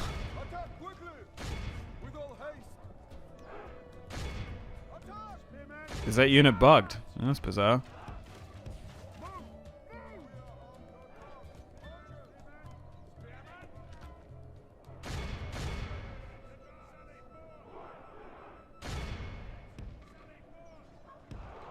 Alright. Our forces are starting to push. They're going back to the town square. As Geoffrey is commanding his force as well. I'm surprised he's still alive, to be honest. We're nearly getting up to the 3rd generation. Our men are winning the battle. Man, this mod's good. Especially for players like me that like to roleplay family tree-wise. Man, how far we have come. But it's still very much a hotly debate. The line of succession. Should we... Well, there's a couple of options. Now that the family tree is growing. Do we go back and forth? For example, do we allow a Plantagenet to be king and then a de Bleu be prince? Then a de Bleu be king and then a Plantagenet? Do we go back and forth like that? Because we are still currently in a civil war, technically. We are getting some bad buffs. I think to stop that is we need all of Aquitaine. And some of it is under Spanish, Iberian control as they pushed over the Pyrenees. But once we get rid of the French king here today, the man who masterminded this entire war, called for the attack of innocent English civilians in Normandy and in Ghent, the war will be over. Well, hopefully. Our men are winning the battle. If we continue like this, we will smash the enemy. Alright, tactically not overly too difficult. Oh my god.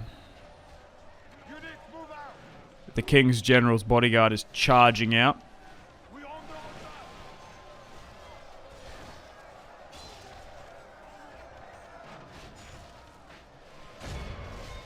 The battle is very much in our favor. If we remain true and steadfast, victory will be ours. Yeah, sometimes faction leaders and heirs units can be really, really good. They actually got a surprising amount of light men-at-arms that they're kind of holding. Okay, still a little bit close. Half the enemy force remains. We progressed really well. Oh, we got him. Nice.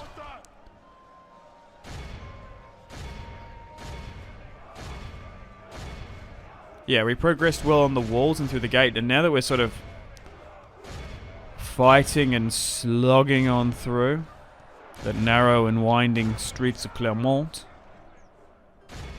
I'm struggling to push, but to be fair, we are fighting with a bit of a ragged bag of units. We've only got 3 infantry, 2 of which have retreated. And we're just like trying to get archers in. They shouldn't be able to last too much longer. With the French king now dead. But I'm curious to see how it changes things politically. Although there's a plague rip-roaring through Paris and some of the territories, we were moving troops kind of spread it. It hasn't been too costly for us.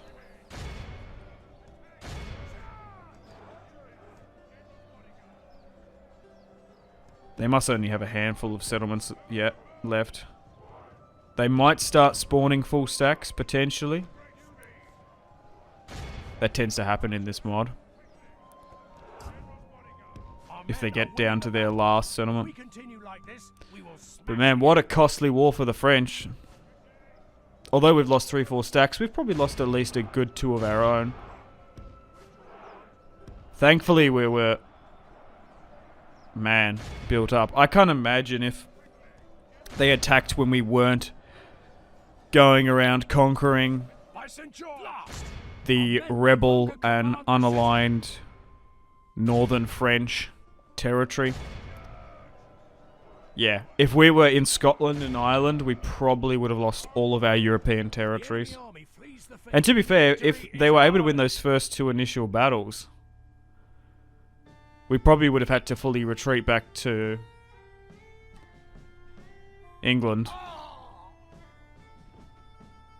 So, although England's really, really strong, because it's hard for them to, like any faction, to cross the channel and threaten you once you've got the entirety of the UK under your control. Just holding territory on the continent can be difficult. Oh, so they've been reconciled. So that's the terminology. Unexcommunicated. Okay, so now that there's a new regime in France, there's a new head of state. Let's negotiate with the French and see if they're interested in peace. But our rating with the Pope is down quite a bit. Oh, wait, what? The Holy Roman Empire holds a piece of territory down there. That's bizarre. In southern France. Okay. So, they still have Troyes, Rouen. And that army's sitting in Angers. Just outside it, not really doing too much. Still flooding units over where we can. So this army's gonna... Okay, they're just like annoyingly sieging, which is just stopping trade and some financial aspects. Alright. Peace, please. Do we give them... Like, how about 2 settlements? Orleans and Clermont. I don't know. The thing is, trade benefits both, so sometimes they're not interested. Maybe just, like, Clermont, and we'll see what they say. No, are you serious? Especially with a new king. Bro.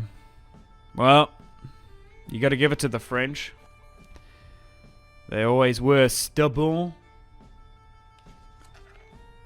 No. We believe in the French resistance. Even if you give us Clermont. Ugh. Orleans. Yuck. How about 5,000 for Clermont? What are they going to say now? I think also the more you negotiate, it kind of annoys them. Welp. Alright, well, let's continue to push against them in these last 3 territories. That's a rebel territory there. Oh well, so be it. We're currently recruiting in a lot of areas now, as we're starting to stabilize these external regions that I didn't even want. Man, there was so many times that I was happy for peace. Now that we've got the money, we've got heaps of money coming in because we've essentially taken so much territory. We can start not only recruiting units to help out the garrisons in the French territory that we've recently occupied, but also in England to ferry over. Now, we're going to move Geoffrey out of Clermont to Troyes. And because it's so far north and in range of Paris and Orleans, we're going to be able to move units over to help out. Got a lot of priests in the area as well. Thankfully, most of it is Catholic controlled. I think it was we had a little bit of religious difference and conversion difficulties, mostly in Wales and Ireland. I'm kind of thankful as well that Ireland nor Wales, when we were fully focusing on that Scottish war, weren't taken by Portugal or Spain. I think they must have got rid of that. bear with me. Just moving my units to Troyes, and then we'll fight. We wanted to throw back that army threatening Gand, but for at the moment, I think we're just fighting scraps at the moment, which is good for me. And we'll play one more battle here today. But man, this has been an absolute slug. It's been good. It has literally been a decades-long war. Not quite 100 years, but it definitely feels like it. It feels like it's as satisfying as it should have been. Even with the French not having realistically that much territory. They came out swinging. They definitely had the numbers on us. But man, defensive sieges, particularly in Medieval 2, goated. So good. But like, I feel like I think it's because of just how hyper-aggressive you have to be in vanilla. Like, it's pretty rare that you have defensive, like you get put into a defensive situation in vanilla. I think it's because you just have to be so hyper-aggressive. And because it's slowed down, you'd like are naturally probably more predisposed to be hanging out in castles. Sire. Yes, my lord. In SSHIP. But the mod team has really outdone themselves. I feel like this is an old mod, but I think might have been after 2020 As you wish, sire. that they started reworking on it again, because there's been some updates over the last 2 years. This battle belongs to England. Alright, so back up in the north, we've got some additional reinforcements coming on over from England, and Stefan de Bleur. I don't know what's more annoying to you guys. Is it me saying it wrong? Or Diabolis? Or is it the fact that now that I know that it's right, I'm going de Bleur? Stefan de Bleur. Oh god. I have issues, right? Oh. You're only figuring that out now. Christ. Hey, I'm having fun. Hope you guys are as well. Alright, let's get crack-a-lackin'. We'll wait for our reinforcements to come in. We don't need...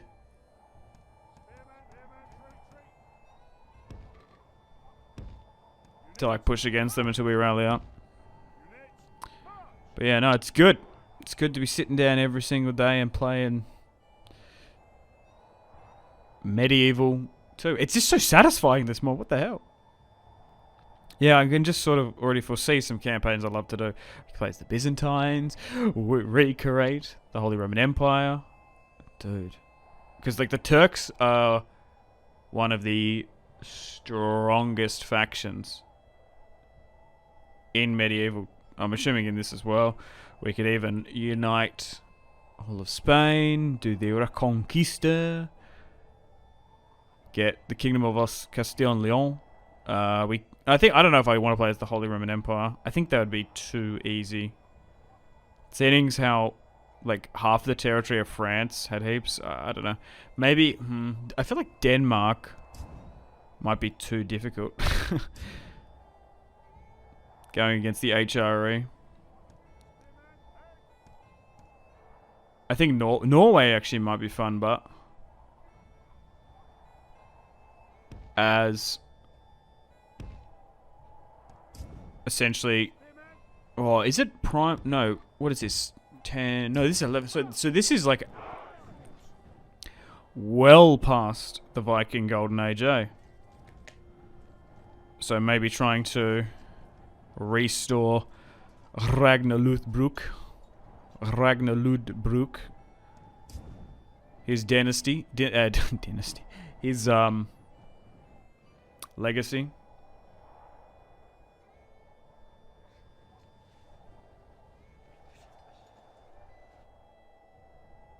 Yeah, because you forget that Rollo, Ragnar's brother,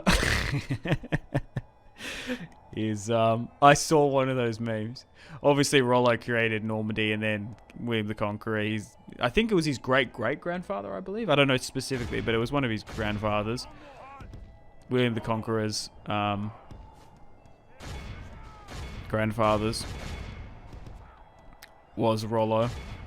But it's like, and then eventually, obviously, that dynasty and dynastic line leads to Queen Elizabeth. I saw some like shitty cringe post that was like, oh my god, Rollo from Vikings is Queen Elizabeth's grandfather. It's like, oh, okay. I don't know if that's exactly true. Man, they take so many liberties with that Vikings show. God.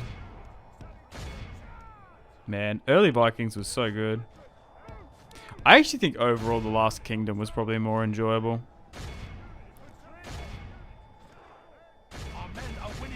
I don't think I've seen the movie though. Like, it's weird that Netflix did like a movie.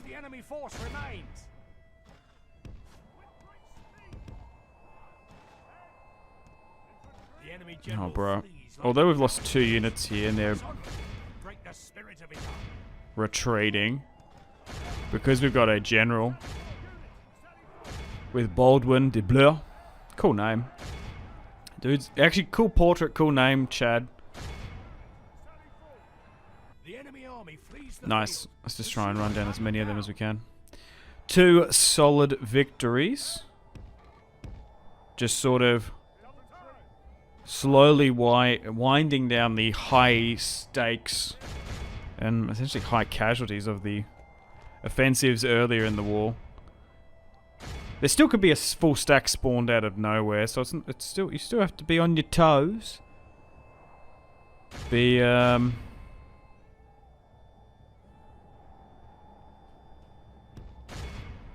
Johnny on the spot.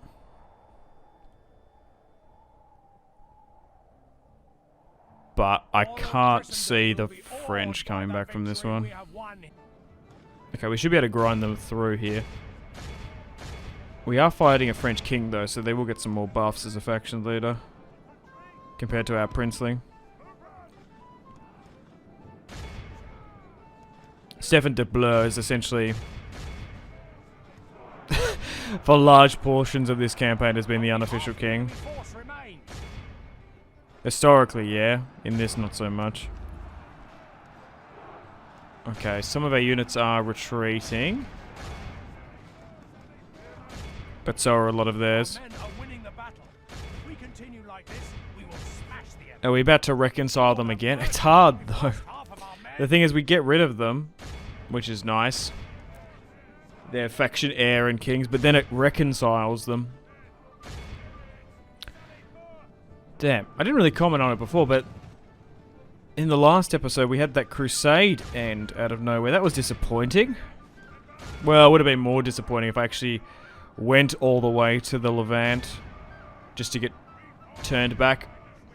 I'm assuming it was like the Byzantines or the Kingdom of oh, maybe someone else took it from them. If it was the Kingdom of Jerusalem, we would have known. Nice.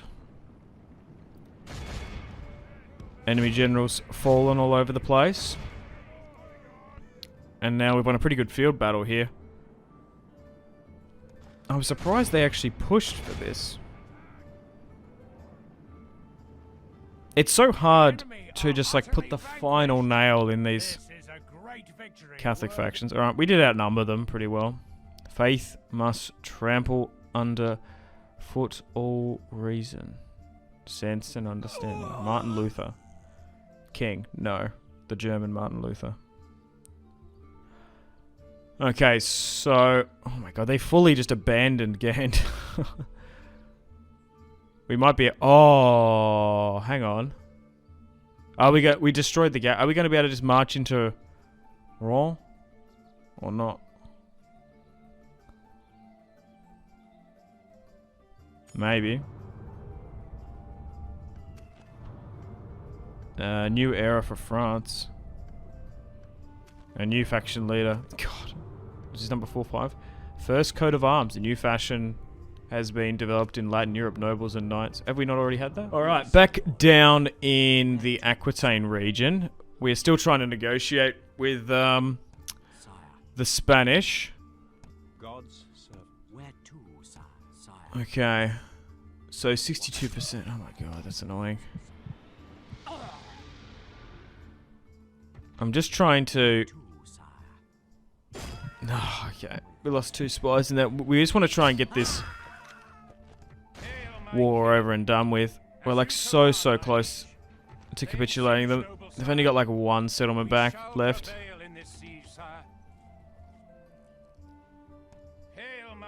Okay, so let's move you over here now. Replenish and repair. Alright, you were in the forest. So let's move you to Troyes. There's even a plague there, which is a little bit annoying. Yeah, they surely only have like 1 settlement left. I can't imagine them coming back. We've also got some money to spend, to be honest. Oh my god. Still need to focus on recruitment at some point, but we are going to be able to afford more knights as well, which isn't really nice.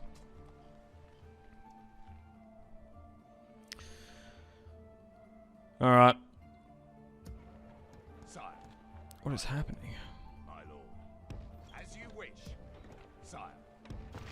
My frames are just dying there. Hang on. I'm just trying to move some more soldiers to the front.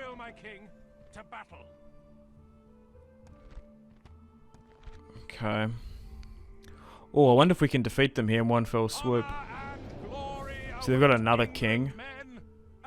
Yeah, he's oh, I only just noticed that. His general commander's dropped by 2. He was a 5-star commander.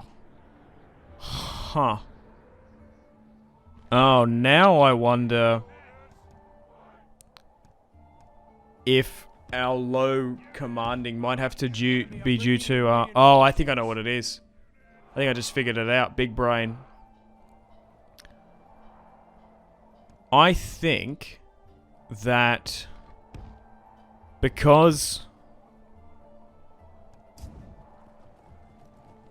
King Henry is technically classed as a usurper, I think at some point it said we get reduced command ability. Maybe that's why I haven't been able to grow like these crazy Chad looking generals. Huh. But anyway, Stefan de Bleur. And I guess it's his cousin-in-law? Because his niece is married to... Yeah, it's the partner of his niece. No, it'd be his cousin because it's on the different line. Not directly related.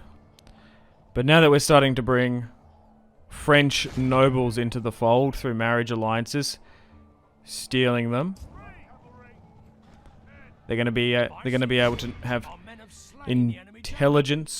intelligentsia of French tactics and stuff. Oh my god. Just absolutely destroyed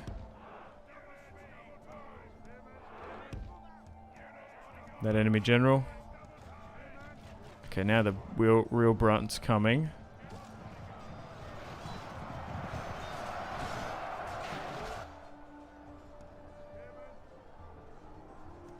We've had a couple open field battles now. It's interesting how the war and battlefield conditions have sort of changed over the decades of this war. First of all, it was like defensive sieges galore with the initial attack for the first couple years. Then after we pushed them back, it turned into our counter-offensive and offensive posturing and actually having to push and do military offensives. We're just holding here. We can try and flank now that we've suckered them in. Just get around them. It's the best way to make these units capitulate in this game. Try and completely surround them in envelopment from all angles. Then we were taking castles, and now we're just sort of... Now, because they don't really have many castles, we're catching them either trying to push into our own territory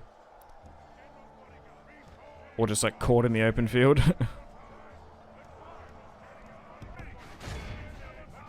Yeah, we won this one. Yeah. These poor French kings just can't catch a break. Oh my god. I feel so bad for them. Because they probably are our relatives to some extent.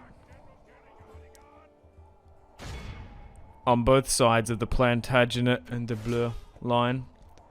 Alright, what's still actively in here? This one unit.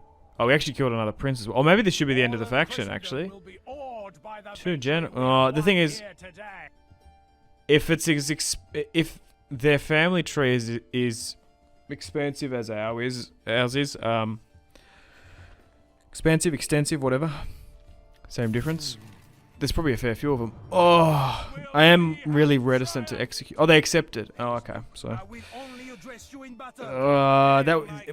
we could have actually done it then. I still just don't want. If we start executing people, it's gonna be really, really bad for the English monarchy. I think. Alright, welcome to the top of the turn. 15 provinces. Death still stalks the land in some areas. Oh, so yeah, now they want me to cease hostile actions. That's annoying. Yeah, it's just this last settlement. Did they spawn that up there? They literally only have one settlement left. We just need to take Lvin. So we're going to have to stop and move back to Gand. I'll keep a watchful eye on them. I will need to move some spies. Alright, let's move my diplomat to the HRE.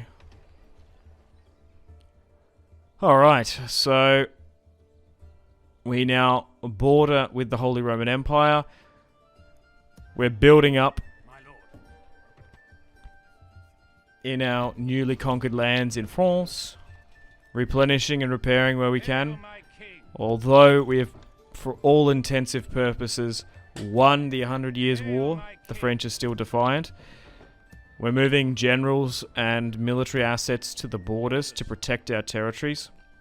I think some of the inland territory, like Paris, Orleans, Normandy, maybe even Angers and Brittany, don't need to be defended, but Clermont and Poitiers will need to have military units move to it and generals. So, for example, we don't need to sit too deep there. We've got a front line. But we're at a point now that London, the UK, and pretty much our royal line is going to be perpetually secure, as we've got so many front lines and fronts. Like, if Henry ever gets threatened by an invasion of France, they attacked me. Are they about to get excommunicated again? Have they just given me another reason to go? Why are they still attacking? They've got like no armies. They've been absolutely decimated. But they're still valiantly fighting. You got to give it to them. For the countless decades. Yeah, anyway, you can always like flee to Scotland if need be. Still haven't had any threats on the British Isles. I thought maybe the Norwegians might rock up. There might be an event in the future.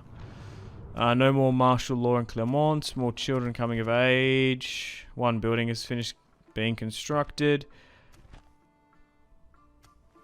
A couple wars breaking out there. Haven't seen too many vassal ships. Moving my diplomat.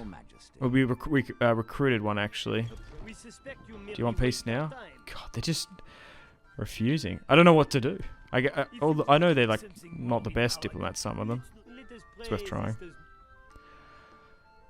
Alrighty, so we have some generals here we can give out. So let's move you to Norwich, I think.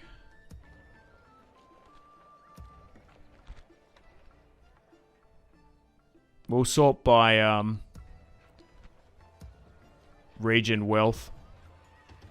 I think that's the best play. Once we've got at least everyone in a settlement governing, we'll move them about. You actually get some really nice bonuses to leaving Yes, sire.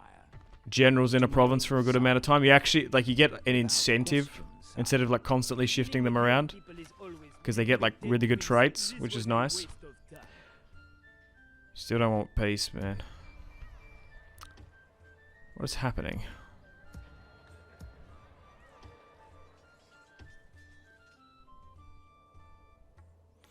Alright, 74 turns in. This is the zoomed out situation. None of it's in the blue, all of it's in the green and slight yellow. Here is the family tree.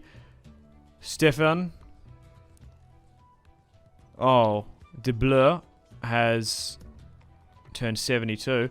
And unfortunately, would you believe it, the king's firstborn son, Henry, is a bastard. Taking after his great-grandfather, or maybe his great-great-great-grandfather now, William the Conqueror. Everyone forgets that he was that. So that's going to complicate things. I was talking about the line of succession. Depending on the second-born son, it might actually pass to one of Henry's brothers, potentially. Also, we can probably start shifting and changing some of this territory to castles and stuff. We just can't push into this last piece of French territory because we are constantly being told to cease hostilities. So, at the moment, just trying to rid this plague, do some construction, replenish and repair, and I don't know if we're ever going to be able to, for all intensive purposes, like fully destroy the French kingdom as a faction. I would even like puppet them from here if you could do that, but I don't know if that's doable. We shall see.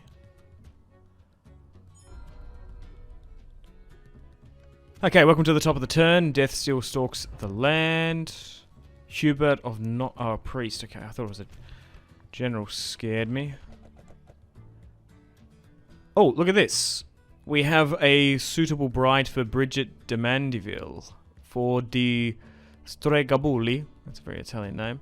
I think we might have to accept this because, yes, so although she's Prince Stephen de Bleu's granddaughter, she's not an why isn't she a princess that we can control? Well, we'll accept that. Harold, he can go somewhere. Thomas Becket murdered. Oh, no.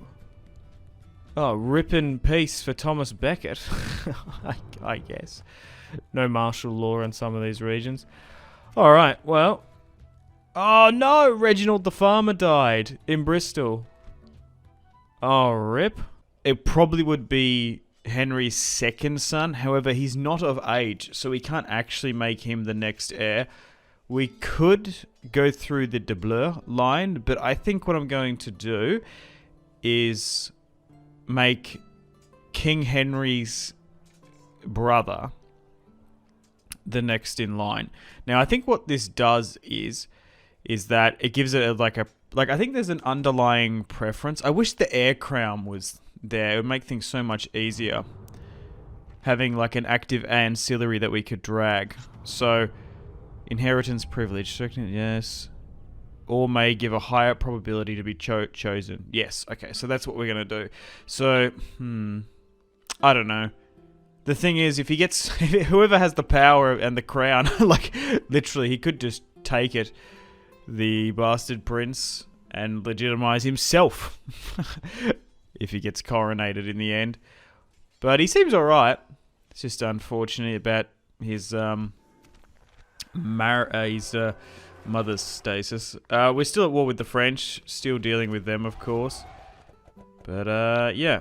Alrighty, 77 turns in. It is 1170 AD. Now, the French issue. We're still at war with them. They constantly refuse peace. It is a part of our victory conditions to destroy them, but the Pope is essentially running cover for them. I don't know if we're ever going to be able to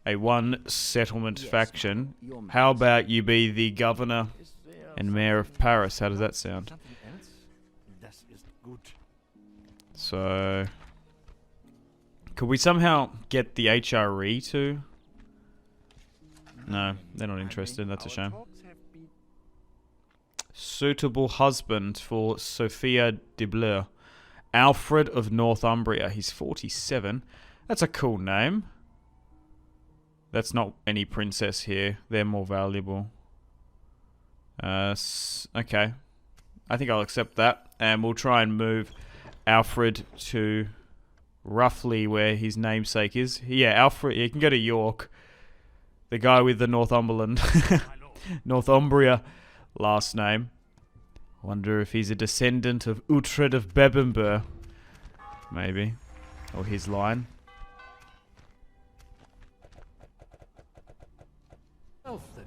Oh, they've called a crusade again. Back down in Morocco for some reason. It's the same place we targeted last time. I don't know why. Nicholas Glenham. Glenham. We're going to decline that because she's way more valuable. The king's second-born daughter, Beatrice. Yep, she's legitimate. We can probably send her to try and entice one of these Capets. So that one's 30%. Geoffrey seems more... He's 17, 3-star command. Is it because he's younger? I am ready to approach. There's other generals here that we could look to grab, but I don't think we'll grab those. How shall I He's represent 15. Oh. I could not refuse your daughter. He's older. Yeah, let's go with Geoffrey Capet and see if this works. Whoa, we did it. Oh, no. That's not possible. That's... Oh, he's got no movement. Yikes. Well, that worked, though. We've actually got a Capet. 17 years of age. I wonder if he's a descendant of Louis. More than likely. I would love to... I wish, like in Crusader Kings, you could see family trees in Medieval too. That'd be so cool. Oliver of Northumberland. He's already had a kid. So I guess we're going to have to send Prince James down south. And we'll move the army to Capet. Now, hopefully we don't get attacked from here. I think we should be okay. A little bit risky. Marrying him into the royal line and trusting him. Basically giving him the entire army of Gand. Will they attack me? They're going to move out. I think we're okay. No. The HRE are moving an army to Utrecht. Yeah, I wonder if we've bugged things now because we called that Crusader so early on. I wonder. To be fair, I don't think Jerusalem has fallen in this series. There was a province just north of Damascus, kind of east of Antioch, wherever it was.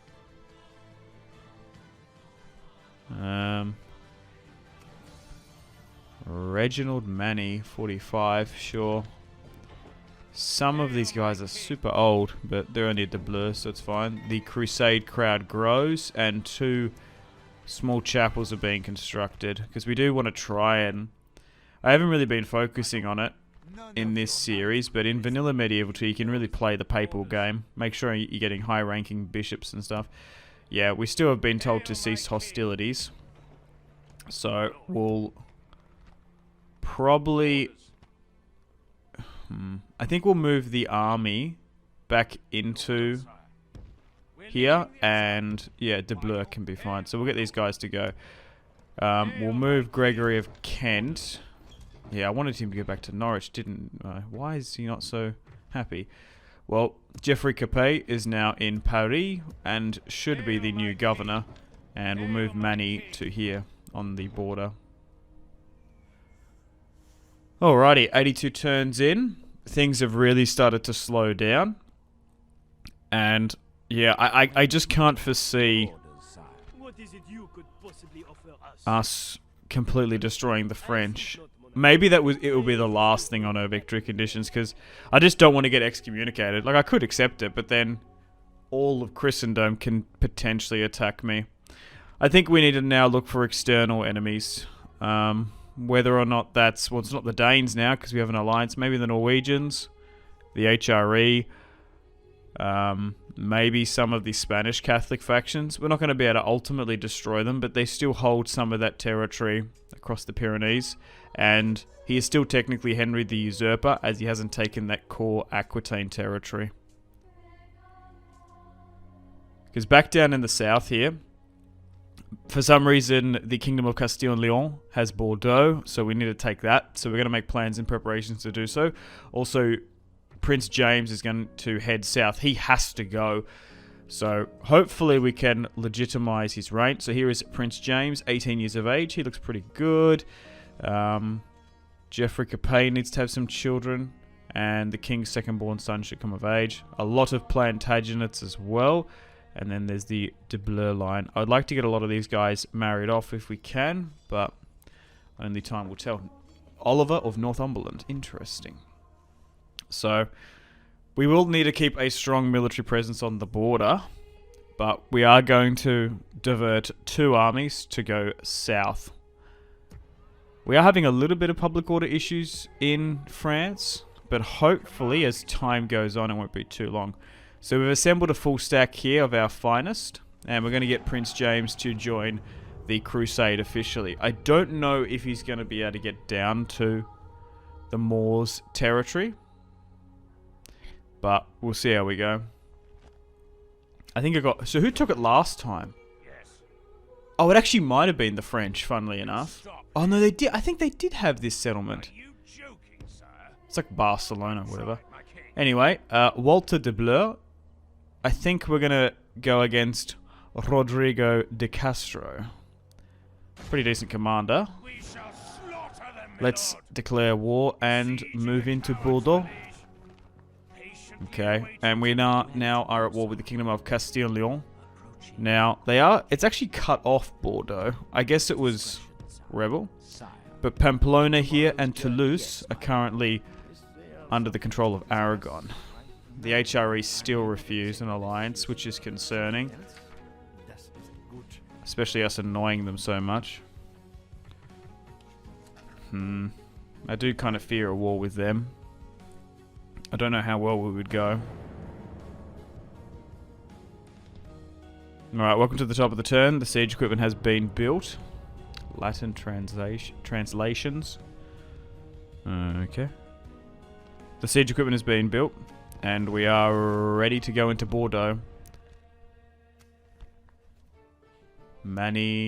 Oh, Hugh de Bleur is now of age. He's now 14. Are some of the Baldwin portrait and the Hugh portrait here, are these actually medieval 1 portraits? I haven't seen them before. Archibald Plantagenet is now of age. That must be the king's second-born son.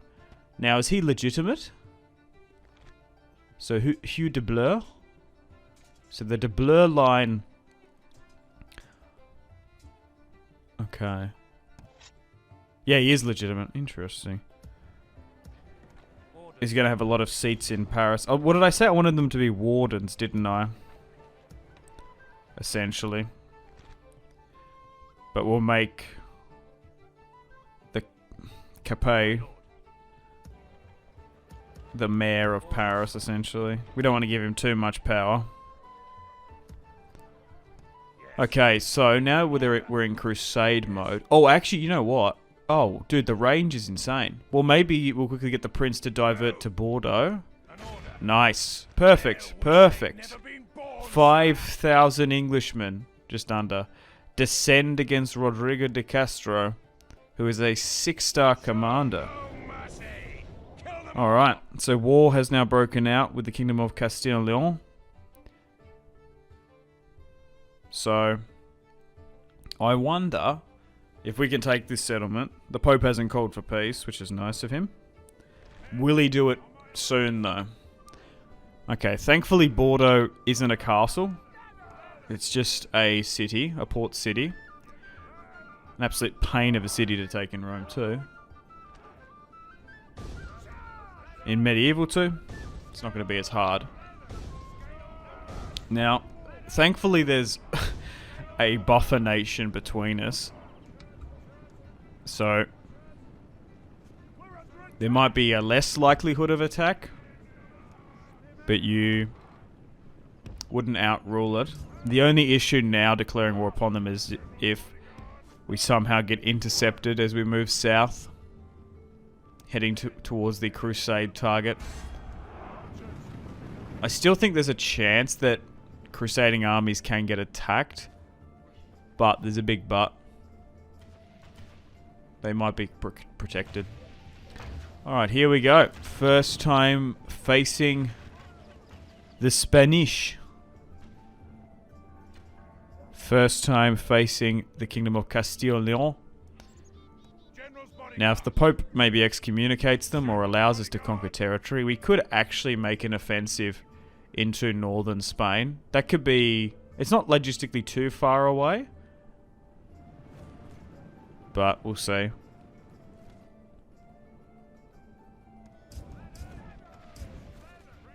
When you play as England, going in and supporting Portugal against the Spanish tends to work out quite often in medieval too. Or even going into Iberia and going against the Moors. We could even just focus on them. Help them out in their Reconquista. I have no ill will against the Spanish. It's just how the cookie crumbles, I guess. Like, they shouldn't have taken Bordeaux. It's interesting that it's a part of my key and core victory conditions, because it's that old.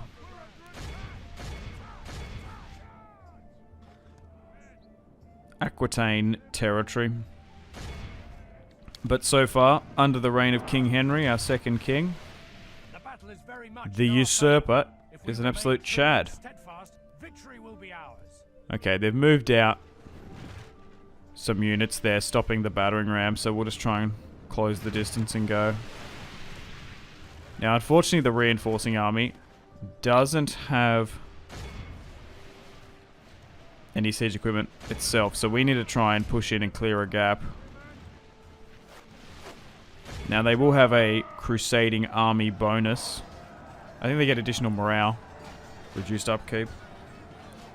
But they're going to get a small little bit of battle experience and chevrons before they go for the main core Moor target. Yeah, maybe we can try and take some of that coastal territory.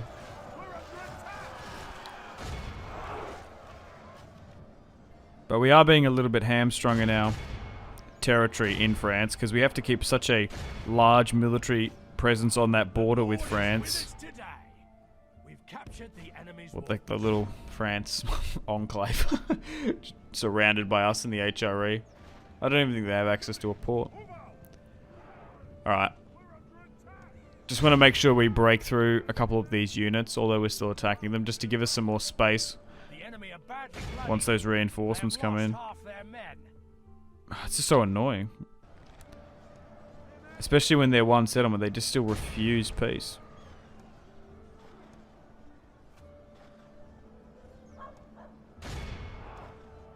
We also might get to a stage where the front lines in France are sort of stabilizing. So we can be a little bit particular and in where we put our castles and cities. Having cities and settlements on the coast is really good for trade. You obviously want your castles on the front lines, and you can also sort of make like recruitment hubs. If you've got like a cluster of castles, for example, I think that cluster between Norwich, Lincoln, and York, although they're probably never going to get attacked, being able to quickly recruit in one go, move them from then London over to Normandy, like we can like rapidly recruit and push. Okay, unfortunately some of my infantry here is capitulating. I do know that we're facing a really good general at the end of the day. I'm surprised 2 units of armoured sergeants. I get the weaker spearmen. Some of them now have gold and silver plating, so you would have seen as they were charging on in. They do look slightly different now, which is really nice, as we've captured some really strong castles in France. And because we're not actively fighting on multiple fronts, we've got units that can actually be properly replenished and retrained in castles.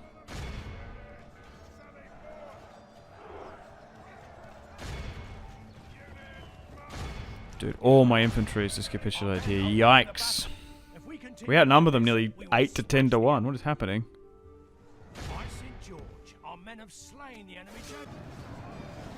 Okay, we've initiated the countdown.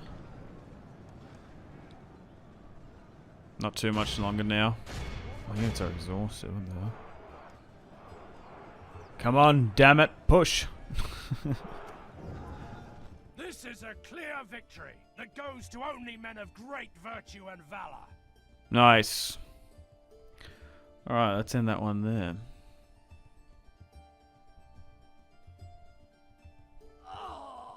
Alright, so Bordeaux is now officially back under English occupation. Terrible relations. Oh, the Pontiff hates me. So we've hit 20 regions now. We've gotten rid of Scotland. France is still on the table. 774 turns in. Interesting. What are we? 83 in. There's a turn limit? I would be interested in peace if I could, actually. That's their capital there. Alrighty, so we've successfully taken Bordeaux, and now we'll move my spy to Pamplona here. What's the best way to get down there? So you can go past Zaragoza, because we're still technically on Crusade. Nice. Well, Walter de Bleu, 21, can now govern the region. Now, I think I might switch Bordeaux to a fort, and then eventually we can make Poitiers, Angers settlements. Because I do think having a castle just over the Pyrenees is probably not a bad idea. Same with Toulouse. I could make Clermont.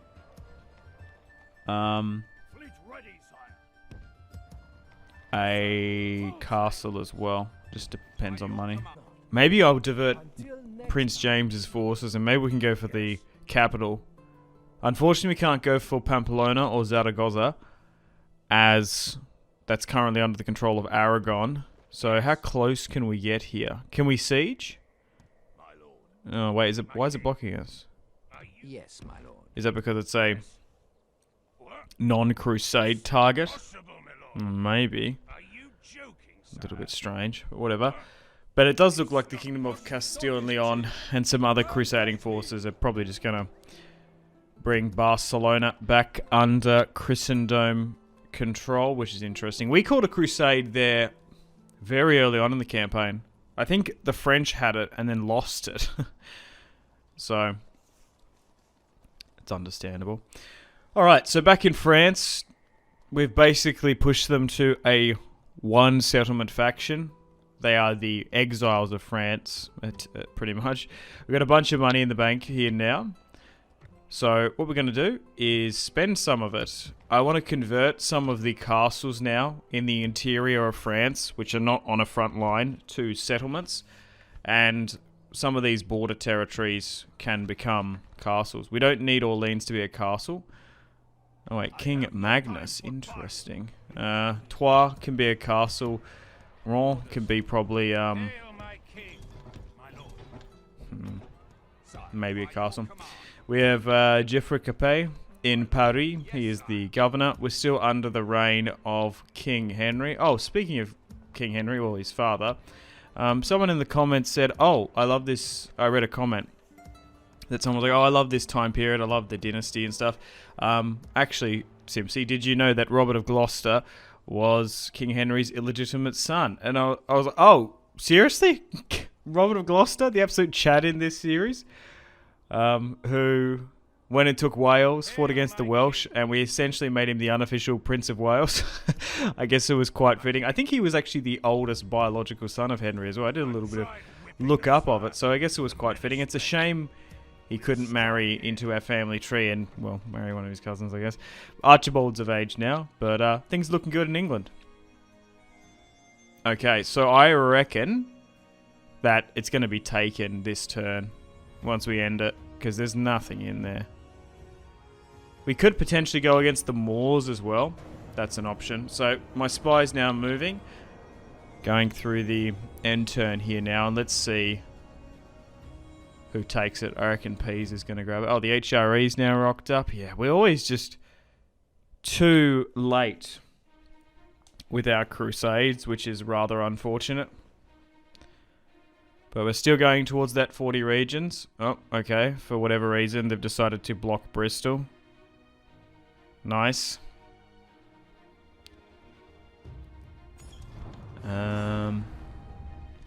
Yep, so Valencia it's been written. Oh wait, I said Barcelona. Is it called Valencia? Interesting. Couple new family members. Owen of Cornwall has come of age. Nice. Well, let's get him to Bristol, as his father, I think he was the record for the governor being the longest. Yeah, Reginald the Farmer. He had like, I think he was there for like 40 years. I think we had him there since like the start of the campaign. He has 2 children, married into the de Bleu line, so they have a loose claimant, but he's going to sit there for probably his whole life. Okay, so we did make the right play in not swinging James down there. Let's go against the Kingdom of Castile and Leon, and they have moved an army back, but Prince Damien is in there. Okay, so if we can win this one, we might be able to crush the garrison inside, which would be fantastic. So we've got an open field battle as we strike at the heart of the Kingdom of Castile and Leon's capital. Wowee. Prince James, firstborn son, he might earn a legitimization, I guess. Alright, so let's swing forward now. Crush this first army and then the reinforcements. And then we should be able to march into the capital and occupy it. Alright, let's go, go, go, go, go. Here's our army. It's a pretty decent army as well. 3 units of professional swordsmen. Now, they might not sound impressive, but they do cost a pretty penny. 1,000 gold pieces per turn. Bunch of Norman spears, and even some of our lighter, crappy, like tier 3 spearmen that we've been using for the majority of the campaign. They now have better quality armor, bronze and silver, thanks to the blacksmiths. I do love that system, how you can visually change units on the battle map. Perfect, so good. Alright, so we'll quickly charge, lock a bunch of them down, make sure at least roughly 3-4 units are on the flanks so we can pivot. We're going to need to try and win this quick fast, and then we're going to have to swing back around. Okay. Now, because I thought we were going to have a siege, we don't have hardly any archers or cavalry, so this is a siege-designed army. It's not going to excel on the open field, but I think it'll do. Okay. So 1 unit's engaged me there. I sent 4 on the left flank just to provide some cover. Just in case those reinforcements just come like rapidly quick in. So we've taken Bordeaux back. By St. George, we've captured the enemy's general. That'll teach the cowardly dog to And now we might be able to take the capital. Alright, we killed their general. That's going to cause a huge morale debuff for them. And basically their front line has capitulated and been crushed. So we can swing around here and deal with the second wave. Alright, we'll get Prince John to just be a little bit more hyper-aggressive because, well, at the end of the day, it probably wouldn't be a bad thing if he gets knocked off. Because I still think that because he's the heir, he's still, if once Henry dies, he's still probably going to be king.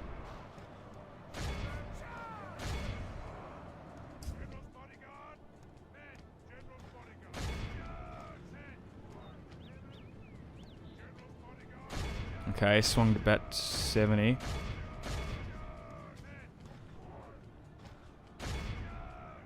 Now, ideally, I would rather capture than kill the Spanish little princeling.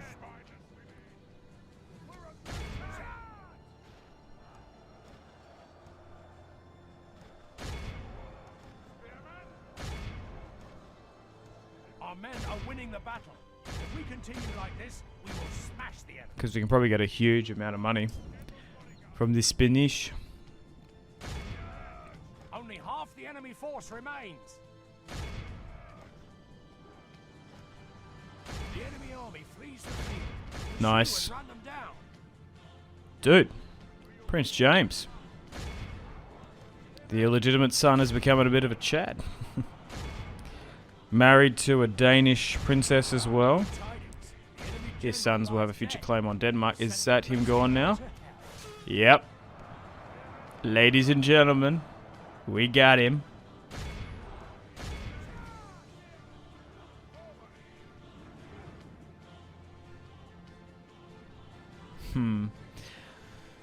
Well, actually, you know what? We might actually have to get rid of him because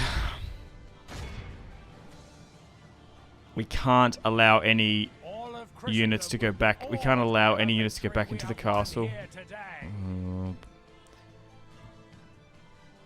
I think we've managed to crush enough of the units just to be able to walk in. If not, we're just going to have to siege. Oh, no, we didn't capture him. We just straight up knocked him off. Well, it doesn't matter then. I usually ransom, but we're going to get rid of them because we want to try and move in. Oh, damn it. We didn't get it. Oh, well. We're going to be able to siege them out, and we're going to be able to move on in. It's a massive castle. There's only like 50 dudes inside. What's over here?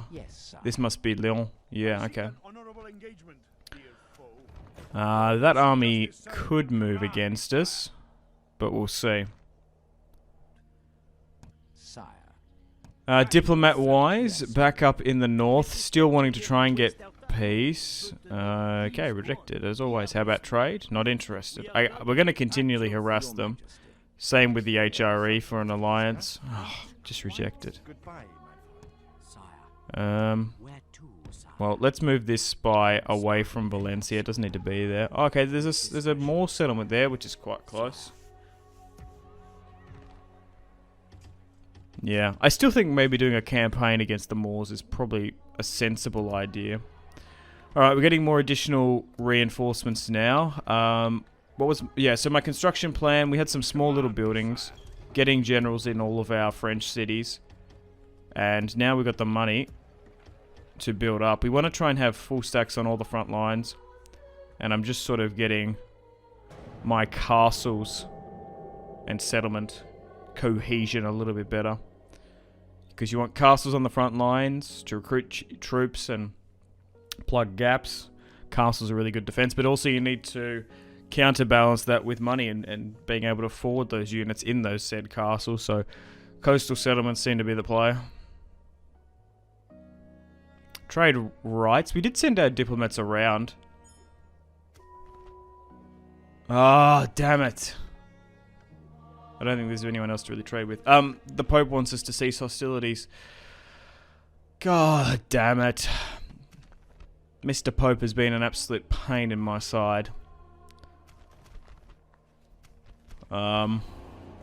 It's nearly worth just being able have an assassin to get rid of the king if we need to.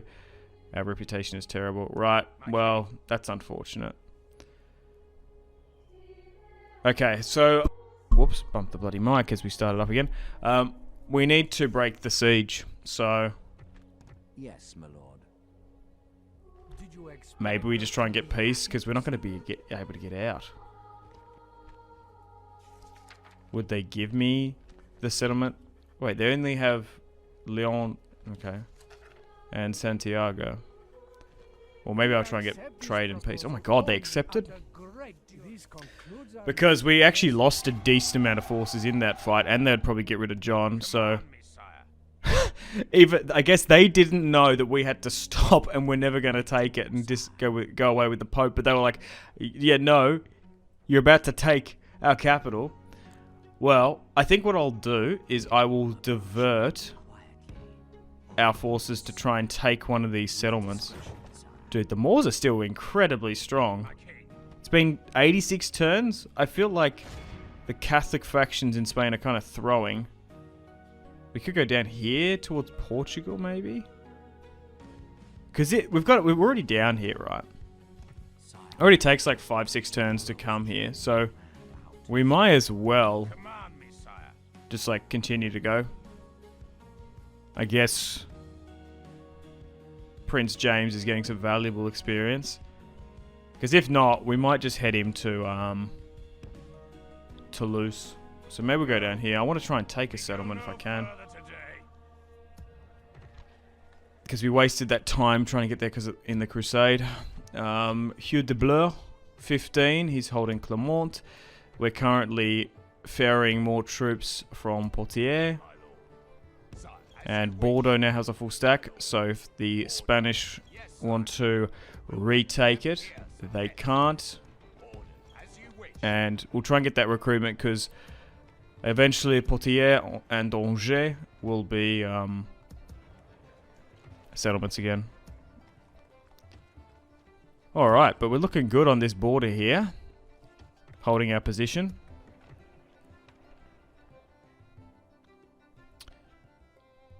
Yeah. Shame we couldn't take Utrecht, because I think that was a rebel territory, and say with Laverne as well. Let's negotiate with the HRE.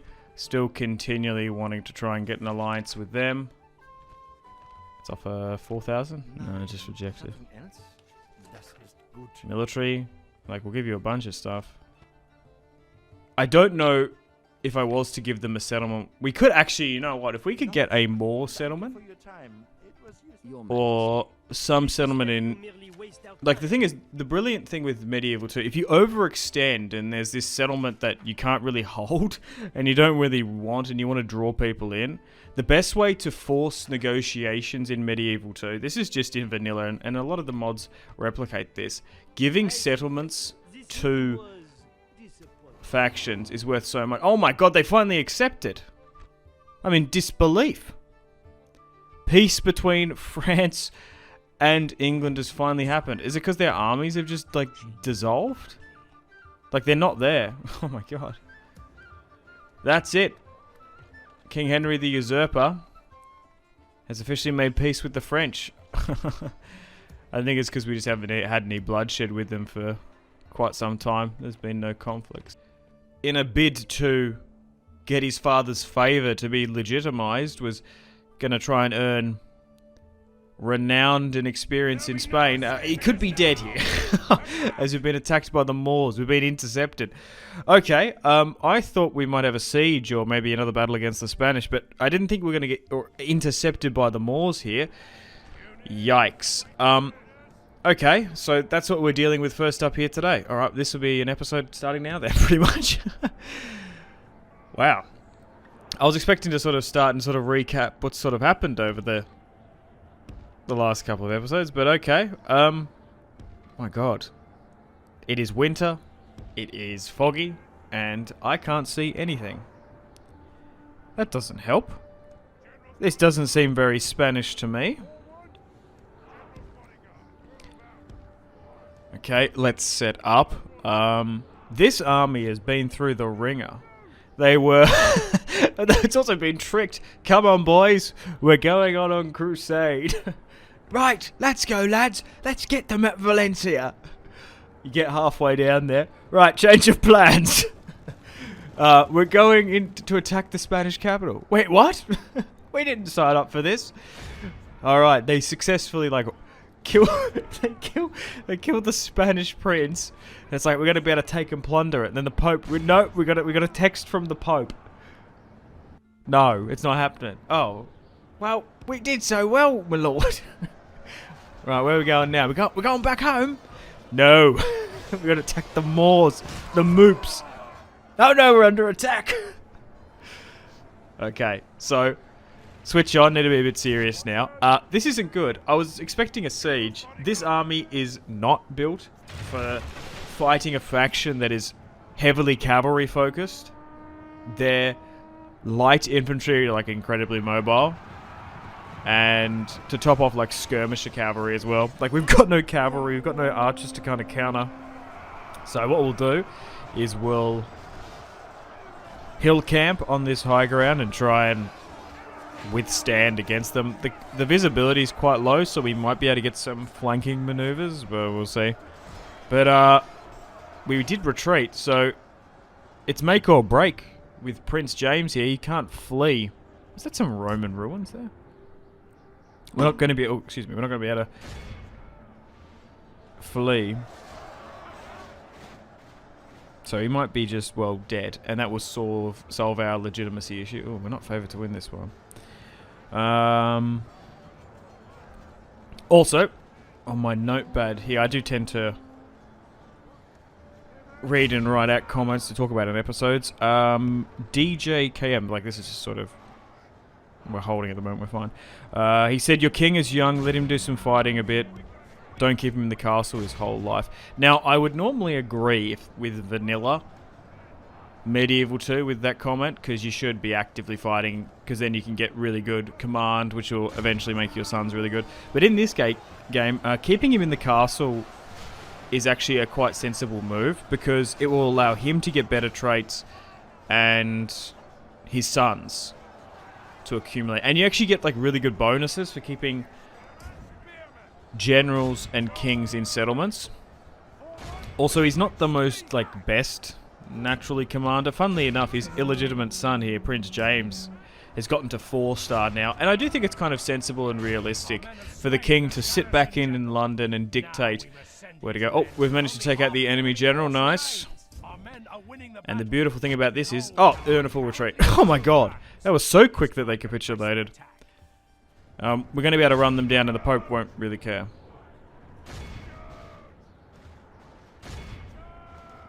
So as we're doing now, we're using the Prince's son. So hopefully... Oh, now it's cleared up. Oh, perfect. Nice, clear vision. So we can come and run them down. Right, well, now that we've done that, we should be able to push towards some Moorish settlements, eh? Still working towards that 40 settlement victory condition, which is quite a bit. I think if we were playing a short campaign, we've probably already hit our victory conditions. We technically haven't finished off France. I didn't realize how hard it is to completely destroy and annihilate a faction. We must have lucked out with the Scots, because I think now thinking about it, when they were on their last legs in their last settlement, what we did is that we sent a spy into their settlement, and that's how we went in. We went in via the spy, not using siege equipment. So I think that's how we were able to destroy Scotland. So a similar thing will need to happen in France, but it's whatever. We've actually taken a lot of those French generals, and even some of the royal line, and have brought them in to the family tree, which is really, really cool.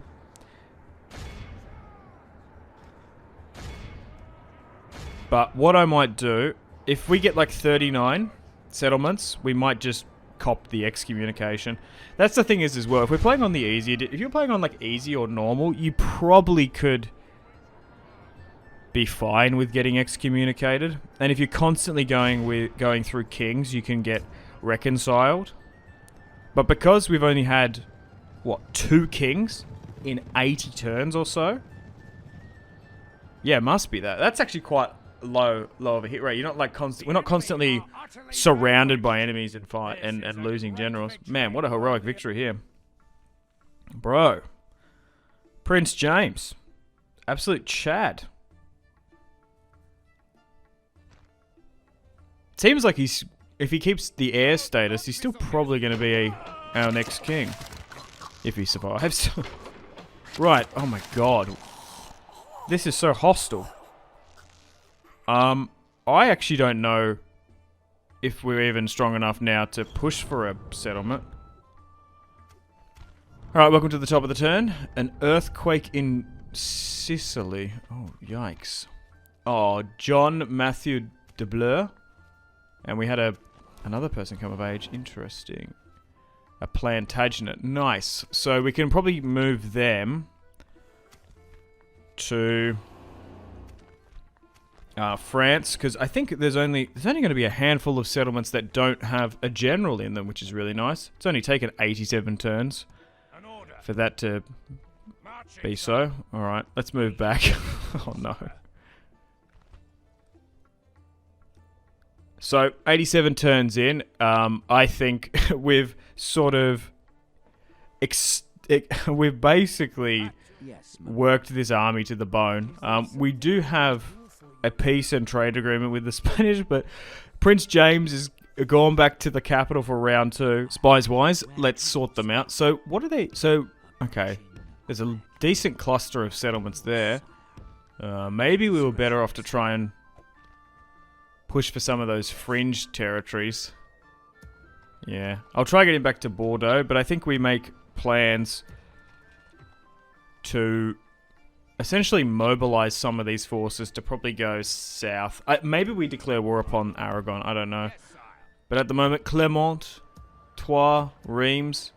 Well, Clermont has a full stack and same with Gand, but Reims and Troyes have half stacks because we had to commit those forces down to Spain. So I feel like we kind of lost.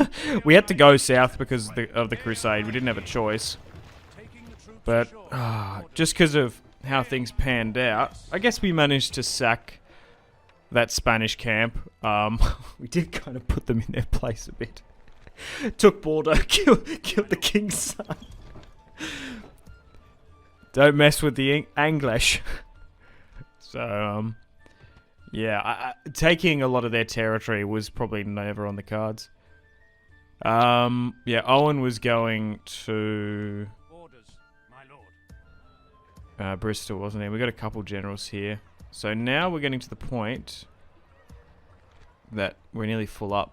You're grey. I was like, how old are you? Generals, once you hit 50, if you put them in a settlement and stop moving them around constantly, depending on like sickness traits and stuff, they can last a lot longer. I think we had one guy, Stefan de Bleur, got to 73. Actual boomer. Alright, everything is looking good. Looking nice up in here. Took us a while. I feel like it's taken us 40 turns to properly stabilize with the public order. We're constructing, we're building up, we're holding, we're yeah, it's taken a while, which is, I don't know. Is it, I don't know, how many years is turns in this? Is it 4 turns a year? Yes, sir. Could be. I think that makes sense. Alright, things are looking good. Alright, back down in Iberia. I just hope that the Spanish don't ultimately intercept us. That'll be kind of cringe. So we'll see if they or anyone else reacts during the end turn. Oh, you've got to be joking. We must prevail. Oh, far out, man. The Holy Roman Empire has declared war upon me in a surprise attack. I have been asking these guys for like the last 2 episodes for an alliance. Is it because we got half stacks there? Ugh. God damn it. Scheiße! Oh. Of Cheltenham, he looks alright. Oh my god, we even got that army still down there. It just annoys me because we haven't fought an offensive war in quite some time. We got a surprise attack against the French allies, and now we've been surprised attacked by the HRE. Hang on, is it a rogue commander? Oh, dude, they are massive. Okay, maybe... Oh, God. I'm trying... There's so many bloody units blocking. It's tough. Where's my best diplomat? We'll get him, because he's like 5'6". Hey, Can you give me peace, please? I doubt that this was time poorly spent. Your orders, sire. Where to? I'm surprised they attacked then. I wonder what triggered that. Can't spy there. Not when we were at war with 3 factions. France, the Moors. There was a state. There must have been a stage when we were at war with Spain, the Moors, and them. God damn it. I guess it can give us an opportunity to push into some of that territory, but although it's not like in the red, because of this difficulty, we are still a little bit from perfect. Oh my god. Off from Sire, we need to fall back and regroup. getting a perfect green public order. God, he nearly died there. The king's nephew got caught out, nearly captured by some French bandits. I was trying to get him to Poitiers. Matthew can go here. So who's here? Gerald, one of the generals we sniped in the 100 Years' War. As if they're not going after the HRE. Wow. Okay, so defensive posture, lads. I guess we'll replicate the same tactique. We've got a lot of forces on that border, but the Holy Roman Empire are probably economically stronger than us and army-wise, so I guess we just try and hold and defend and see how they ultimately react. So, the first army doesn't seem too strong. They do have a settlement in Utrecht, so they could, yeah, but they could attack Gand. Just going around here, are there any spare forces that we can maybe move to the front line? That's ideally what we want to do. We're also a little bit low on cash, though, because we have so many generals. Okay, so they do have Dijon, so that's a French territory. Yeah, because they always had, like, Marseille. They've even got, like, 3-4 of what you would consider French territory. Alright, maybe the Pope might even call for peace. So, let's see what they do. Are they going to launch any more attacks? Okay, they've moved another one into Rouen. That's a full stack. Yikes. Wait, what? Why is there a rebel army there? They've got 2. Wait, hang on. Did that sieging army rebel? Impending debt. Great. Just what we need. M1 Plantagenet was born. Let's continue to bolster some of this border territory. God, we are perpetually having bad public order in, like, Paris. Is it... I don't think it's because of Gregory Capet, but we need to move everyone to this border territory, because if Gand or Troyes fall, it's not going to matter, because Paris is going to fall ultimately. I want to keep Capet there, but he seems to make it worse for some reason. I don't know why. You'd think it'd be realistic if a Frenchman was, well, governing Paris. Maybe we just have to get those reinforcements that were recruited in England to Paris. Okay.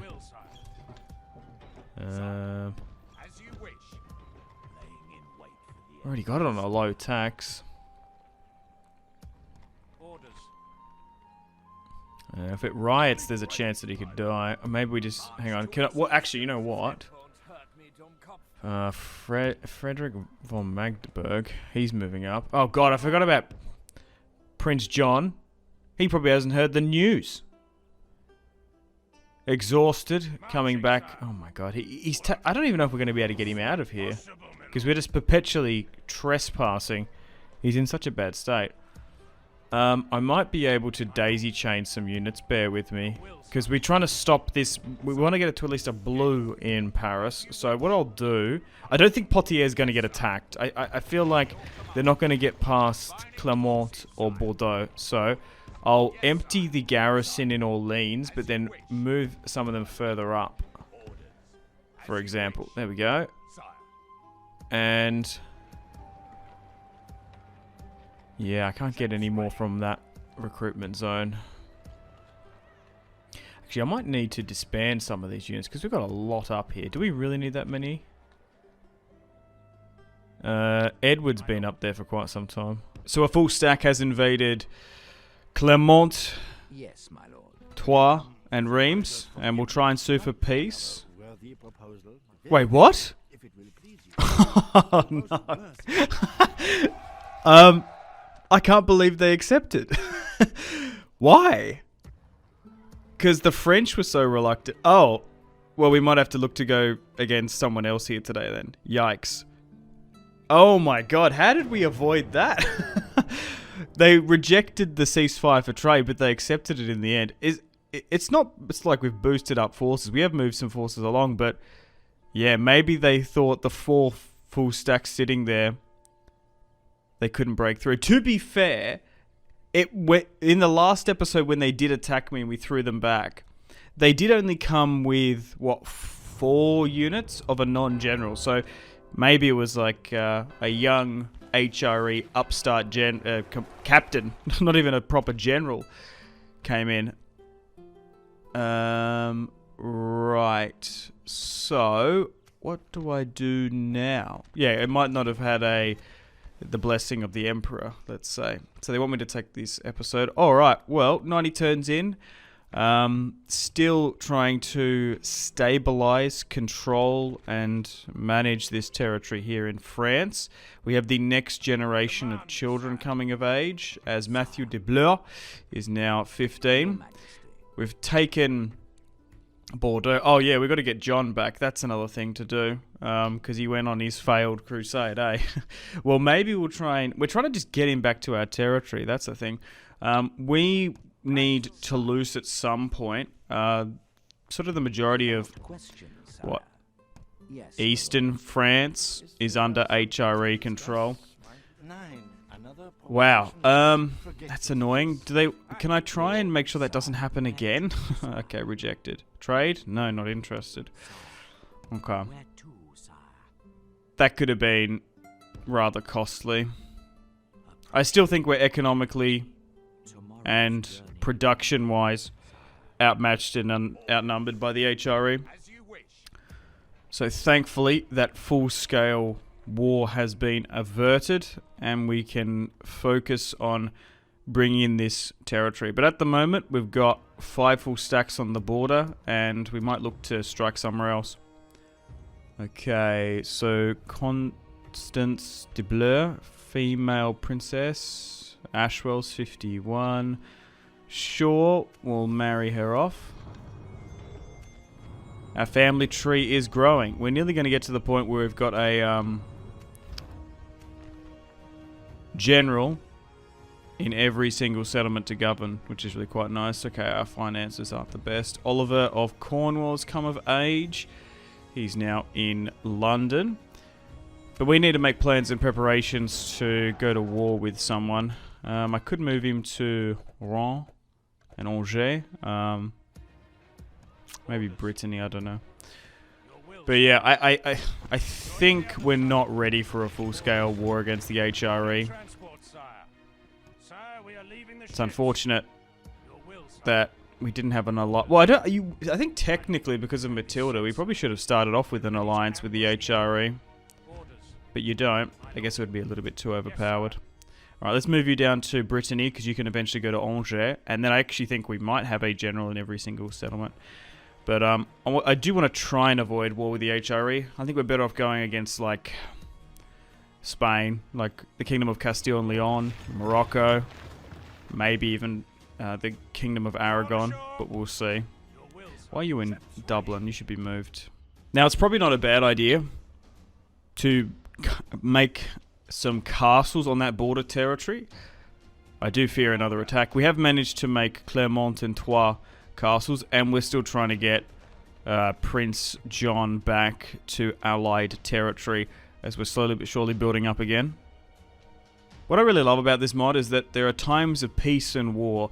So here today, after that short little war, basically after the huge conquest of France, we need to replenish and repair massively. Okay, so we've got a council popping up here. The King of Denmark is dead. And the third Latin council, Gilbert Plantagenet, is now 14.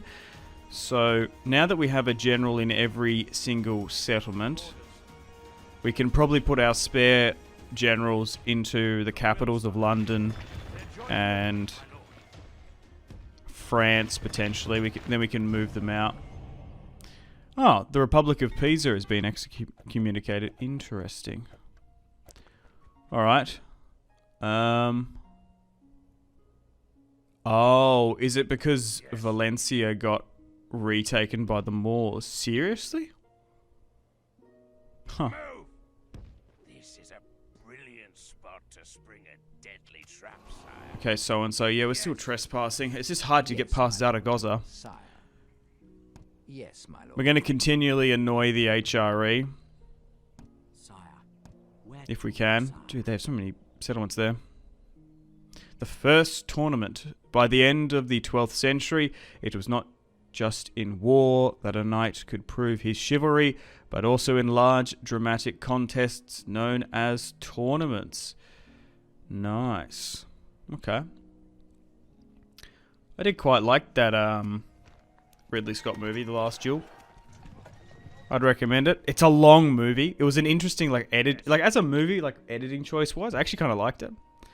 What did you guys think of it? I don't know. I love historical movies, even some of the goofy ones. They're my jam. Kingdom of Heaven. Mwah. Director's cut. Bro, so good. Alright, so we're only just on the outskirts of Toulouse here. I think we let John go for that. I think going after Aragon is probably the play. If we can get Toulouse under our control, that'd be a good idea. And then we might try and get some of these youngsters in. Alright, so skipped a little bit ahead. Turn 96. We've mobilized on the border here, ready to go. So Prince John has now come back after, well, controversially killing the Spanish prince. Had a battle against Morocco, and I've sent down another army to help out. This is Hugh de Bleu, one of Baldwin's sons. So we're going to declare war upon the Kingdom of Aragon to try and take Toulouse, and if we don't get told to stop, we might be able to take Barcelona, maybe Zaragoza, we'll see. So we'll attack this army here. Clean auto resolve. We'll make sure to ransom. Unfortunately, it was rejected. And we'll build the... Oh no, we can just go straight in.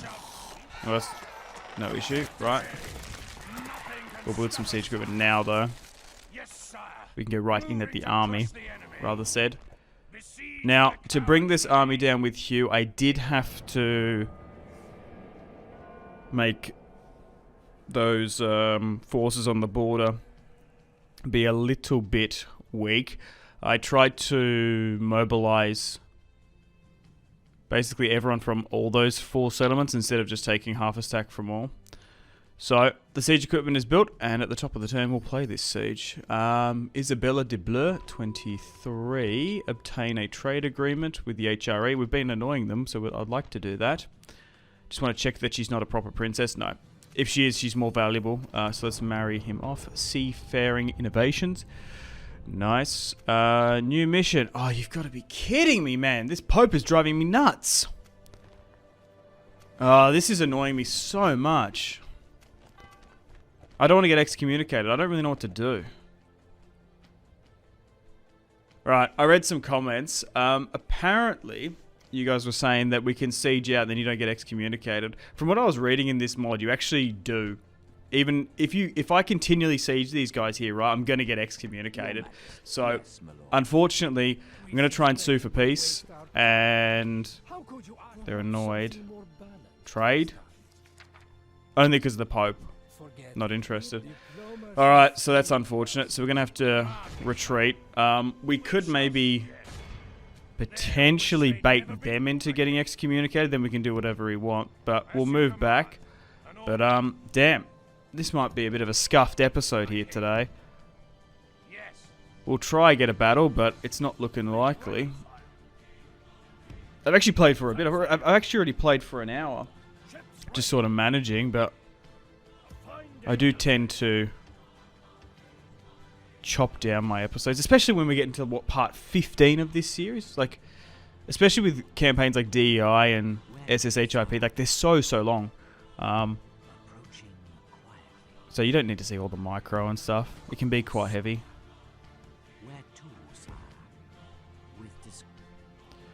Okay, so I still sort of fear a push from the HRE. I have, like I said, managed to move some of the forces away from the border here. So we're going to have half a stacks. I feel like if I do get attacked by full stacks, I'm probably more than competent enough to probably fight those. We still got to keep a watchful eye on the French, which are a one settlement faction. But I am getting really sick of this Pope. I could get excommunicated, but I feel like we'll just get absolutely trashed on very hard. So what I'm going to do is I am going to mobilize an invasion force. We're going to go against a faction that's not going to get us excommunicated. I'm going to set up an invasion force. We're going to go and attack the Moors. We're going to do our own Reconquista, and we're going to try and bring as many stacks as we can. So it's going to take us a little bit of time to prepare, but we're coming for you, moops. Alright, so 98 turns in. I've built up a navy, and I've moved some young commanders ready to go. Some of the older ones can stay in France, but I feel like any push against the HRE, the French, who are a one settlement faction, and the Crown of Aragon is just going to basically halt us. So I think the Pope will really like us, as Prince James will probably be our future king. The illegitimate is mobilizing a invasion force at Bordeaux. Now, interestingly enough, 98 turns into this campaign. The Kingdom of Castile and Leon, Portugal, and Aragon, I think they've actually allowed the Moors. They haven't just wiped them out. They've actually allowed them to gain more territory.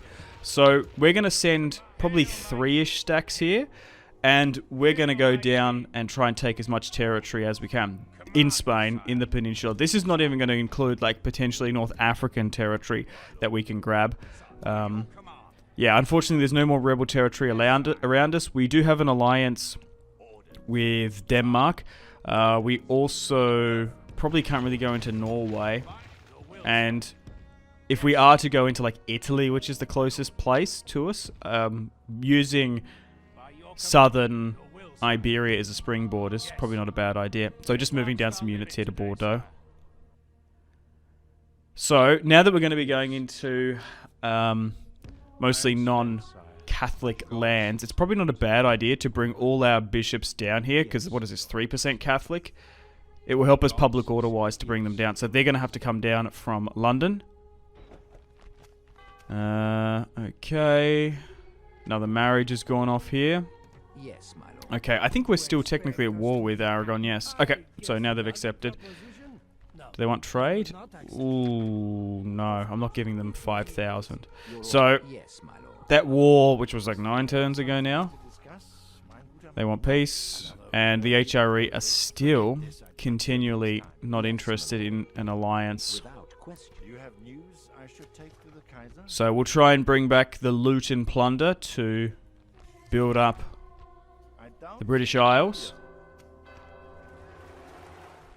Oh, it worked. And yes, my lord. France. Nice, we finally hit that mission. We nearly didn't. Alright, let's move my spies down here to give us some line of sight. Yeah, they have a lot of territory here. I don't know where I'm exactly going to strike. Oh, there seems to be a good cluster here. Cordoba, essentially. Granada. There's like 3 settlements there that we could really nab and control. That'd be a nice springboard. Okay, the time is nigh. Here we go. Operation English Reconquista is about to be underway.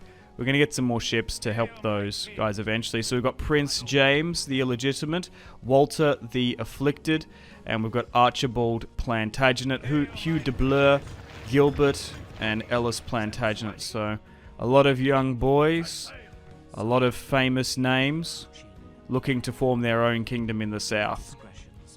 Alright, so there doesn't seem to be too many military forces there.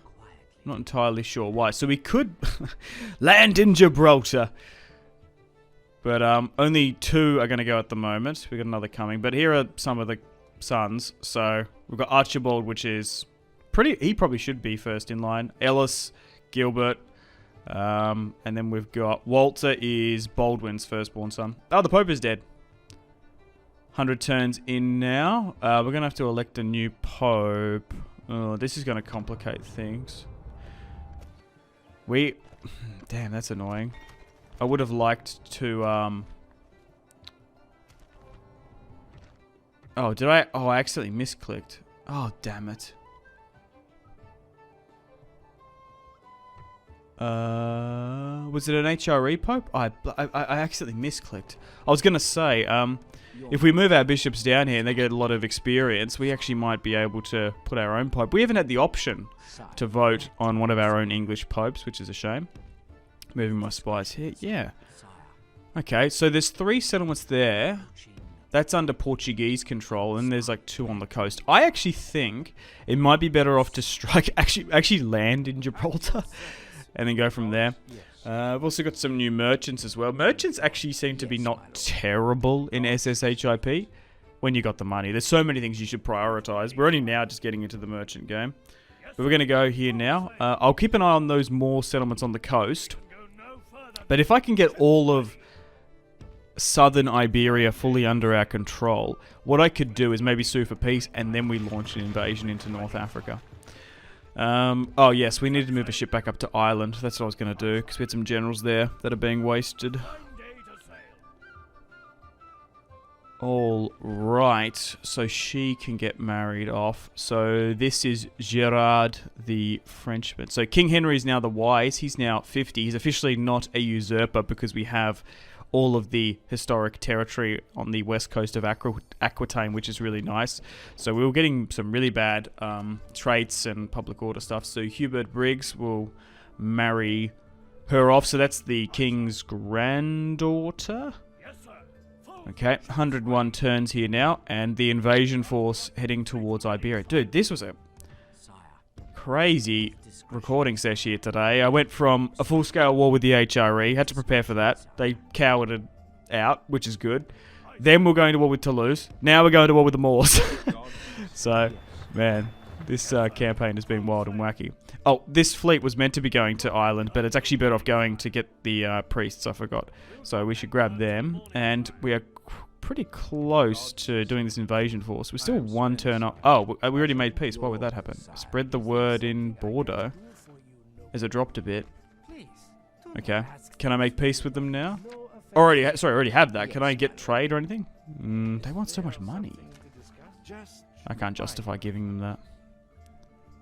Oh my god, guys, would you believe it? I don't think I actually recorded it, but during the end turn, the HRE just attacked me.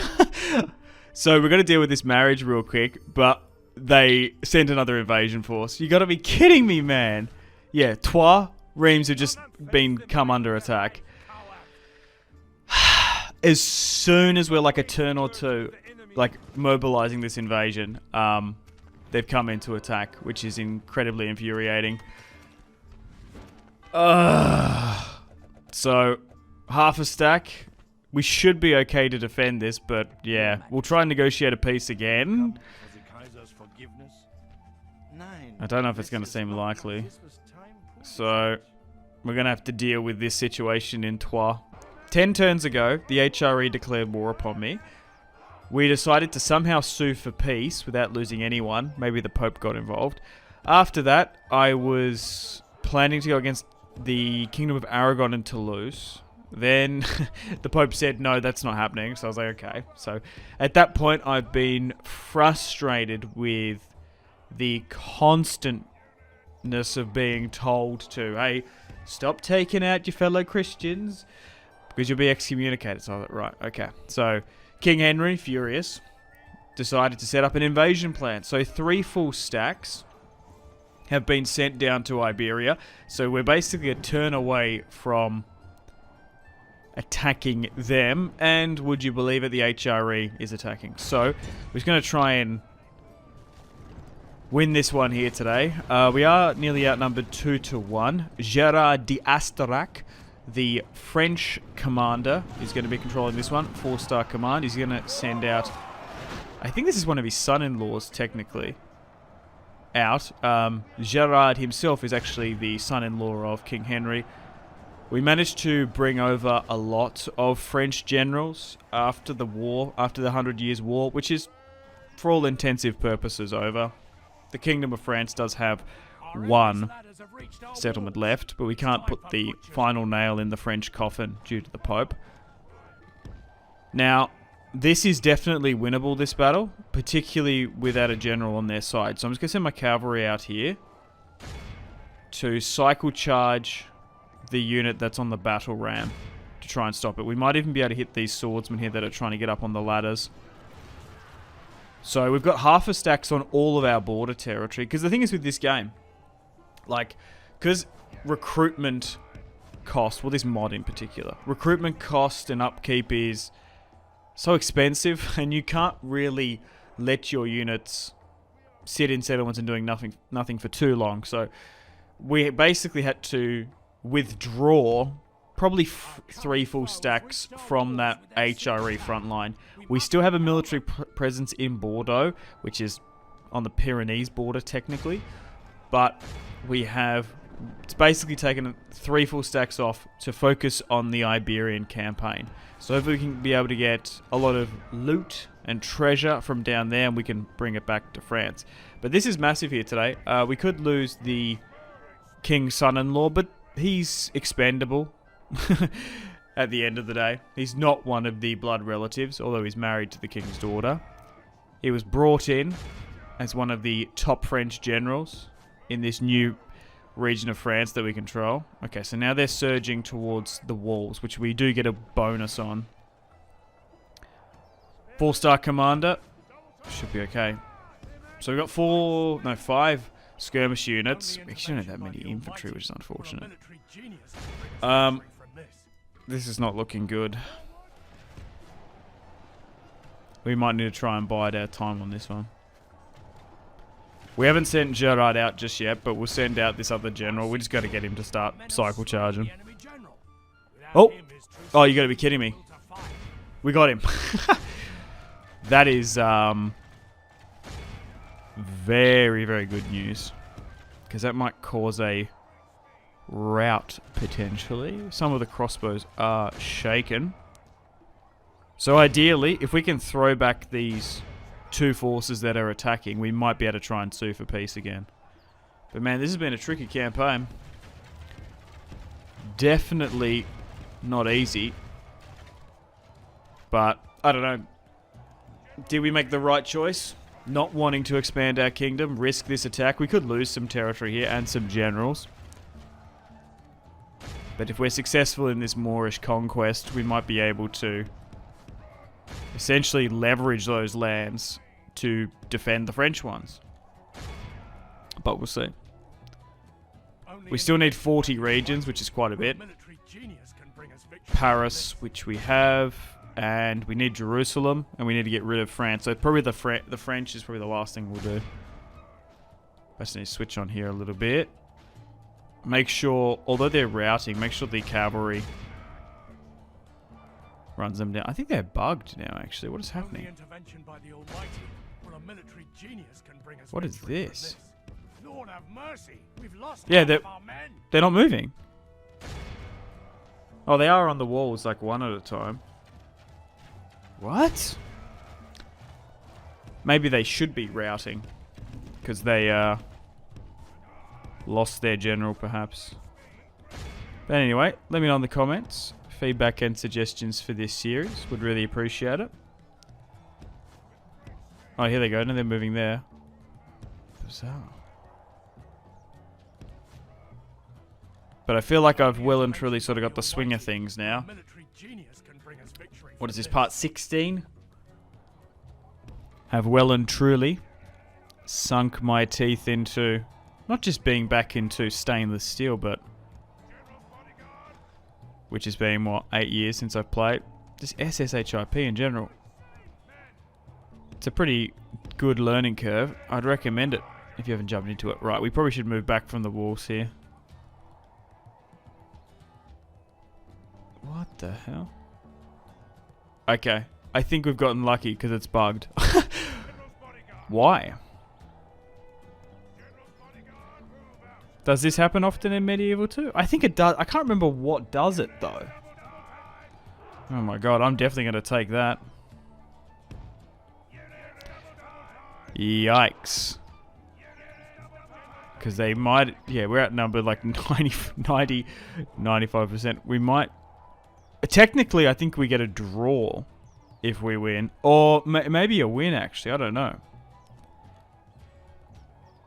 Well, 57% we've lost to their 43. So we have done a decent chunk of them, even though we outnumber them. They outnumber us 3-1.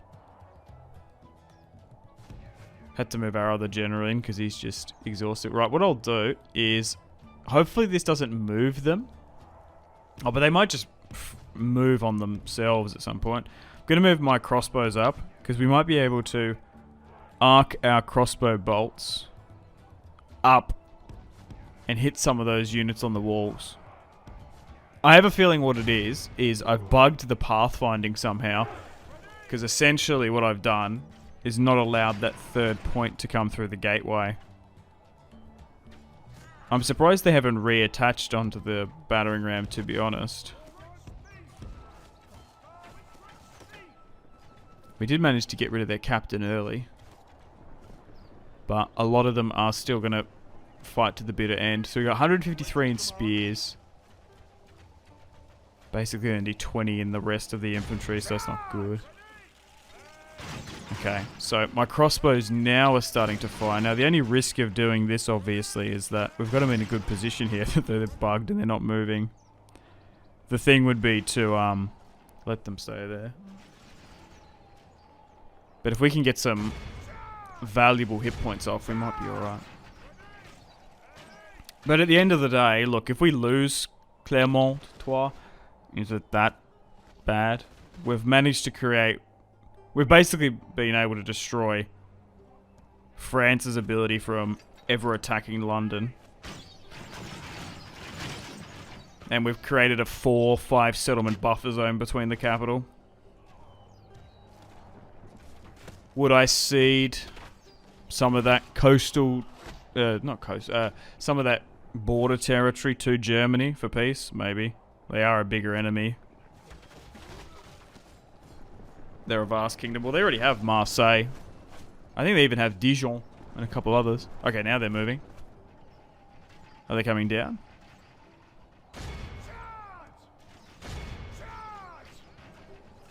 Maybe. Yeah, they are. Yikers alert. Let's move back if we can. Oh, no, they split. Oh, God damn it. Something changes in the course of battle, for defeat seems Right. almost certain. Still pack a little bit of punch. Wow. I'm surprised how they instantly just routed that unit. Okay, I still think this is cheesable. Hang on. Wait, did that unit push to get routed? Oh no, here they come. We'll move up a bit and try and just annoyingly skirmish them. Move back here. We've currently got those archers and a couple of others. There's a unit there of 56 archers. They've drawn their short swords ready to go. Make sure we're in the town square so we can fight to the death. We still have Gerard d'Astorac. He can cycle charge if he needs to. And he will. Oh wow, we just simply charge. If they're going to come one at a time like that. We might even be able to just play for time, honestly.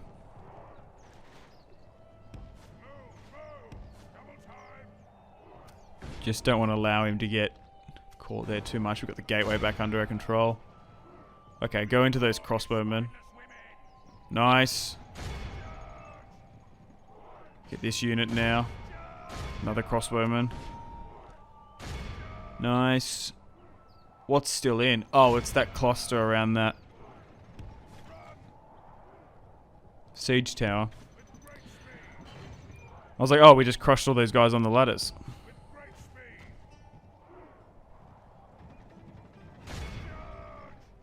Well, let's make sure we run down those units that are fleeing. We won't actually attack that blob until the last little bit. Because I think, yeah, we're going to end in a Force remains. draw or potentially a win. If we keep this up.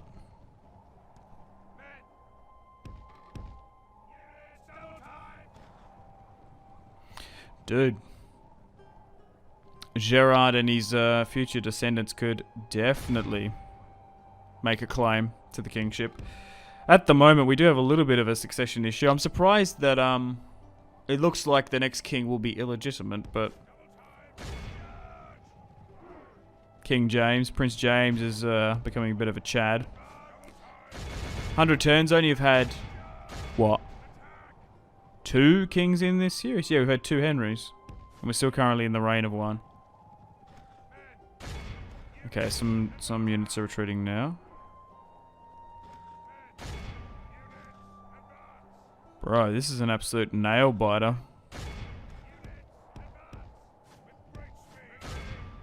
Ideally, what we want to do is just try and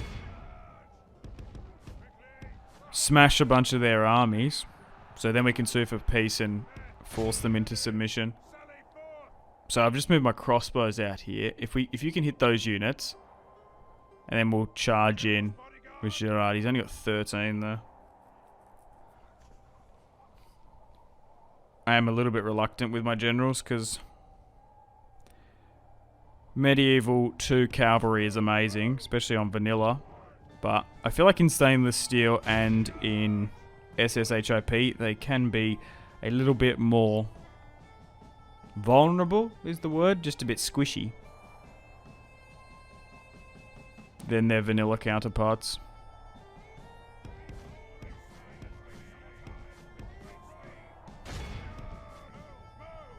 Okay, so we've got a minute remaining, so we're not going to be able to outright win.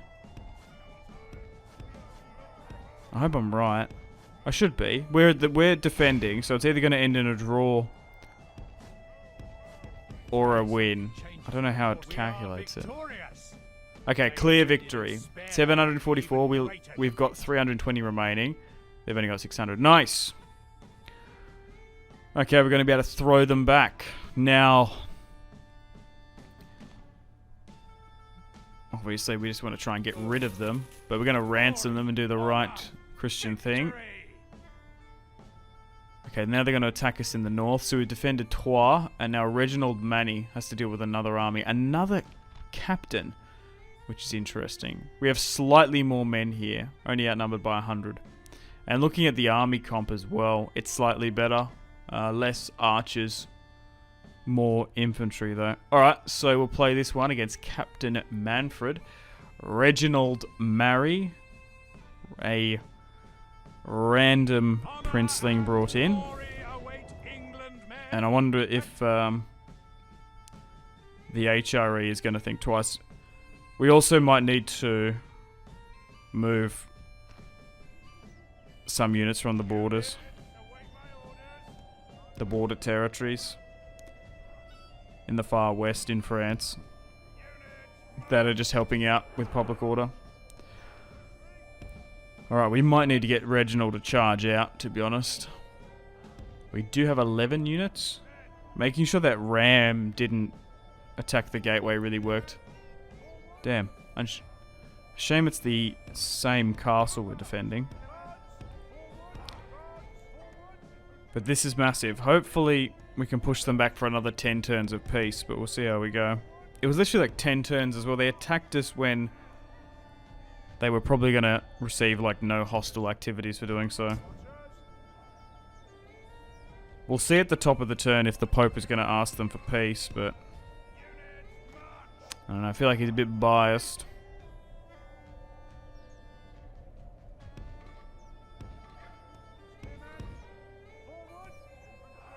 Against us in the Kingdom of England. And now we've got to focus on 2 fronts.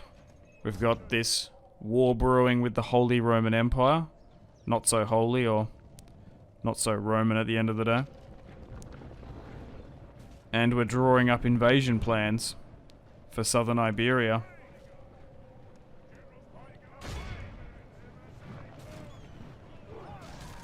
Okay, so we'll go with the same plan again. Oh, thankfully, perfect. Perfect. Unit of crossbows on the ram. We should take very minimal, if any, casualties. Controlling it. Nice. Let's get my cavalry to try and pick off and pick apart some of their weaker units. And then hopefully my units can hold on the walls. They should be able to hold a lot better compared to the last fight.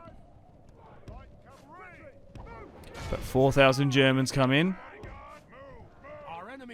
And a couple more going to come out by the look of it. We must repel them. With great speed. No, those javelinmen are actually doing a bit of damage.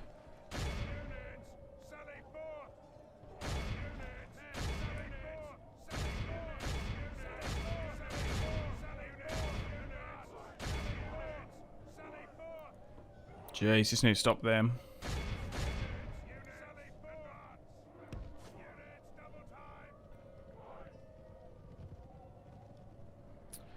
I do feel like I notice how the units react and go about without a commander. Like, we were facing a Moorish general who was quite good. Even the Kingdom of Castile and Leon's prince, when Prince James fought him, he was doing better. Yeah, you can definitely see that the AI performs differently without a captain. Like, the morale impact and hit on some of this stuff is so different.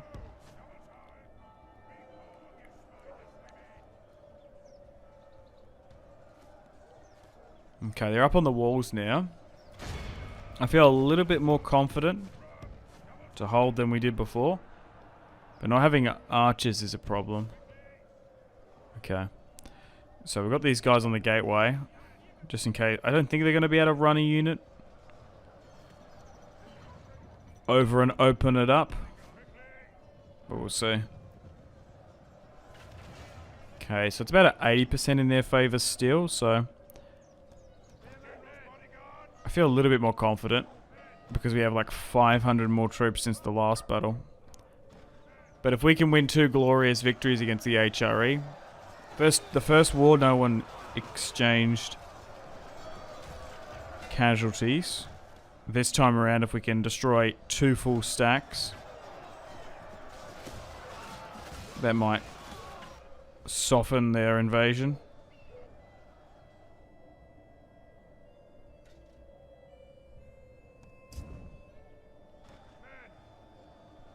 Okay. Couple units engaged in fierce close quarter fighting. Shields, swords and axes getting clashed and split apart. Alright, we've pushed them off on the right hand side of the wall there. Superb. Might need to move my general out to try and run them down. Still think the balance of power hasn't overly too changed, but we just want to make sure they do not recover Only intervention by the Almighty, or a military genius can bring us whatsoever.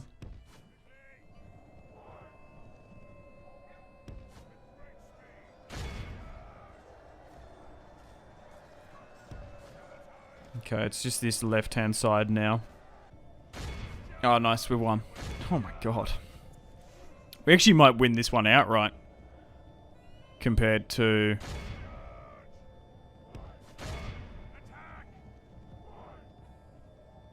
just winning it by the time of before. Oh my god. These battles were intense. Didn't have a battle in the last episode, then we had 2 close ones. Alright, let's end that one there. Also, I was reading some comments as well. I feel like, for some reason, the mod's being a little bit stable now. We did have some annoying crashes earlier. But I do feel like recording software / OBS is an issue, and same with recording stuff like Audacity. Oh, they actually rejected that one. Interesting. I did read a troubleshoot that when you end a battle, King's great son-in-law died. Oh, damn. Gerard d'Asterac's firstborn daughter's husband died. That's a shame. Anyway, just to recap this series, so far we're currently at war with the HRE. We've currently thrown back 2 full stacks. We still maintain not 5 full stacks on the border now, probably 2 all up. We're splitting half a stacks from Gand, Troyes, all the way south to Clermont. We got a surprise attacked by the HRE, which is annoying. So where were those military forces? Well, they've been sent down to Iberia, where we're going to try and do the Reconquista, England style. So, do they want ceasefire? We've managed to... Do I have to pay them off? We'll see how we go. We've been at war with them for 2 turns. No. They do sometimes seem to be open for peace. But, yeah, it's annoying. We've been at war with them 2 separate times within the last, like, 12 turns. So we've got my bishops heading south, and we've got 2 full stacks here ready to go. Prince James, who has fought the Moors quite a bit, our future king, is well experienced, so he's going to invade and drop near Gibraltar. Gibraltar will be British controlled again. Then I guess we've got Cordoba. So let's siege this settlement out.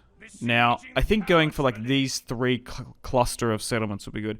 The Moors have done quite well in this series, being able to project a lot of power from North Africa. They control a bunch of southern Spain. So we've got 2 full stacks here now. I'm trying to think... Wait, that's undefended? No way. Okay, so in Seville, let's maybe move 2 in. Hugh the Afflicted. Why is everyone afflicted? Well, we'll move them in, and ooh. I think we need to start exterminating, because the thing is, it's going to be largely not our religion, so that's worse. So Sevilles, okay. Ooh. Do they... Oh, I don't know about that. Would the Venetians and the Crusader states give a rat's about Moorish people? Maybe. Alright, let's build a church firstly, and I suppose we move the rest. Maybe we do try and take... What is that? I guess it is Portugal. That's a Portuguese settlement there. Am I better off to go like here? Yeah, use the naval and then we'll try and siege that out. We'll block there. Alright, and we'll see how the Moors react. Alright, let's end the turn and continue. 103 turns into this campaign. So we've managed to take our first piece of territory. And we also have to see how the HRE reacts as well. Oh, nothing's happening. I skipped past them. And the French, here come the Moors. Okay, so they have moved some forces closer to us. But I think they don't seem to be challenging us. Yeah, but I feel like a lot of this territory was under Portuguese and Kingdom of Castile and Leon control at some point. Suitable husband for another Plantagenet. Sure, I don't see anything wrong with that. Some other traits.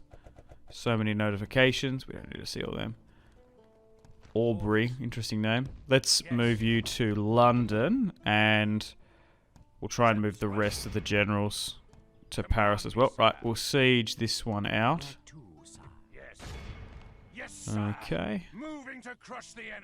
Half a stack going there. Right, down here. Now, with Prince James, there's only 500. That's their faction leader. Oh my god. We outnumber them. What have we got, 5,000? Yeah, like literally 10 to 1. Yep, we can auto-resolve this one. We can risk it, and... Yep, we'll do that. Yeah, they keep on being renamed. So this is Seville. Interesting. Okay. Unfortunately, there's a plague there. That's annoying. And now we border with the Portuguese. So these 3 cluster of settlements, I might even sue for peace with them. We'll see. We could charge out against them here. We might be able to get rid of the Moors faction leader. So let's move Walter to get this army out and away. They rejected, which is surprising. Let's just move here.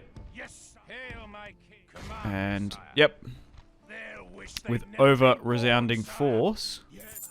Oh, they actually accepted the ransom. So they've been moved back to Hail my king. Cordoba. Hail my king. Because we've managed to gain a lot of movement, we might as well just siege it out. Approaching quietly, Guess that's Granada. sire. They are buffering up some forces.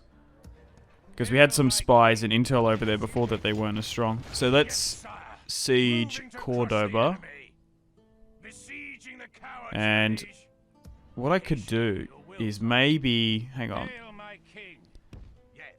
Let's put some of the army there. Let's allow Gilbert Plantagenet Hail to my govern king. Hail my king. Yes. Sevilla. Yes, sire. Could even send some more over there, to be honest. My lord. Sire, And of course, sire. let's quickly have a look. Can't spy there. At your service. Alright. Aye, sire. Make sure... Actually, we can move our ship there.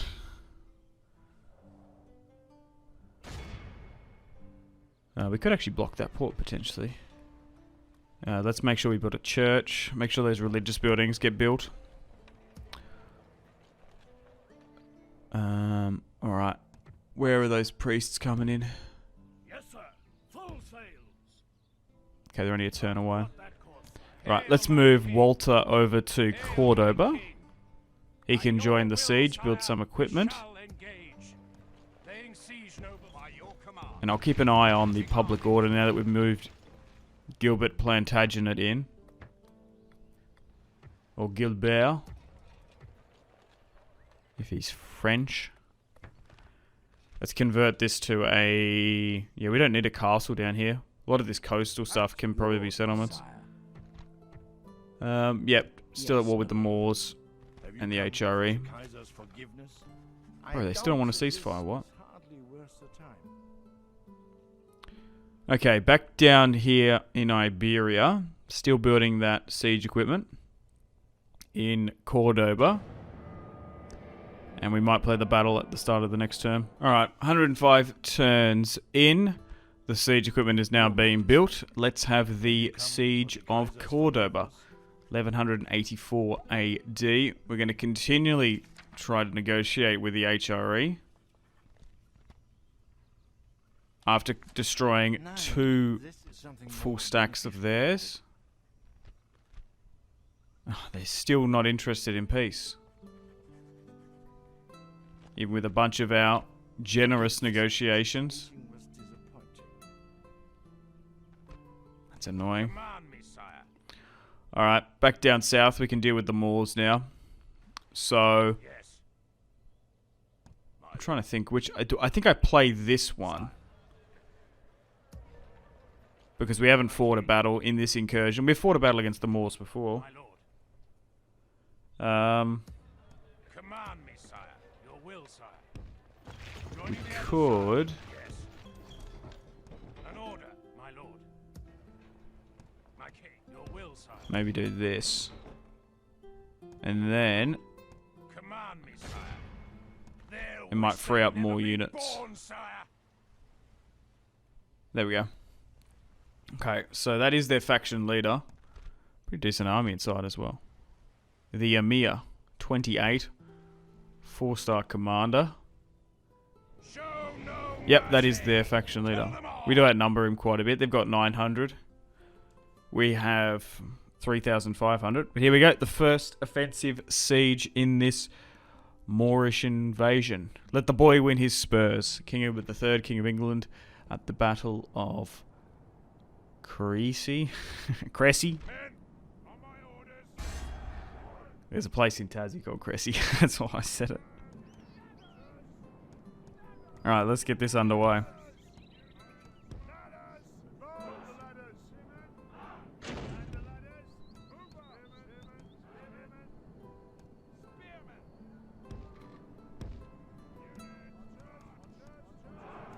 Okay.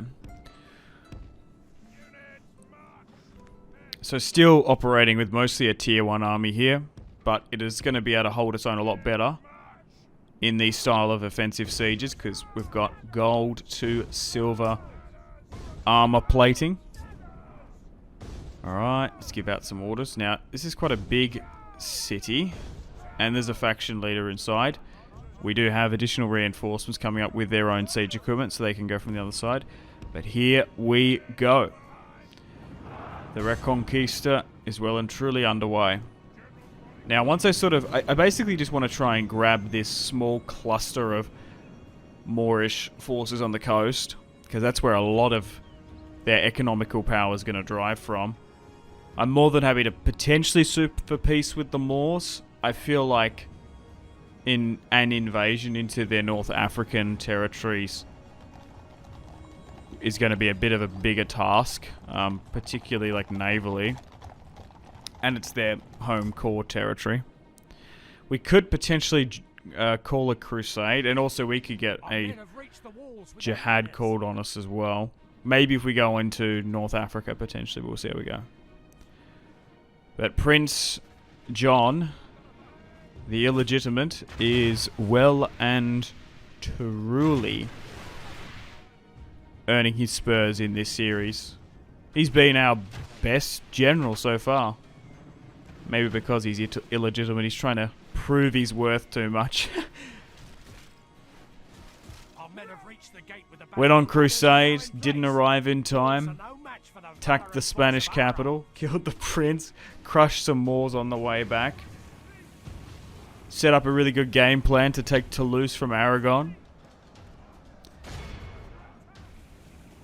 He might, if he's successful in this series, he might be able to be called King James the Great, the conqueror of southern Iberia, or what did the Persians call Alexander? Alexander the Accursed. To Spanish, to Portuguese, to Catalans and Moors, he was known as Prince James the Accursed. Okay, so we're moving off the walls now. They're in a retreat.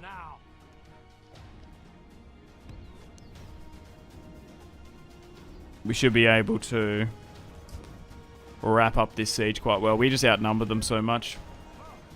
We will have to be a little bit careful because we are facing a faction leader at the end of the day with pretty good command, but we'll see how we go.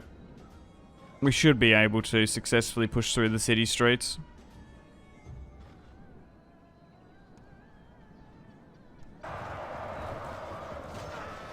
Alright, we're advancing. Hang on, just need to make sure that reinforcing army. Ooh, okay, we might be slightly a little bit too archer heavy in this one for a siege. 7's okay. Spearmen. Yeah, we don't really have any professional spearmen and knights because we just can't afford them. A lot of them are actually back in the mainland in France.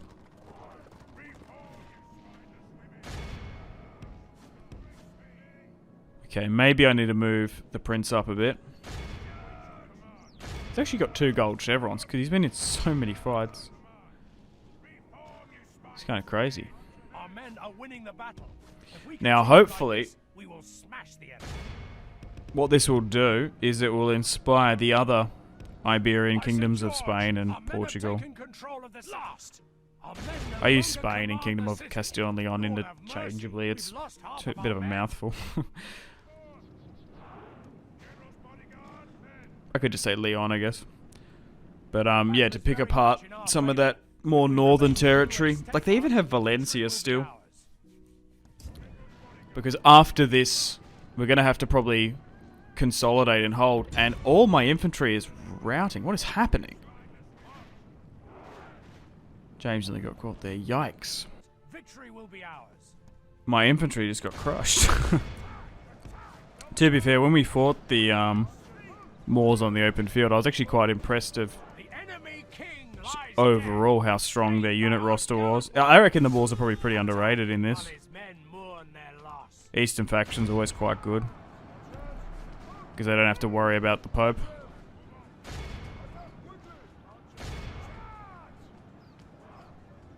The Turks are like one of the S-tier factions in Medieval 2. Particularly if you get Constantinople or Istanbul early on. Yeah, you have to deal with the Tumurids and the Mongols. We're usually strong enough before they even rock up anyway. Oh. Yikes, he's lost 700 now. The battle is very much in our favor. If we Okay, we are starting to victory will be ours. slowly but surely whack on through some of those generals. The enemy are badly bloodied. It's just pushing into this town square. They are literally fighting to the last more, which is annoying.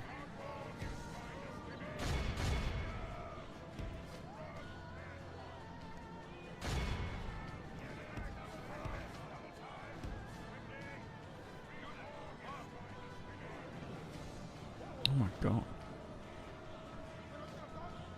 72% to their 85. Oh no, we might not be able to win this. Hang on.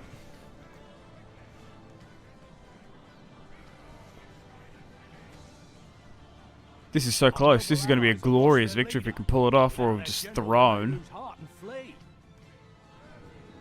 Oh my god. This is brutal. The battle is very much in our favor. If we remain true and Oh, I think our reinforcements are mostly retreating now.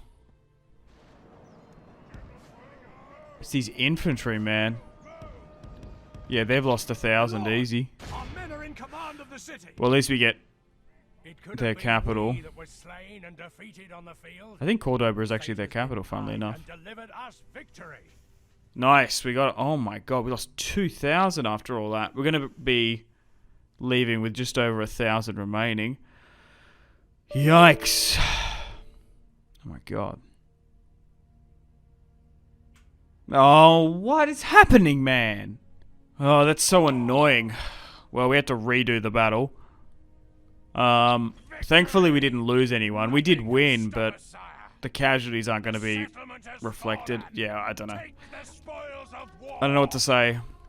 This campaign is... This mod is so weird. I don't know why it crashes like randomly.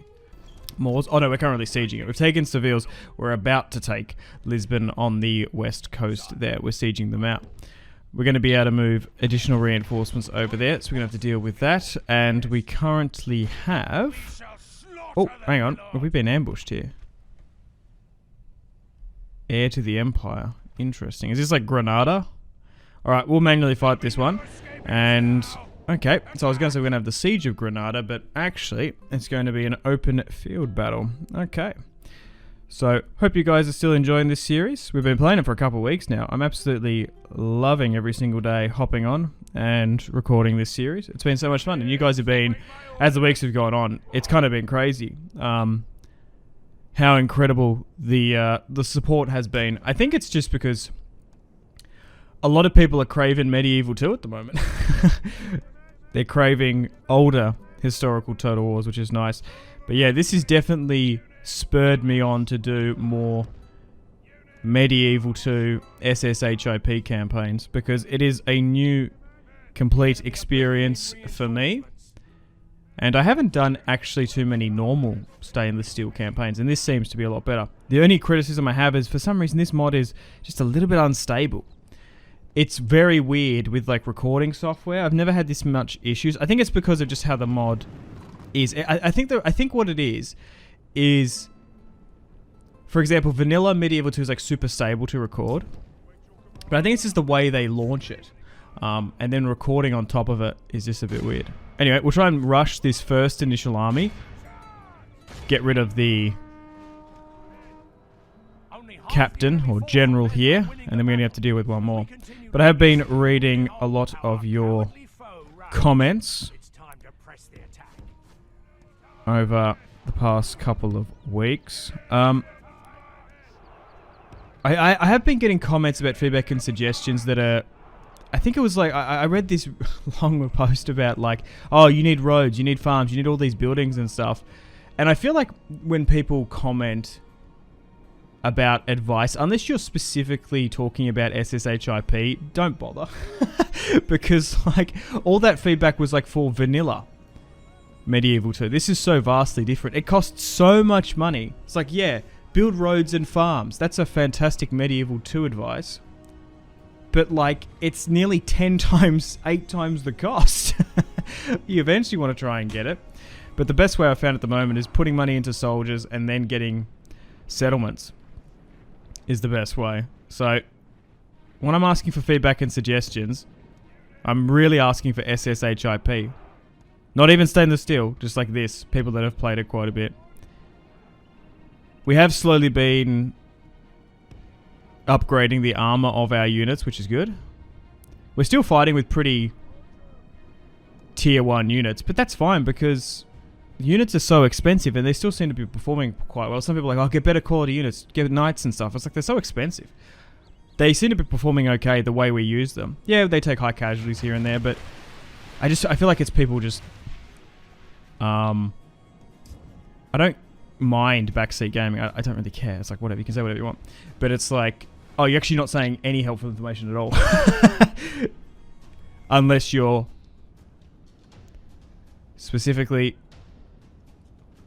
suggesting SSHIP advice. I don't want to know. Okay, we've got range on them here. And also, it's going to take a while before we can even get the next tier of knights. I think we need to get to 1200 AD and we can get some actually better quality ones. Alright, let's just quickly fold these on the flanks. But I would highly recommend SSHIP. If you guys want to check it out. Oh yeah, this is a good one. I really think SSHIP adds too many frustrating factors. Well, that's the point. They're meant to make it super hard in DEI. Not enough historical improvement to make it worthwhile. Ah, okay. So I guess it's like it's the title you're more so... Yeah, because I guess there's some people that want the historical stuff, the realism, but not necessarily the hardness, but I think it's fine.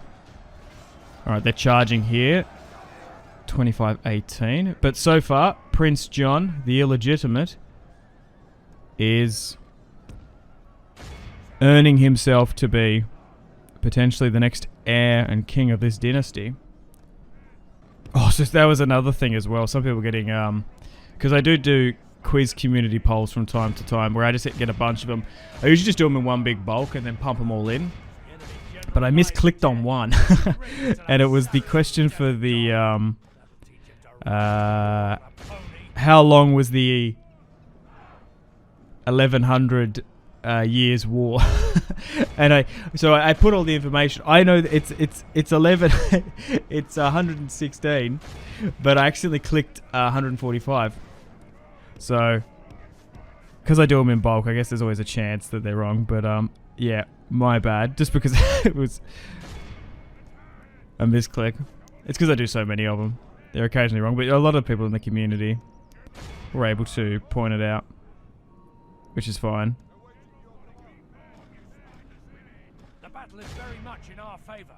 If we remain true and Lord have mercy, we've lost half of our men. Okay, so once we... The enemy are badly bloodied. They have lost half their men.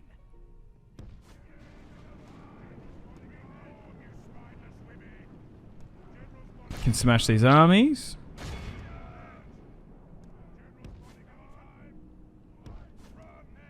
Be able to push upon Granada.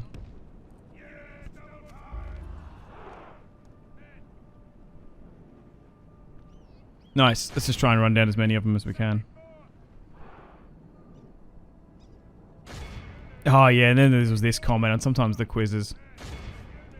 Like, they're not like trick quizzes. Usually pretty straightforward as an accent. Oh my god. This quiz invites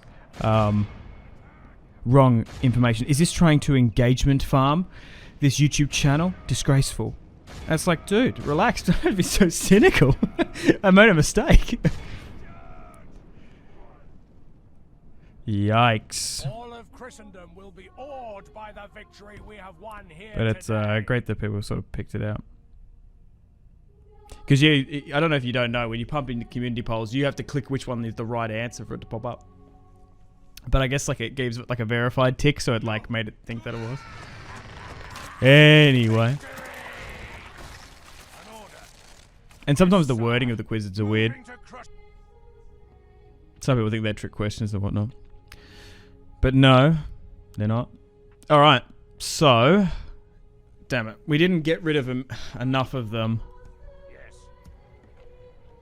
to actually just walk into Granada. So we'll move these reinforcements from Seville.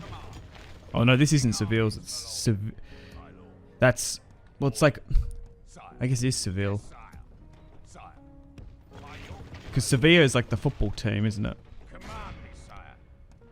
Okay. We should be alright to auto-resolve that. Nice. Alright, let's take Lisbon now. Wow. That's incredibly surprising that,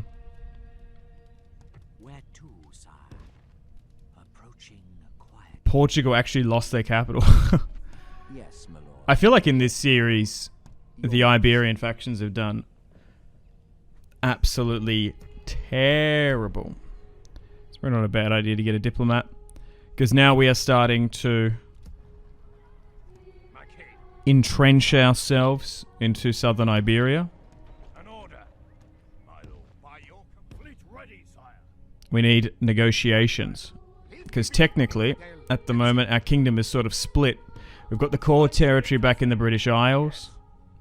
We've got the French mandate or kingdom, and now in southern Iberia as well. You could nearly split it up between rulers. Like, you got the king ruling the Isles, you got Prince James being the commander-in-chief, as it were, and then we've got our French territory, which, especially the west coast, is our sort of... You could even make an argument it is our core territory. But we will want to flood more reinforcements down there when we can.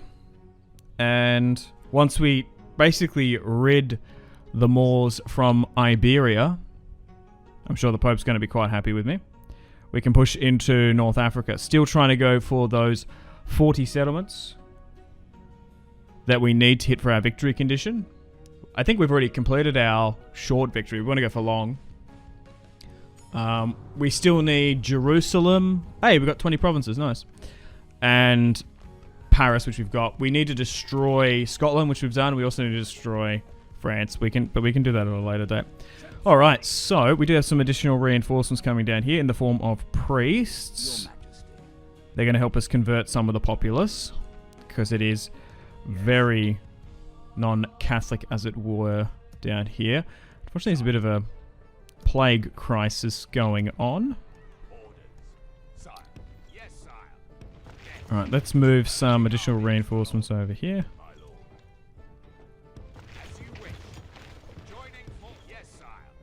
But yeah, I can definitely see myself doing more series because the support is there. Alright, we can auto-resolve this one. So I expect more SSHIP campaigns to come. Okay, Granada's been taking another plague here. I think these because they're just like massive cities. Dude, some of the populations are huge down here. Yes, my lord. I don't want to sack and exterminate, but the only way to manage these large cities is probably it. Alright, it's probably time for peace now, because I don't think there's any more territory that they have in Iberia itself. Trade and ceasefire? Annoyed. How about just a ceasefire? No. Okay, so we're just going to have to continually annoy them. Okay, because like Venice... Venice. Yes, my lord. Sire. Valencia. Yeah. So they got 2 pieces of territory left, right? Okay. We still technically are at war with the HRE. That's something to keep an eye on as well. So this is Toledo. And they got another one down here. Okay, they actually have a few more settlements. I thought that they didn't have much more left. I cannot do that. It's because they're under siege. They're not going to have much left. Alright, now our bishops are here. Now, ideally, once they sort of start converting the local populace, we should be able to get high-ranking bishops to maybe make a play for becoming pope.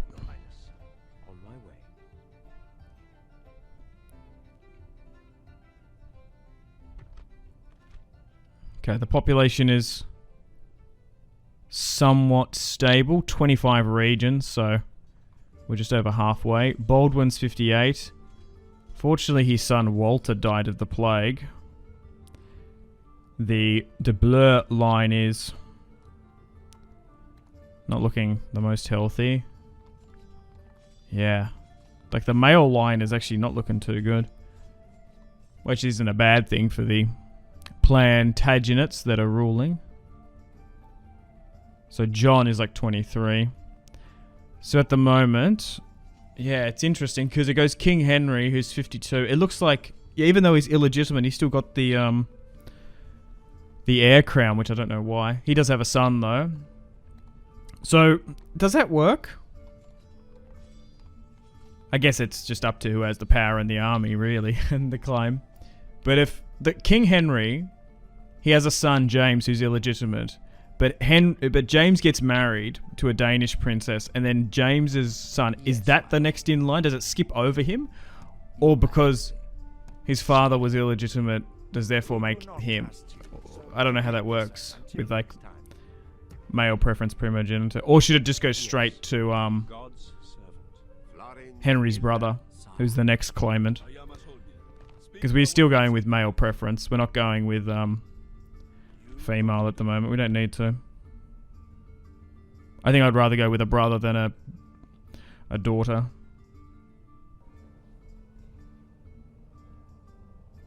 Pisa want an alliance. Sure. I think they actually have some North African territory, to be fair. Sure.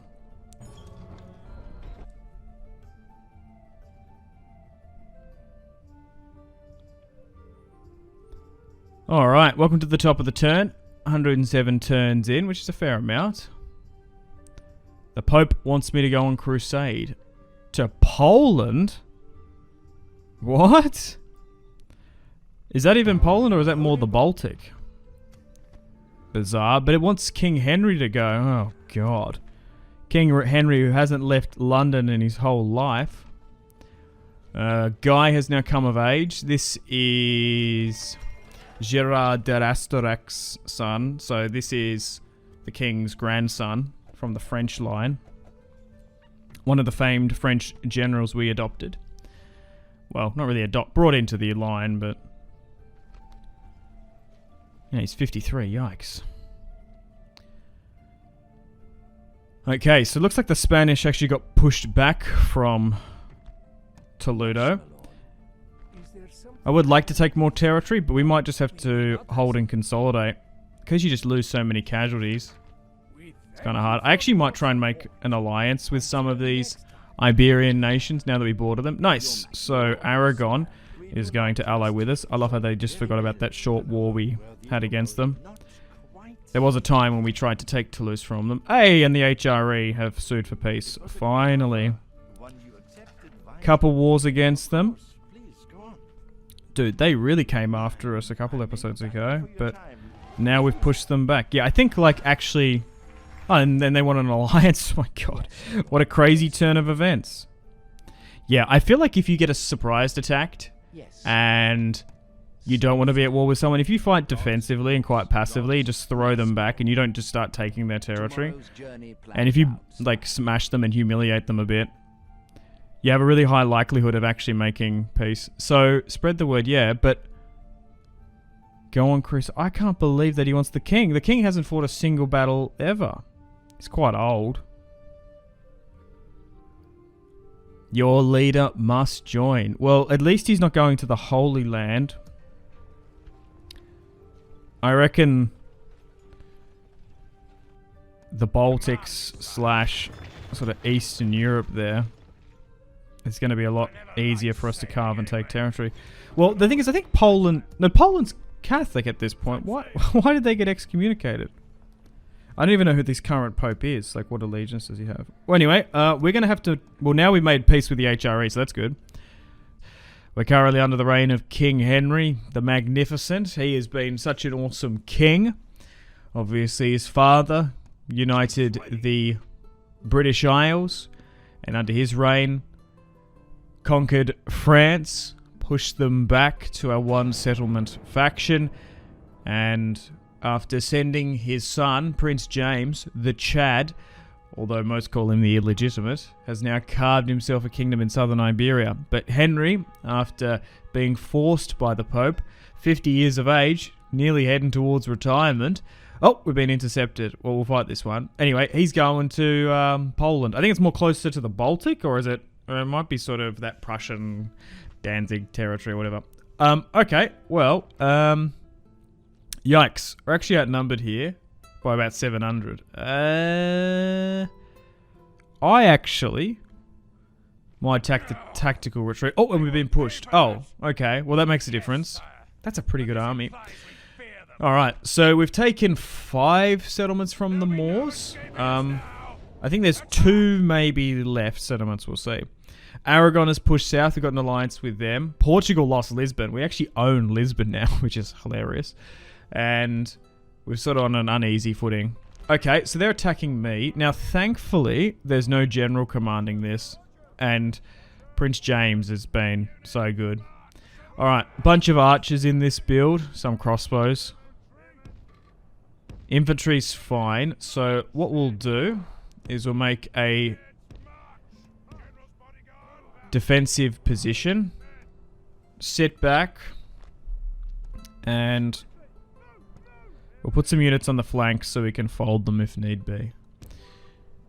Alright, there we go. Get some cavalry around. But yeah, I really quite like the story of Prince James the Illegitimate proving himself down in Iberia. But yeah, I just want to, guys, I just got to say thank you. I really, really appreciate all the support on this series. I'm still kind of shocked. I didn't expect me Let's Playing this mod was going to be this popular, but yeah, thank you so much. I really appreciate all the kind comments and the lurkers as well. I appreciate you that just leave likes and stuff. And the trolls, even the trolls. Even the troll posts. I don't know, I don't really care about troll posts. I engage with them because I think it's kind of funny. It's content. But, yeah. Alright. I don't know what it is. Sometimes it just comes out of the woodwork. I think it's just volume. You get 100 likes. No one says anything. 10 comments, and then there's that one. It's like, oi! It's like the one comment. You just like, no, it's not like care about. It's just like fixate on. You're like, what? Why would you say this? All right, here come the Moors. All right, let's move.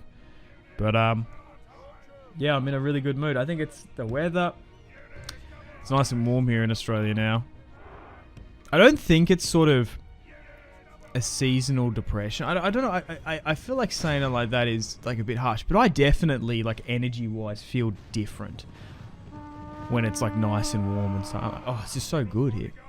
Winter in Tassie is always shocking ass. I just need to hold. I think that's like, it happens a lot in like those Nordic countries, doesn't it?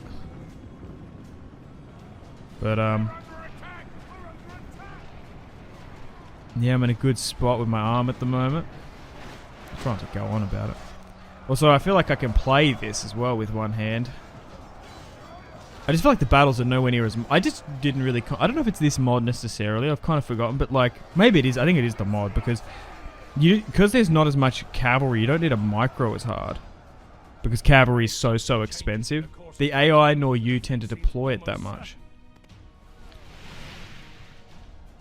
Okay, so holding the front line here. We do have archer supremacy. The Moors have a pretty good roster. They've definitely been the faction in this series that we've lost the most casualties to. Maybe it's because we got surprised attacked from the French and we were mostly on the defensive. I feel like our offensive wars, we lost so many forces. But yeah, no, dealing with this bloody neuropathic pain issue has been an absolute, well, pain. Just constantly having a stabbed hand and arm. The enemy general has no He flees But, the field of battle. hopefully I can get it fixed and stop bloody George, talking about it. We've captured the enemy's general. That'll teach the cowardly dog to turn tail and run. Now he can rest at our leisure.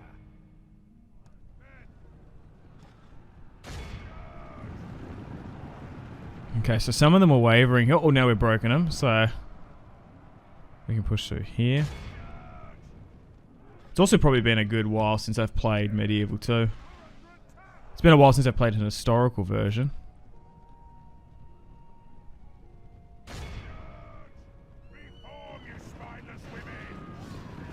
I feel like I played like Game of Thrones. Maybe even Lord of the Rings. Dak, it's been a while. What's been going on with Dak as well? Didn't the main guy leave, and isn't it like the community? Who runs that now?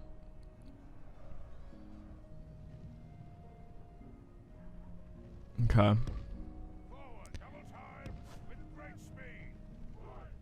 Our archers are nearly out of ammunition, so we've got to keep an eye on that. Our infantry are holding, but dude, we're just taking so many casualties, even just sitting back and defending. If they had that extra couple hundred from that settlement, it might have been a different story. Dude, there's a lot of units in retreat here. Prince James has been a bit gun-ho. There are a couple of close calls with him.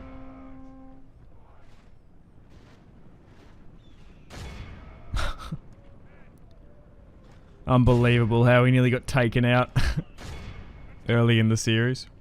But yeah, no, this Moorish push has definitely worked.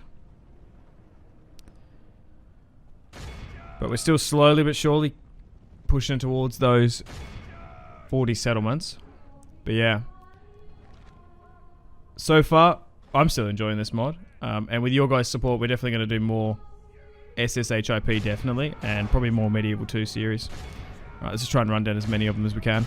Dude, what a epic defensive hill hold, as it were. Nice, we can just run them down. I'm trying to think, though, just because it takes so much longer. Alright, we won, so we can just run them down now.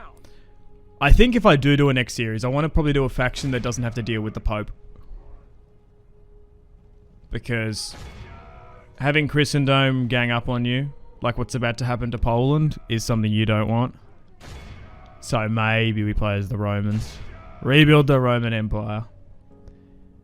How often do you guys think about Rome?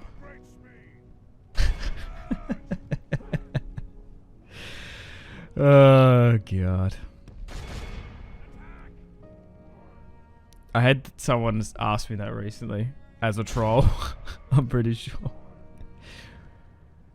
Yeah, how often do you think about the Roman Empire?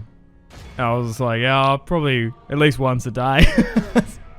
Several times a week. It's like, she's like, you gotta be joking, right? I said, no. Probably not. But it's also like, probably the Roman Republic as well. It's like, I don't think I've ever heard you talk about that out loud to me that often. Not like every day. Oh, God. It's a pretty funny meme. I like it. I like it a lot. But yeah, I'm trying to think who else. I don't know. I think the Moors would be quite hard as a faction. Maybe in the same breath, the Turks. The enemy are utterly vanquished. I don't know. This is a great victory. But I feel like playing as England has been a really good learning faction for me to sort of learn this mod. Also, I did read in the comments as well, both times, people were saying, oh, my SSHOP constantly crashes after battles. I figured it out, because someone said in the comments is that don't end the battle that quickly. I don't know what it is, if it's loading or processing, but just like, as we saw there, we just gave it like a couple seconds. Do that. I am tempted to ransom. They rejected, unfortunately. Alright, so we should be able to push for the settlement then. They oh no! Aragon out of nowhere. I hate that. When you do the hard work destroying the army, and then someone comes in and snipes the settlement. I guess that's what we get for retreating, I suppose. Yeah, alright. We're going to have to land with Henry. A great trade fair can be held at the capital, 4,000. Yeah, we're making a fair bit of money now, which is good. Oliver of Northumberland. Manny's now died, unfortunately. Alright, let's move Guy. And we've got... Actually, no, we'll keep Guy in Paris. Or we might go back and forth, I don't know.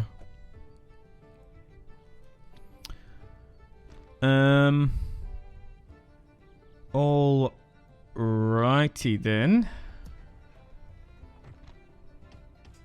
Now that we've got like a decent amount of money, it's probably not a bad idea to recruit back on the border, because we've had a fair few skirmishes and armies traded against the HRE. The last thing we want is for them to attack me again, so maybe deterrence is better. Hang on, I don't want to trespass in France. Alright, let's drop him. Let's join the Crusade. 54 years of age, hasn't fought a battle. Bro. Gonna go to the proving grounds, which is the Baltic. And that should give him a nice boost. Also, I was reading in the comments as well. Oh, Simpsy, you should always... I don't mind this comment because it's not a bad one. You should always leave some spots to get mercenaries, but they're usually quite expensive. They are a good way to get some troops, but it's just the upkeep. The initial cost is quite high. I tend to use units. I tend to use mercenaries as sort of an emergency. I'm also going Crusade for the experience and the chevrons and for the traits for the generals. But yeah, it is a good suggestion if you've got the money. But the thing is as well, I'm not at the point where I'm just like constantly playing with full stacks that are terrible. Like even our tier 1 units, people criticize it for some reason, I don't know why. They perform pretty well, so it's like, okay. It's the whole thing. What's better? One knight unit or like 3-4 cheaper units? I usually tend to go with the cheaper. Right, agents wise, let's ping around a bit. We want to try and get an alliance with the Kingdom of Castile and Leon if we can.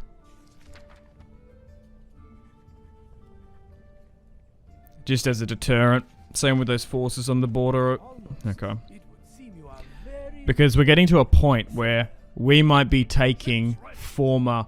Well, we have. We've taken the former Portugal capital, so they've probably got a core target on that. I don't think we've taken any Aragon territory. Toledo is definitely former Castile, I would think. Just trying to think if I should move in here. We could maybe get the mercenaries down here though, because we're actually going to use them, because we haven't got a full stack. That's a bit different. We've already got a full stack up in the north. And, for example, we can't actually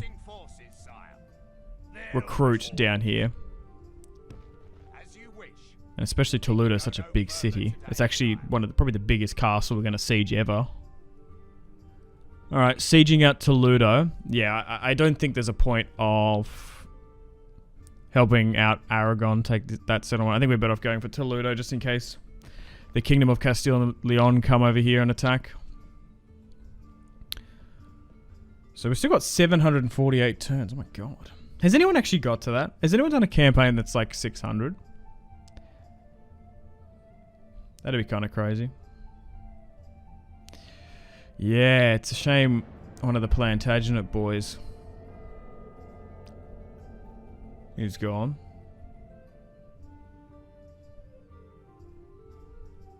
Alright, let's end the turn and continue.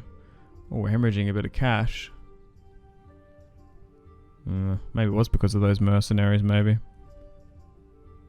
Alrighty, so let's get stuck into this siege. Ooh, this is actually might be a bit difficult because it is a large castle. And by the look of it, I can see in the distance, is that a second rampart?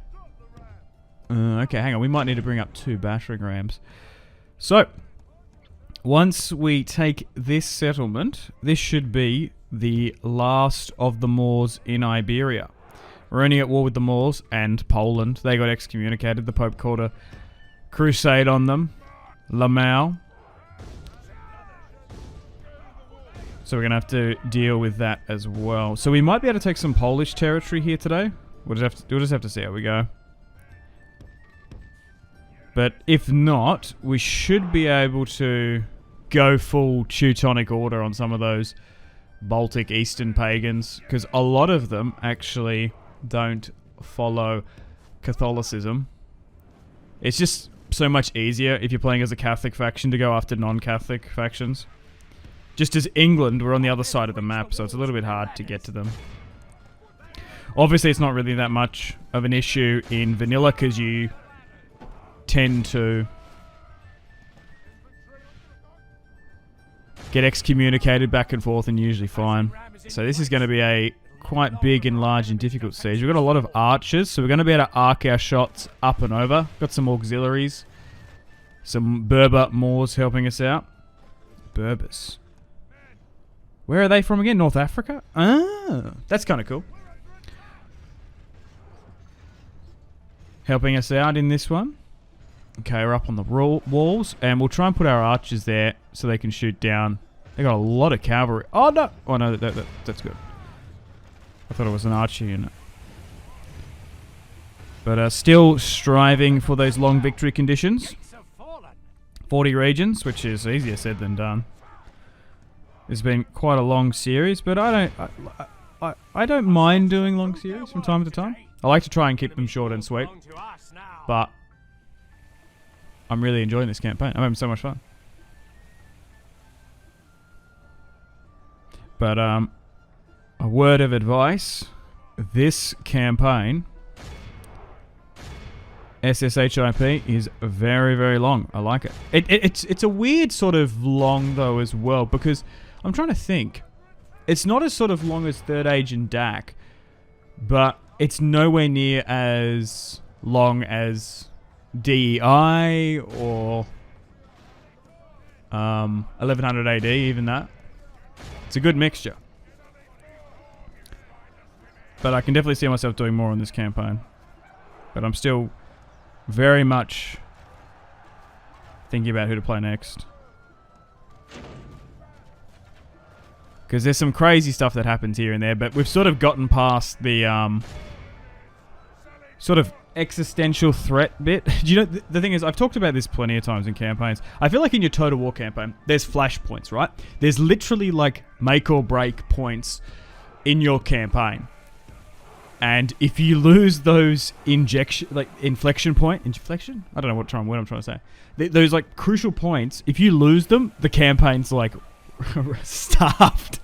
So for example, when we marched into Scotland with all our armies, if we lost those armies, that's done. That's like 30-40 turns of repairing. Even this is even harsher. We were luckily able to get all the United Kingdom under our control. If we didn't have as many military assets in France when they surprised attacked us, they could have taken half of that territory. We still had some units back in England, but we were able to flood them over. Okay, we've won this first bit on the wall, so now we just need to get to the second side, but there's a gateway there, which is annoying. We're out of ammunition with our archers. Unless... Oh, hang on, we might be able to go through here. Sometimes this works. Nah, okay, so they're going to control it. Sometimes, if the AI is not quick enough, you can snake a charge there. What was the point I was going to say? Oh, yeah, so then we threw back the... to be fair, I never really feared losing against the HRE. It was a bit hectic, but we managed to sue for peace. We were a lot more stable than the French surprise attack. But, yeah, I feel like at this point now we're in a good position. Because, like, look, this full-scale invasion into southern Iberia, the English Reconquista, if it all ended in tears and stuffed up, come on, just need this battering ram to move. It wouldn't have been at the end of the campaign. It would have just been a failed campaign. But at the moment, we're just sort of pushing and grinding on here. Wait, they are going to let us in. Wait, what? Oh my god. Is that why the battering ram was bugging out? Because it wasn't allowing me to break the gate of my...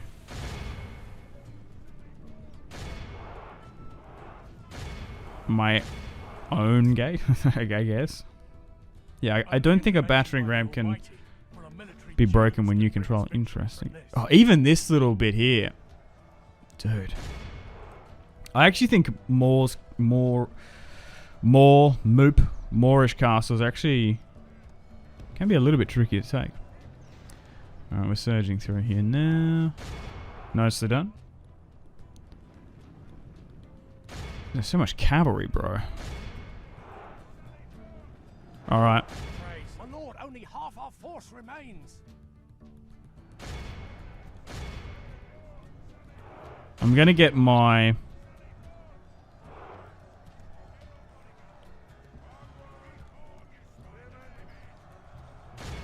archers to draw their short swords and go in and help. There we go, that's much better.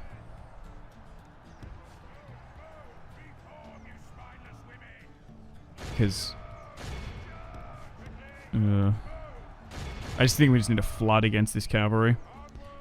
Okay. Although there isn't a gate there, this is like nearly a second gateway. Is it a causeway? What is... What's a gateway without a gate? Doorway? Gateway? It's called something. I can't remember what it's called. It's the arch. Alright, we might need to move James in, but he's only got 12 units with him. Yikes.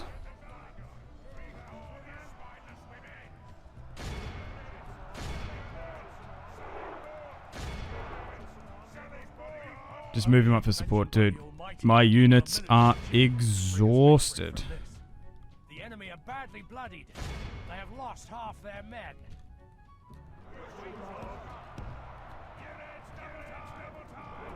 Alright. Bro, I would say so far that the Moors roster has been really, really hard to deal with. I don't know if it's necessary. Oh my god, we're wavering here. I don't know if it's necessarily because it's just a really good counter to what we have, or it's just actually decent. It would kind of make sense as to why the 3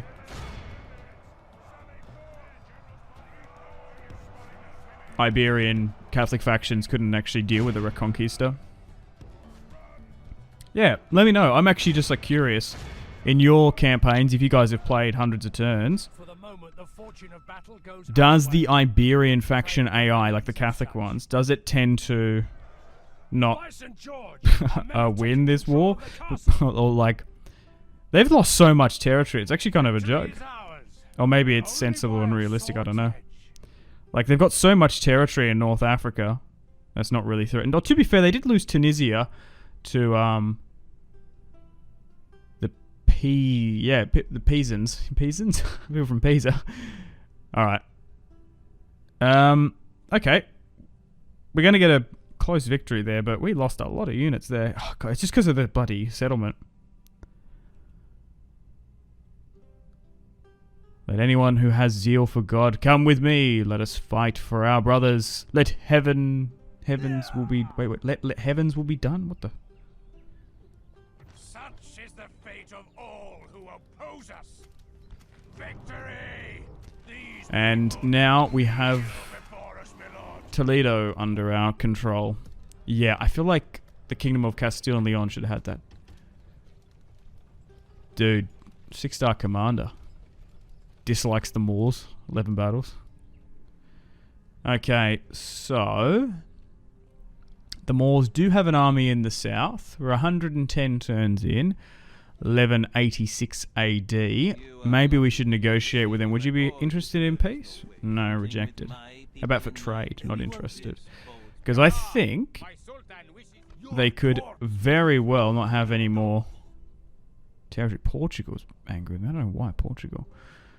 Anything happening up here? Not so much. Alright, where were we? Oh, right. We were dealing with this. So, hang on. Right, we were sieging, but we can't attack because the siege equipment hasn't been built yet. I don't even know. What are the Abbasids? Neutral for 109 turns. What? Okay. Okay, so... Oh! Johann von Limburg is going to attack the Poles. I'm going to not come in and help. Oh, they actually pushed back. No! Oh, yes! I think we worked. I think we baited them. We might get some negative traits for that, but... It'll be worth it, because if I can take this settlement, because I want it. If I can have a little outpost, a little lily pad in, I think this is probably the Baltic. I don't even know, what is this settlement? I don't even know what modern day this is. That's what we want. Oh my god, Seville's not too happy. Roger, Manny, yeah, right, we got some people coming of age, which is nice.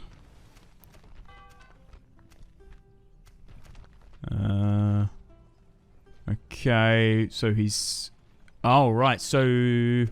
Distrugabuli, oh, right, that was, De Mandeville's grandson. Interesting. Alright, back over here. Against Poland. I can't seem to figure out... I'm just looking it up because I'm curious. We shall slaughter them, my lord. What is this settlement nowadays? Is it Kaliningrad? Is it? Leave your mercy behind, man. Oh, maybe. Utterly crush them. Because I can see the two bits. Yeah, I think this actually might be... or it might actually be Königsberg. I don't know. That would be massive if we could get that. Alright, anyway. On Holy Crusade, we've got some reinforcements coming in. So King Henry, 54 years of age, been living in palace luxury. Hasn't even left London. I think he went to Paris for the first time when he was in his 50s. Is now being sent to Eastern Europe.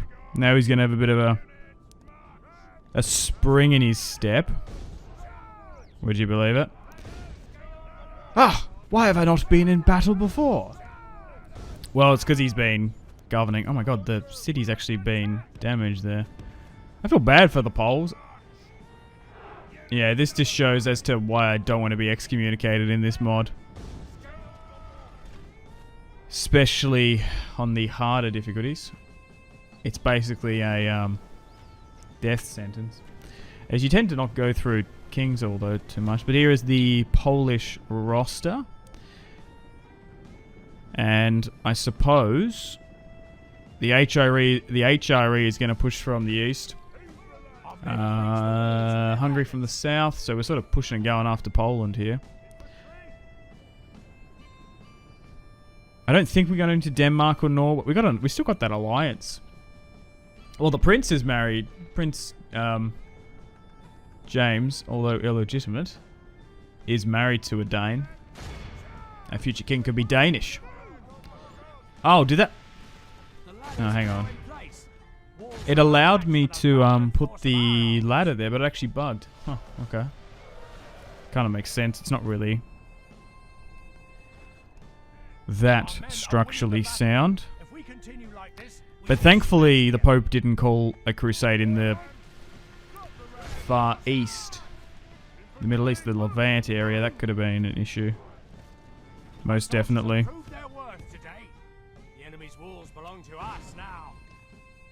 Seems he's only 1-star commanding.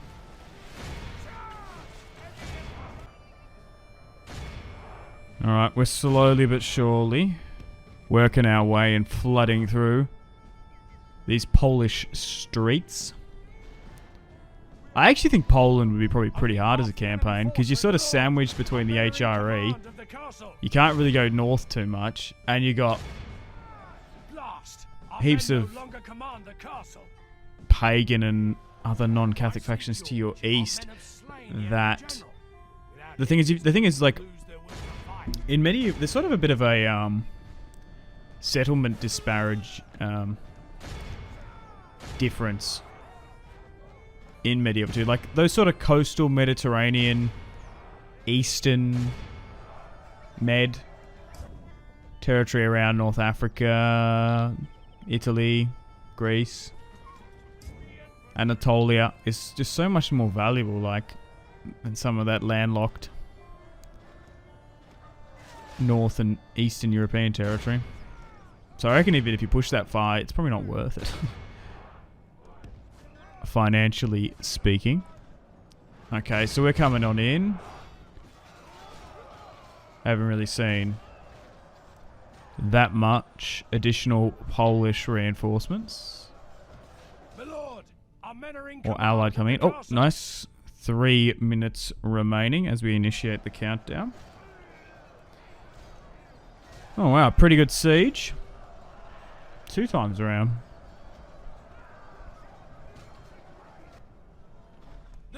Ridding the Moors from Iberia and taking our first piece of territory.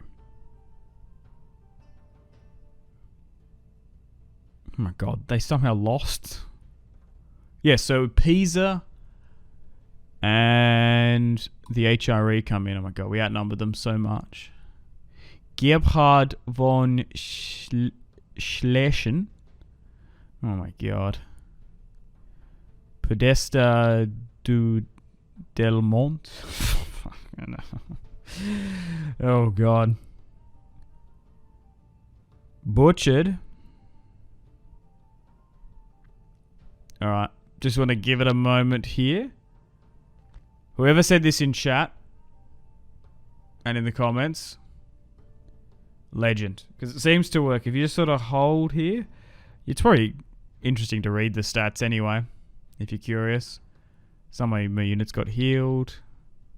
Casualties inflicted. Casualties sustained. Saxon Spearman 79. And then now we can load in. Also, I really like some of these backgrounds as well. I adore some of them. They look cute as. Look at that. Templars in a street. Alright. So Venice. We've got Kingdom of Jerusalem here. Hungary. Okay. So. Ooh. So it is Königsberg. Right. Alright, it's occupied. Oh, so I was right.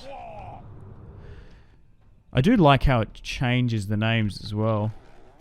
And 2,000 Florence. Gaining some experience. Nice. So we've taken our first piece of territory in, yeah, probably better just to call this the Prussian region, I say. Oh my god, English troops in Königsberg? What a shocker. It's 55 as well, oh my god. Alright, so, Königsberg. We're going to use this as a base of operations. And we're going to be able to launch ourselves down into Eastern Europe. Alright, let's do some negotiations. Königsberg, not too bad of a city, which is nice. So, we've got a bit of money. Okay, I'm just trying to more or less. I don't really care for the alliances with Portugal or the Kingdom of Castile and Leon. It's just to sort of get them off our back. 12%. Okay, that's fine. Oh, actually, now that the Moors are out, we probably need to move you down here because I think it's like Fez or something. The capital's down there. I can't remember what it is. Well, I thought we were sort of stabilizing this region. I think it's the plague. Yeah, I don't really want to have races. We do have a lot of money, so we can probably afford to not make them pay that high taxes. Alright, well, unfortunately, on that note, it is time to slowly wrap things up here today. Thank you very much for watching. Hope you've enjoyed episode 20. Stay tuned for episode 21, coming out the exact same time tomorrow, where we'll see how the Poles react in and around Königsberg. Yeah, it's all great to have big dreams and ambitions to push into Eastern Europe, which is easier said than done, taking territory. There's also a fair few factions we can go after as well. Not just Poland,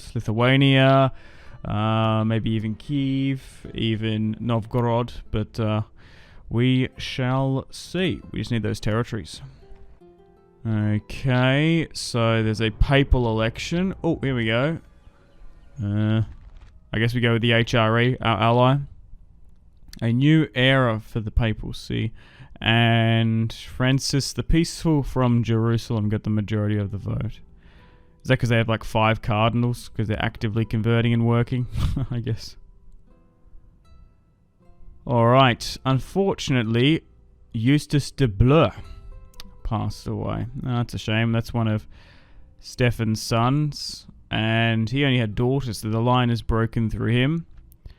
The de Bleu line is actually not the best. I feel like our lines... I feel like there's been probably a 30-40% male birth rate compared to female. It's going to be hard to go down male preference primogeniture, but at the moment, it's looking okay. Could be worse. Now, logistically, holding this territory is what's going to be sort of the hard bit. But maybe in hindsight, I should have done a short campaign, as 40 regions for a Catholic faction is a little bit difficult. I don't know. Let me know in the comments, guys, if you've played SSHIP. Did you do a long or a short campaign? I feel like it's a little bit unrealistic for England to be in the Baltic. Southern Spain, you could make an argument for going out to help in the Reconquista. But, yeah, without getting excommunicated, it's pretty hard to get more territory. I don't know. Maybe next time around. Also, I am making plans and preparations for the next series. I've been loving being back in Medieval 2 and Stainless Steel as well. Oh my god, it's such a vastly different experience to vanilla. I highly recommend it. But we're coming up on 3 weeks straight I've been playing this series. So if you do a long England campaign, geez, you might be here for a month. It's taking ages. But it's really enjoyable. But I'm thinking maybe, I don't know, the Byzantines, the Turks, I don't know. Hey, we've finally unlocked the recruitment of Norman foot knights and Norman knights. Hell yeah. 1193 AD, 124 turns in. But there's still a couple turns on top of that as well. German Hospitallers in Acre founded. Or is it hospital? Oh, whatever. I read it as Hospitallers. Similar word. A jihad called on Tunis. Really? Oh, it's because Pisa holds Tunisia? A little bit weird, but okay. Oh my god.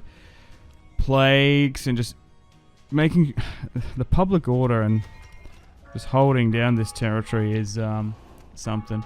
Oh no, we lost someone there of Northumberland. Okay. We voted with the HRE. So who died? Oh no. The Black Plague.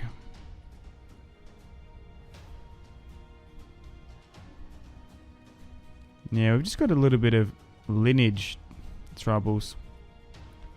Yeah, there's definitely more females than males from what I can sort of see. All right, so we need to get some more territory. So let's assemble. Let's get James to leave Seville, and move into North Africa. We want to try and take Fez, which I believe is their capital. Now, I didn't particularly want to whittle down the populace near Cordoba and Granada and whatnot. So we are having public order issues somewhat, integrating the population. But we'll see. So we shall redeclare war upon the Moors and march into Fez. Because we're still trying to hit that 40 settlement total. Alright, still at war with Poland. Pusan has fallen to the HRE. And maybe even some of their southern territory has fallen to The Hungarians, it looks like. Your will, sire. Hail. Okay, we're flooding more troops over to the Baltic. Reinforcing. You wish. Hail, my king. Yeah, I'd recommend if you just need settlements, head over to the Baltic. I guess the wars have sort of ravaged the place and you can seem to pick it up. Oh no! Leonard the Beautiful of Cordoba. Oh, yikes! That's terrible. I think that's Prince James the Illegitimate's only son. Oh, you've got to be kidding me. Oh, I was sort of touting him to be the next king. Died of the plague. Oh no, that's their own, that's their only child as well. He was half Danish as well. So I guess it's got to go potentially to the brother, Archibald. Well, he's infected. He's pretty old though. I've definitely noticed if you keep generals in settlements, they do tend to last longer. Yeah, we're going to have a bit of a succession crisis, potentially. It's not very clean.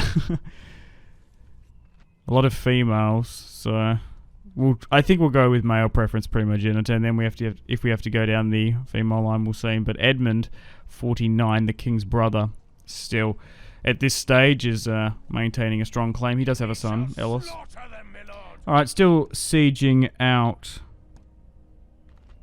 Fez. Now, okay, we outnumber them 4-1, so we should be okay to auto-resolve this.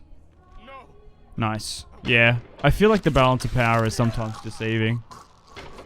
Let's ransom. They're going to reject, so it doesn't matter.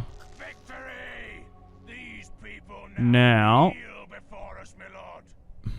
the thing is, if you sack and exterminate, you get really bad relations with a lot of factions, and there's a lot of Catholic factions in the game. That's the thing is, but if you don't do it, you are gonna spend a lot of time and money trying to maintain the populace. So Prince James will have to stay here some time. Where to, sire? We'll try and flood over. Where to, sire? Sire, where to, More priests to help us out. Nice. with discretion, sire. Fleet ready, sire. Probably worth bringing a spy down. That's well. Why is there a Moor army there? What the hell? My lord. Okay. Orders. I am not here to negotiate a truce. Where to, sire? Fair few units there. My lord. I could try and somehow get the spy in. Orders. Hang on. If I hang on, To battle move against one the unit up, nice. I'll block this and I'll swing around and hit this. Oh, there's a Hungarian army in the way. Okay, then we can eliminate those reinforcements. So Henry can swing around and crush them. Perfect. Gonna refuse the ransom. moving to Crusade. And now we don't have to fight those two armies. They're not going to attack us during the end term. We'll siege, but if this is Poland's last settlement, which it could very well be, we might get told to stop, because we might Hail, my king. Your will, destroy them Yes, sire. and get excommunicated. Crazy scenes, though. The Pope called a crusade on them ultimately. That's why we're up here. Okay, poor philosopher. Oh my god, the plague is just all over the place. I think if you're having really bad plague problems, I don't know why they spawned, you can... they've told us to cease hostilities. You can sit your generals outside a settlement. Spread the word, that's fine. Isabella Plantagenet is born. Nice. So, unfortunately, we're not going to be able to push into the Polish capital. Yes, sire. That's a shame. The enemy. Perhaps I We're going can to have help to some. disengage. Alright, we'll move back then. I don't think there's any more territory sort of west of Krakow anyway Today. that we can probably take. Stop here. Or allow the Sire, HRE or the Hungarians to get excommunicated and take it. Hail, my And I guess we make plans and preparations to go against Lithuania. Now they're pagan, so although a lot of this territory was former Polish, Königsberg, Danzig, Krakow, we're going to be able to hold on to it. And then we'll go to war with Lithuania. We're still sitting in fairs. I do want to try and take more North African territory if we can, but in some of these regions we're just going to have to allow the plague to sort of burn out. We'll put some chapels and stuff. We'll try and get a battle here today, but yeah, just a lot of these regions are just really weak. We're just sort of wrapping up from those big wars against. We had multiple. We had. I think we've probably crushed 4 or 5 more stacks. A decent amount for the Poles as well. Death stalks the land continually, and a new family member, Baldwin de Bleu, who's now of age. Our general's bodyguard has been retrained. Oh, nice. So finally we've actually got, like, hang on, I'll move him out of the settlement. Hang on, because I can actually, there we go. Did that change his bodyguard? Yeah, so he's actually got, like, an upgraded bodyguard unit. That's so nice, man. I love the retraining ability in Medieval 2. Any other developments here? Lithuania is at war with someone. Interesting. Alright, stabilizing the region slightly down here. Yeah, I'm surprised how big some of these populations are. Your Majesty, your orders, sire. Yes. It's kind of crazy. Without, sire. Yes. Your orders, sire. Where to, sire? Gods. Yes. Gods. Sire. Spire-wise, we can move them east, because I want to try and get some line of sight. Oh my god, like some of these territories aren't very built up either. To be fair, they aren't making the most amount of money, so I can see why they're potentially not that big. They're not at war with anyone, just checking. So we'll send one of these full stacks over. That was recruited from the Belgian region. Nice. So war has now been declared between us and Lithuania. Oh, was I looking at... Oh, okay, I was actually looking at the wrong one. I wonder, is there a mod to, like, Anglo-size some of those words? I don't know. Alright, because we're technically not the Kingdom of England, as it were. Okay, so... I was thinking maybe move that up, but no, I think we'll move together, because you never know. Moving through the Baltic Forest is a great way to give yourself nightmares. The last thing you want is some crazy pagans coming charging out from the thicket. Alright, and we'll get the king to move further south.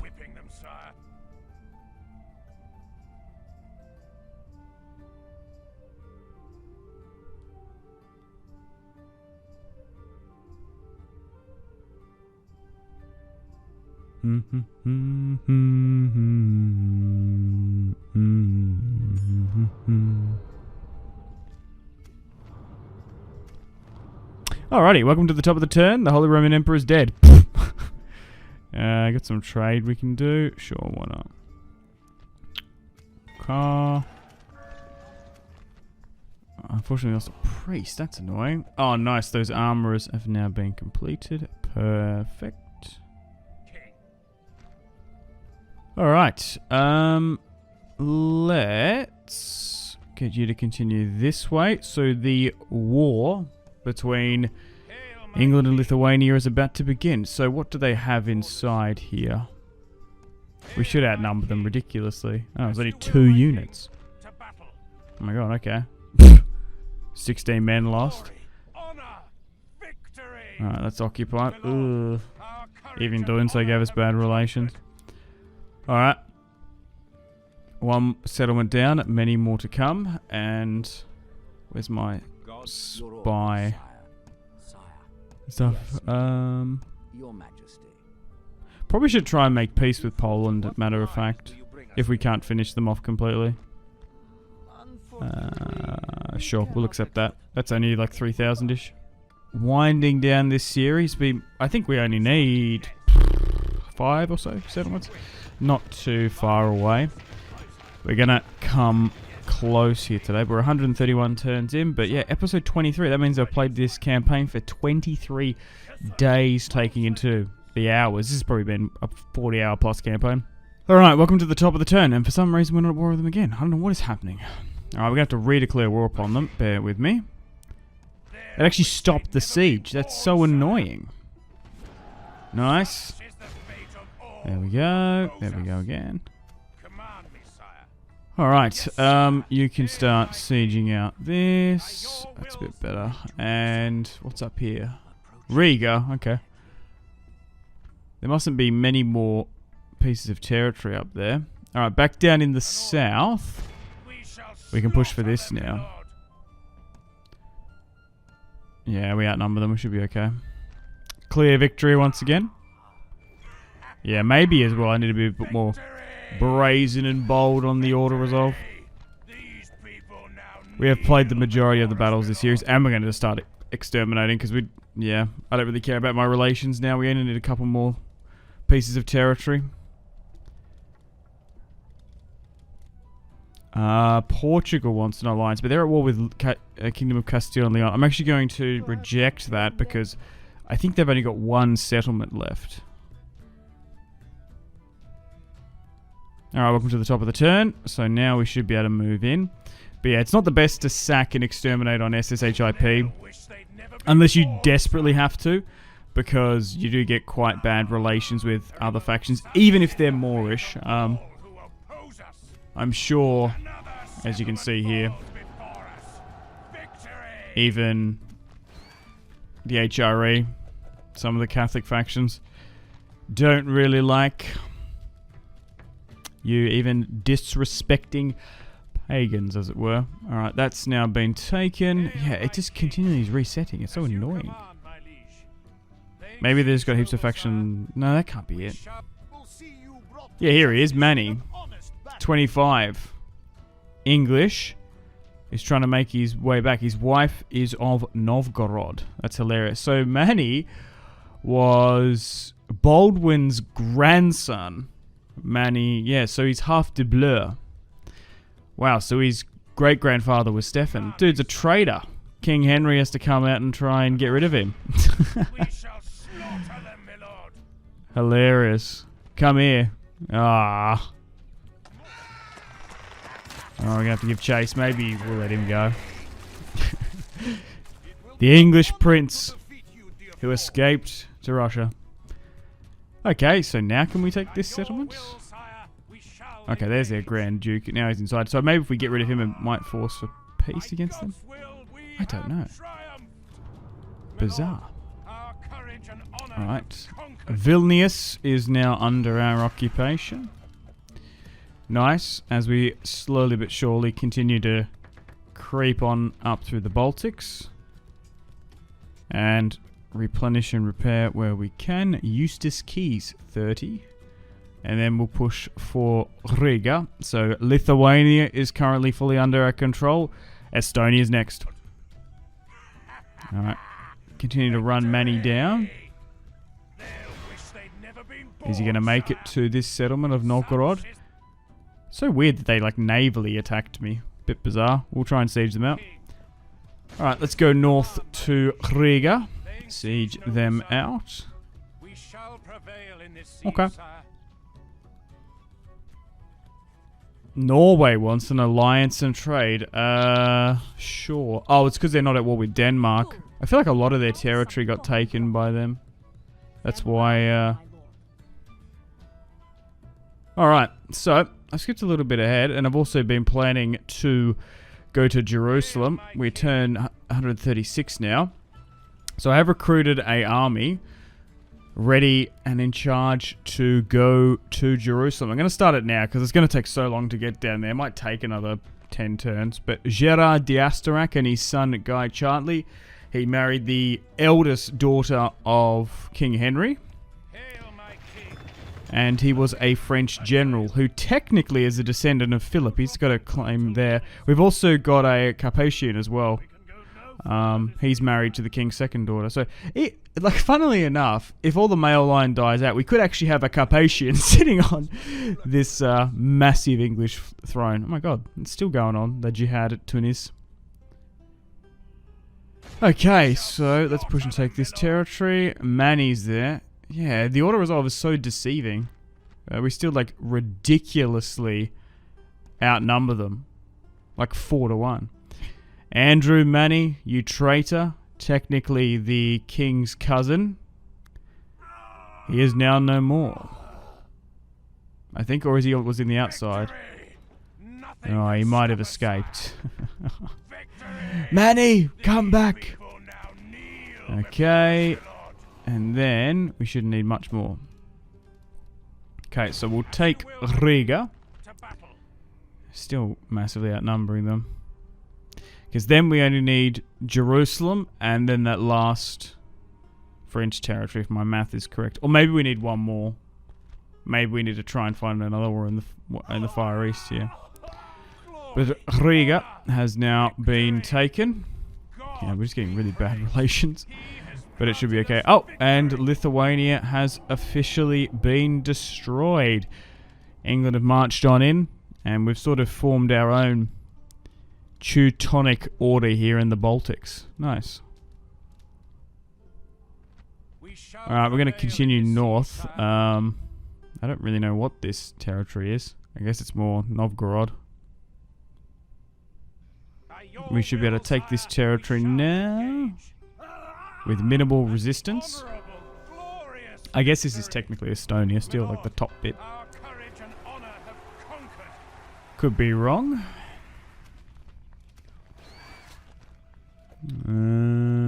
8,000. Why? Oh, I guess the nobles wanted me to do it.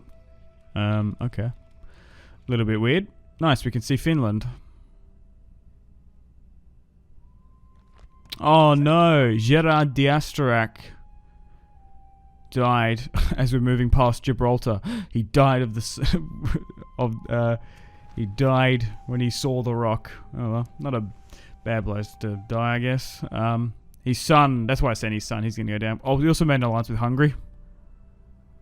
Whoa, the Sultanate of Rum has been defeated. Oh wow. The Byzantine have gone out and done bits. Interesting. Wow, I'm surprised they got destroyed. They're usually a pretty strong faction. Now, there's this noblewoman that's popped up. Rosmond the Noble, 19. And for some reason, I can't find her in the family tree. Am I blind?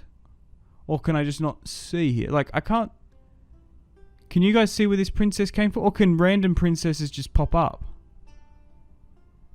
I'm like, I did a good scan. I literally can't see her here. Maybe she just spawned in from another general or something? I don't know. Maybe there's another line that came of age? I literally don't know.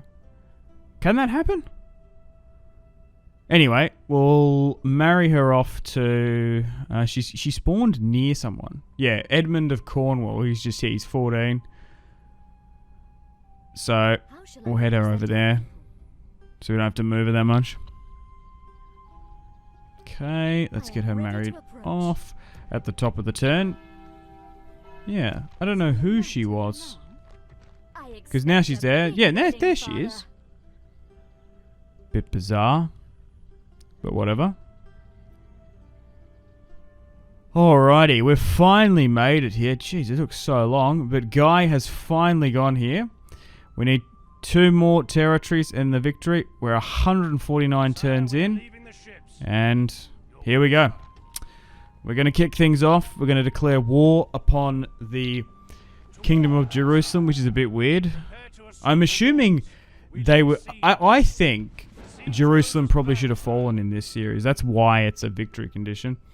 We've also got these armies over here that have now been set up, ready to go. And it's going to be our Carpathian General Geoffrey going in. And we'll be ending, I guess, some of his relatives, I suppose. Marrying the king's second daughter. So let's redeclare war upon France. I'm sure at the top of the turn we're probably going to get excommunicated, but we'll see how we go. Alright, let's siege out. Let's end the turn and continue. And we'll play these 2 battles.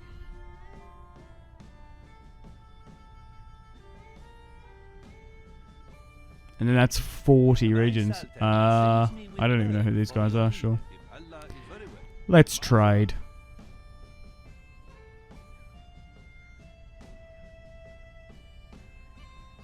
And we might be able to wrap up the series here today. If not, we'll do episode 24 tomorrow.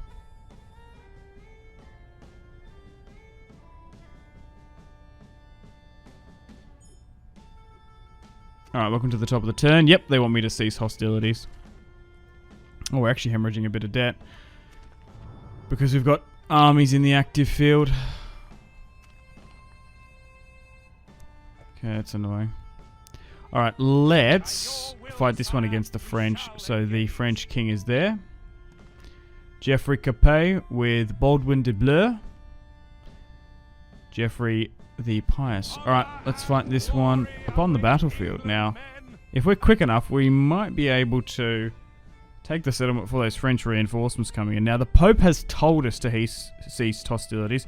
Now, from my understanding, whenever that happens, it's actually guaranteed that you will be excommunicated. Even if we continue to siege them, there's a chance you can get excommunicated. Okay, so let's finish off the French once and for all. We've just been keeping them there. The 100 Years' War has been ended for so long. You'd nearly... this is like in this sort of alternative timeline, this could be like a Belgium. You wouldn't really think of it as the French state, as it were. Okay, not the most overly difficult fight. Let's charge on in. Nice. We have control of the walls. And let's swarm and flood on in. Little bit of overkill with the armies. We're probably not going to need it because I think they're going to rebel. Oh, they could have another... actually, they could have another settlement somewhere. I don't know where it would be, though. No. I probably should have checked, actually. This should be their last settlement.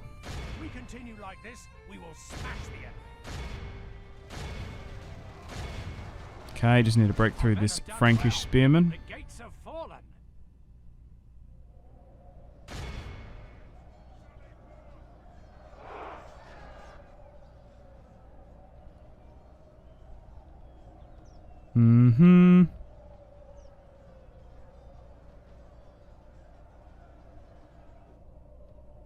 Let's continue on. And this should be the last of the French.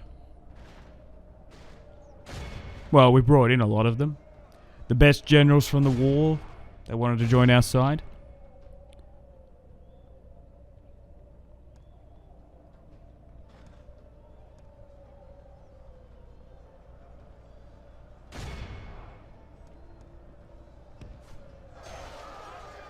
Nice. It's been so long since I've seen a French unit in combat. As the brave English swarm on in to France's last stronghold. So we'll pin them in place. Hang on, we'll get some cavalry around here. Here we go. Let's get a good flank and charge. Come on. And then we can make our way to the town square. There we go. Go, go, go, go, go.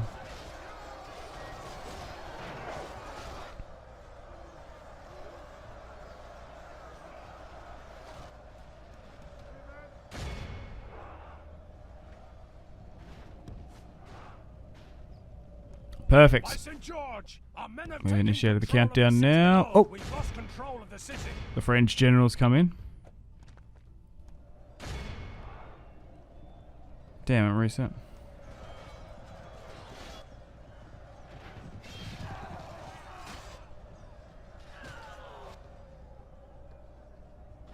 Slowly but surely whittling them down. My lord! The battle is very much in our favor.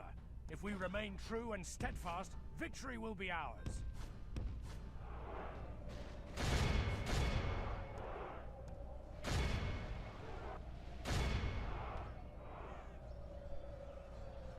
The enemy king lies dead, slain by Nice. our gallant warrior. Only half the enemy force remains. I really wish you could see family trees. That'd be so cool. It's like roleplay even more. I really love that feature in Crusader Kings. Maybe I need to play that. It's been a while since I've played CK3. I haven't even dived into the Game of Thrones mod. Anyway, we've won victory. Man, so many strategy games, so little time. There's not enough time in the day. Alright, so we'll end things there. Oh my god. Decimating them. Baldwin de Bleu. Geoffrey Capet.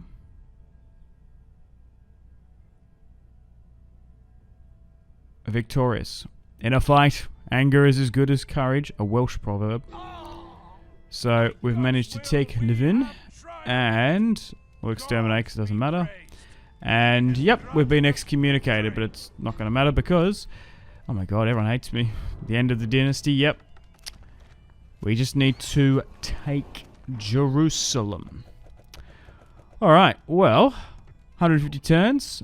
We're going to wrap things up here today. So thank you very much for watching. Hope you've enjoyed episode 23 of this Medieval 2 Total War Stainless Steel series. We'll do one more episode, episode 24 coming out tomorrow. And we will take Jerusalem. We'll have the end cinematic. We'll show the victory achievements. And I guess we'll do a... Actually, what we'll do is we'll do a toggle foe. Because I want to show you guys... I'm actually curious myself. How the campaign is sort of shaped up. Because you just don't know. Like, what happened in Anatolia? What happened in the Balkans?